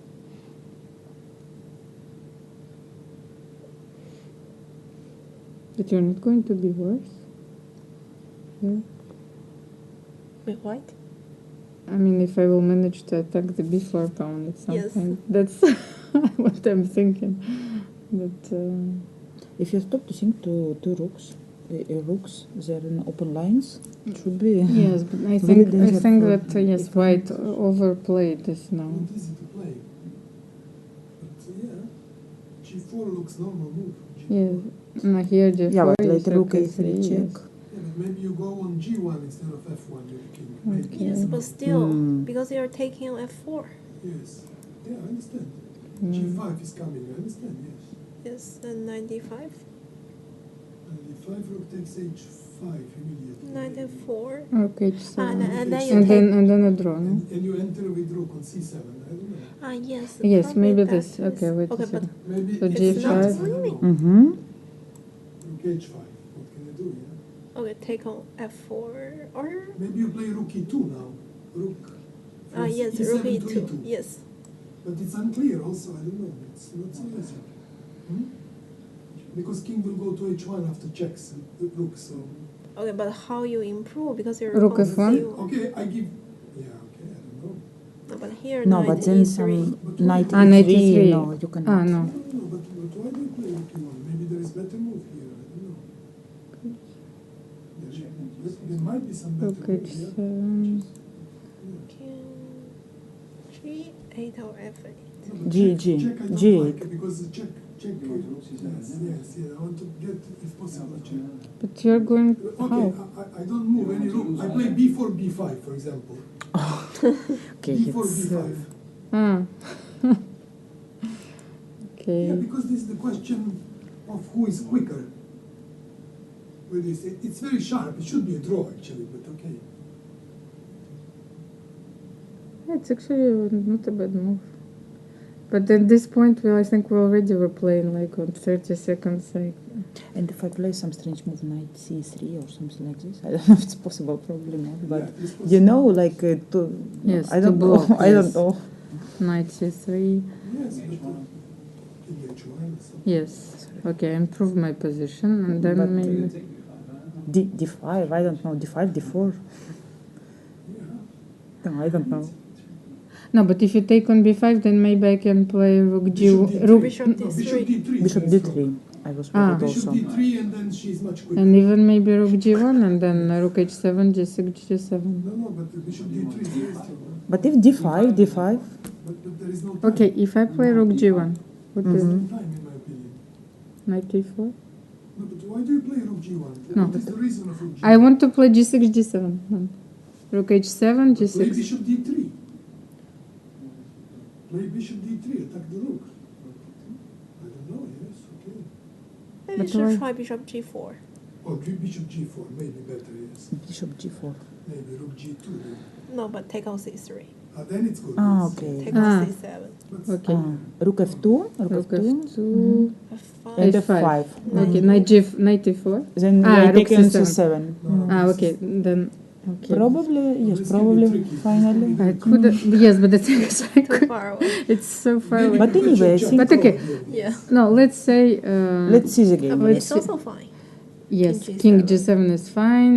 Okay, but I calculated this. I thought that you were already playing too much.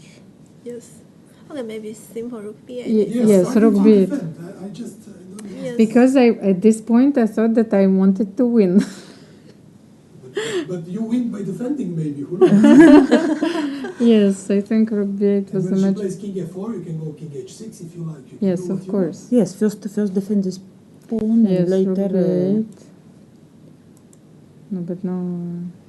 You can go king h6 after king f4. I don't And know. next move rook c7. Yes. She gave up everything, more or less, yeah? Yeah, I don't have D5 pawn, I Rook have d4, nothing. yes. Maybe rook C7, the Yeah, most simple rook way. d4 is possible, of course. Okay, C7. then Can I I take yes. king Okay, F6? maybe she makes a draw. Yes, no, that's no, a- but don't take it immediately. Okay, Wait. Why sorry. do you take immediately? For black? No, For- like, why do you take immediately? Maybe it's possible to make some extra move. Rook First C3 check. first. Yes, I don't first know. check. Mm-hmm. But king F4? King f4. Yes, I understand, yeah. But then even But take and maybe- check. Maybe king h6 now, I don't know. King h6. Better. No, but I can move my bishop. But where? On E6 f3, back? f3, f3. Maybe it's much better. And then attack the d6. Yes. F3 is tricky, yeah? Yes. Okay. Yes, she must take, okay. That's it. Take is just equal. Then it's a draw, yes. Yes. Okay, I can still lose if I play like fucking I managed to lose every position. No, just But okay, check. let's see. But here, did I don't know. You sure that like after c3 there's okay 8? Then I had already some hallucinations. Yes, Then it's a draw, this. yes. So king f5, and then What? Yeah, maybe Is- U1 check is. maybe E1 here. was Ah, good, yes. yes, looks Yes. logical. So Mhm. this. Yes, Yes. then These this. three. Rook Uh, C1. C1 back. Yes. And this. But then you play. Yeah, this is a draw. But maybe still something like rook A6 or rook B6. Because my king somehow can still escape. Yes, maybe. But here, wait a second. Here, this. Wait. Okay. What did I do? Rook Play d3. rook D3. Yeah, yes, because I forgot that with the d6 square is. Yes, check. liberated. It's clear. You should do. It's, because in the game Yes. king, you know, and now probably some move. But actually, Here, maybe rook g2. Yes. maybe rook c4, king d3. Maybe you can give rook d1 first check to see king e2, and then you come back, because otherwise you go king e3. Your king is on e2 worse than on e3. You understand? Yeah. And then she's threatening knight e4 Yeah. to get in But with many checks. No. Rook with So knight. king d4, rook c4. Yes. No. But what did you play here? No, but rook c6. Now rook she gets c6. in. With And Yes, now, rook yes, now c6. this is Yes, the that's the problem. problem. Yes, I forgot about this move completely. At some point, when I played rook e1 check, you played queen d6. I said, oh. It's like, okay. Yes, okay, Then- now you're worse. Now it is Yes, clear that you're okay. Rook e1, king d4, rook c4. No, King d3, why is it? Cancel. Mhm. Rook c4. king d3, rook d1 check.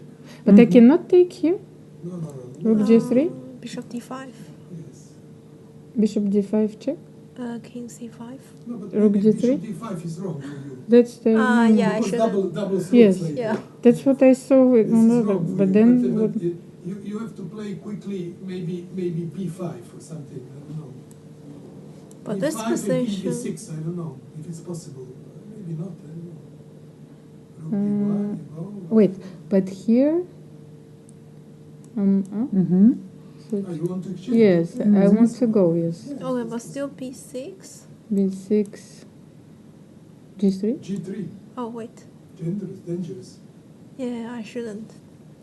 No, but okay, maybe it's still a draw. So- bishop takes d5. It's a draw. Here, clever. bishop. Takes d5. Where? It's a draw. Now. Now? No, after But change then- of After rooks, change on b5, e4. change rook takes, bishop d5 is a draw. Ah, yes. Okay. Ah, yes. So it was. Yeah, maybe it was Bishop even. d5 is a draw. Yes.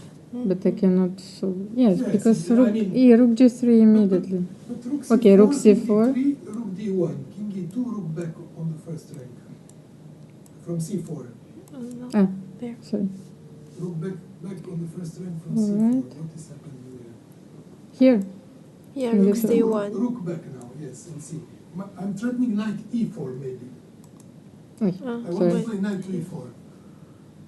Okay, but maybe rook b5 anyhow, yes? Or what? b5. No, but B5, b5 knight you have e4. perpetual rook e1. Yes, but knight e4 I want to play. No, Knight but e4, knight e4. rook e4. Ah, no, rook e1. No, king. I don't know. You can try. It's tricky. I don't know. Knight e4 is coming. Mm-hmm. Put knight. Can be very tricky. Just Ah, I play already before. Yes, mm-hmm. 94. just to show Because I'm still. danger. Okay, but maybe rook e4. I still have this b pawn. Yes, rook e1, check. And the king d. Where? Well, king d to d take e4. No, which move are you talking about now? Rook e4. Yes, rook Rook e4, e1. rook e1, e1, check. yes. 2. Okay, I take. D with the take. pawn. Now take with the I take with the pawn, pawn, yes. Okay, b6. Yes, b6. But this is just worse for you. E3. E3. check. Yes, yeah. Rook And- b1. Or Rook b1. Okay, Okay, maybe I'm not worse. At least I have Maybe you're bishop not worse. c4. Yes, but Yes, you're making a draw probably, yes. But okay. No, but you're playing. No. You want to play for win. You could make perpetual. Yes, I could make perpetual. Yes, of course. I tried to do something. No, but then- No. yeah, and here it's already after it's already Yeah, maybe it's already dangerous. yes. So I Maybe- think this is now better for Oh, white, maybe there's 1 point. maybe I should play rook b1 first. At least not to Yes, give you could b5. hold. Yes, You could to hold this. this. But, yes, it is Because, not a bad move, actually. because- It's a good move. Yes. Check on c7. Yes, king h6. King e7. Ah, king e7. Or maybe king. Yes, I don't know. King e7, king g5. Maybe I go king f8 now. Be careful. But rook g3. Rook g3 Yes. is coming also. Mm-hmm. So it's not so clear, yes. Rook b1, Maybe probably. rook f7. So maybe. But in some check, probably. No, but king e5 wins probably. King e5 now back. Rook c7 and king e5. It might win probably. king e5, and then Knight knight g4. g4, knight check. g4, What? knight g4. But are you in mate here or not? If I you don't know. take, Take, take. King f6, rook b4, yes? Yes. Rook b4. It is not mate, no? Because you go king h7 back. No, but you can go from rook c1. Rook Then rook g3. g3. Yes, then rook g3. Yes. Rook takes b4 now, yeah? There is no mate. Yes. Yes. It's amazing. Rook on the back. And b7. Bishop f7 and you repeat, yeah? Check. Maybe take, yes. Or maybe at least I can take on f7. Yes, but it should be draw. You have very strong king. Yes. No, I yes. mean, there is immediate draw actually. King takes, rook g3, king f6 back. It's immediate draw. Yeah. Yeah, but this at some point I don't know. I don't know why I start overplay it myself. Yes. I don't know. Unfortunately, on 30 seconds everything can happen, and here. Okay, later it was already. Yes, because it was really very difficult to defend because. Yeah, later my 2 points were fast. Yeah, they were actually. Actually, we played quite a decent game, and until the end, Yes, it yes. was quite complicated. So. Okay. Thank you very much.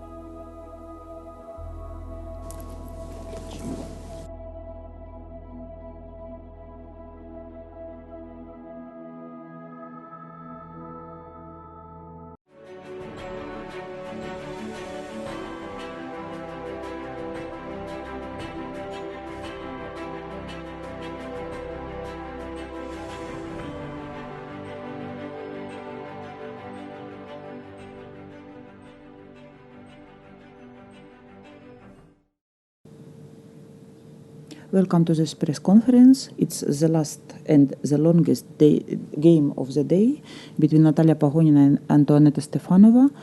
It was 113 moves, very tough game, and now we will try only to see some critical moments. Good afternoon. Okay, who is going, Antonetta? Show, please. Okay, I guess. Okay, it's the first time I play this line with e5 direct here. It's not the most popular, but some guys are playing it lately, like Ponomarev or Vityugov. It's quite good line, I think, because I play this with white also, and I think it's quite interesting. Maybe it's not worse than the others, I don't know really, but okay, it's always good to surprise a bit your opponents. So I don't know, bishop b3, this is normal, but knight h4 is first time I see, so I don't know. I thought that it's a bit premature because I know it's good against queen e7, but just like this, knight h4, I don't know. Sorry, knight h4, so I was not sure even if things like e4 are working or not, but I thought, okay, I'm not forced to do that. So after this, take, queen e7, knight f5, queen c5. I thought maybe Natalia should play something like knight a4 and exchange queens, but okay, black it's is good not for worse. Yes, it's already. Good for you. But I think it's already good for black because of this knight h4, because I don't know, I like my position here already. Knight e6, okay, knight f3 is probably not the best. Maybe white should go for a draw already, just try to exchange everything. Because after bishop c7, suddenly I'm getting some attack, and after bishop a4, queen h5, okay, I think Natalia, she found only move, knight d5. I'm not sure if it's working or not, because, okay, we were both thinking a lot at this moment, but it looked like, okay, soon some sacrifice will come on h3 and just better for black. But after knight d5, I was calculating some very long lines, of course, something like cd, ed, knight f4 knight probably. f4. Okay, another line was knight c5 actually. Knight c5, queen takes, bishop b6. But now queen c4 only move, because if something else, then knight e4 is coming, or bishop h3. But queen c4 I think is strong enough. And now if bishop h3, I don't know if I'm really threatening something or not. And okay, d6 can be also dangerous, so I didn't like that. And knight f4, of course, was a lot to calculate, because, okay, after queen c7, there is knight e2 move. Queen f1, I was calculating even some things like this. And bishop h3, king e1. But, okay, now I have to take, and after king d2, I don't have time for rook c8, because just rook c1 is taken. Because otherwise, if queen goes, it's rook e2 mate, of course. But looks too optimistic, this line, no, for you? No, this queen f3 looks too optimistic. But probably yes, before some sacrifice on h3, no, Antonetta? Yes. Okay, I can sacrifice on h3 or on g2 even, because after this move I can just play knight g2 if I Also want. interesting. But somehow I didn't feel that it's really enough.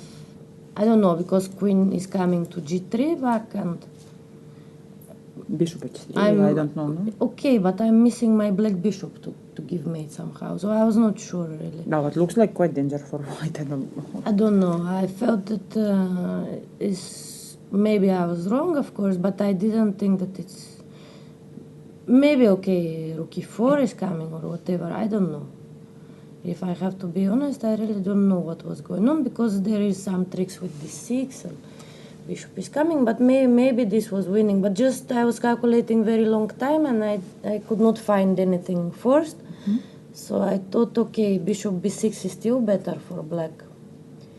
Okay, because take, okay, I think Natasha, she played only moves here. But still, okay, it's pawn up for No, why? Okay, I mean soon. Because, because rook e2 is a threat, so rook e1 has to be played. Knight e4, threatening f2, so you have to go bishop e3. Take, and here was maybe some interesting line.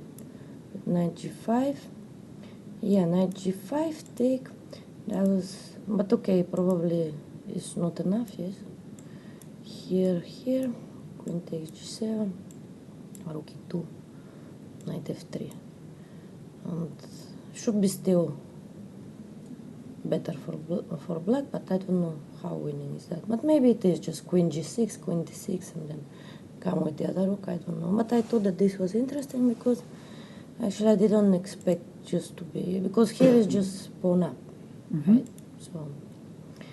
Okay, I mean here, I don't know, maybe it was not the best what I did allowing this rook endgame, but then I was so sure that it was winning this endgame, and then at some point I just swapped the pawns. I completely forgot that it's a4, a5, and then it's completely draw, so... Okay, because I think here was somehow winning. I'm sure Mr. Lubovic explained how it's winning for black, but of course during the game when you're tired and low on time, it's not that easy. But I think it's not so easy to win this endgame. Always it's some... Maybe, but there were so many options coming with the king to take these pawns, or with g5, without g5. But it always counterplay also from Of right. course, but no, but I believe this should be somehow winning. I don't know. Maybe, but somehow I could not find maybe the right idea, because okay, how was it? I don't know. Okay, rook e6.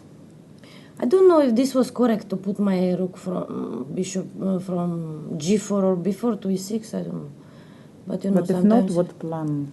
Okay, my plan is to come with the king here and take these pawns. Of course, I have to be accurate and I have to think to play b5, not to play b5. Normally, I should sacrifice two of these pawns and come here, make a pass pawn and win somehow. Which, of course, in theory sounds very easy, but in practice is not. So, and around here, I somehow started losing my way, because I was thinking that should be somehow, I should be progressing somewhere, but actually I was not going too far. So here, I mean, I played unbelievable move a4. Because, okay, at least I should play b5 or something. I mean, I don't know. But a4 is just immediately draw, because after this, okay, maybe even here, I don't know if it's draw if I take, if I'm on time, but I know, you know, I couldn't calculate. But probably it's a draw, yeah, if I take on a2, take on g6, b5, rook g5 or something. I think it's direct.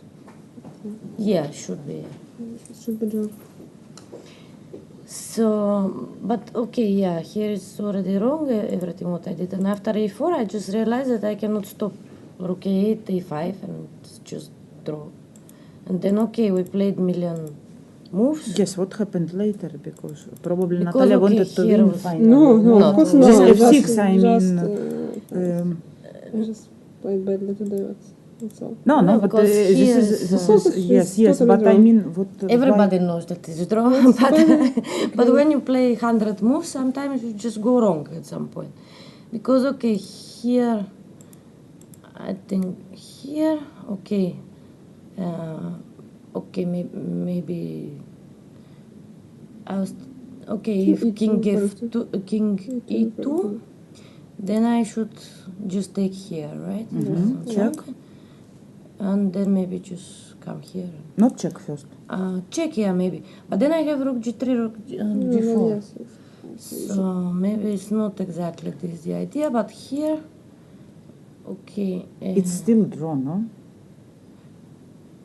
Yes, of course it's draw, but how? It's what I wanted to know. If now you take the pawn, what happened?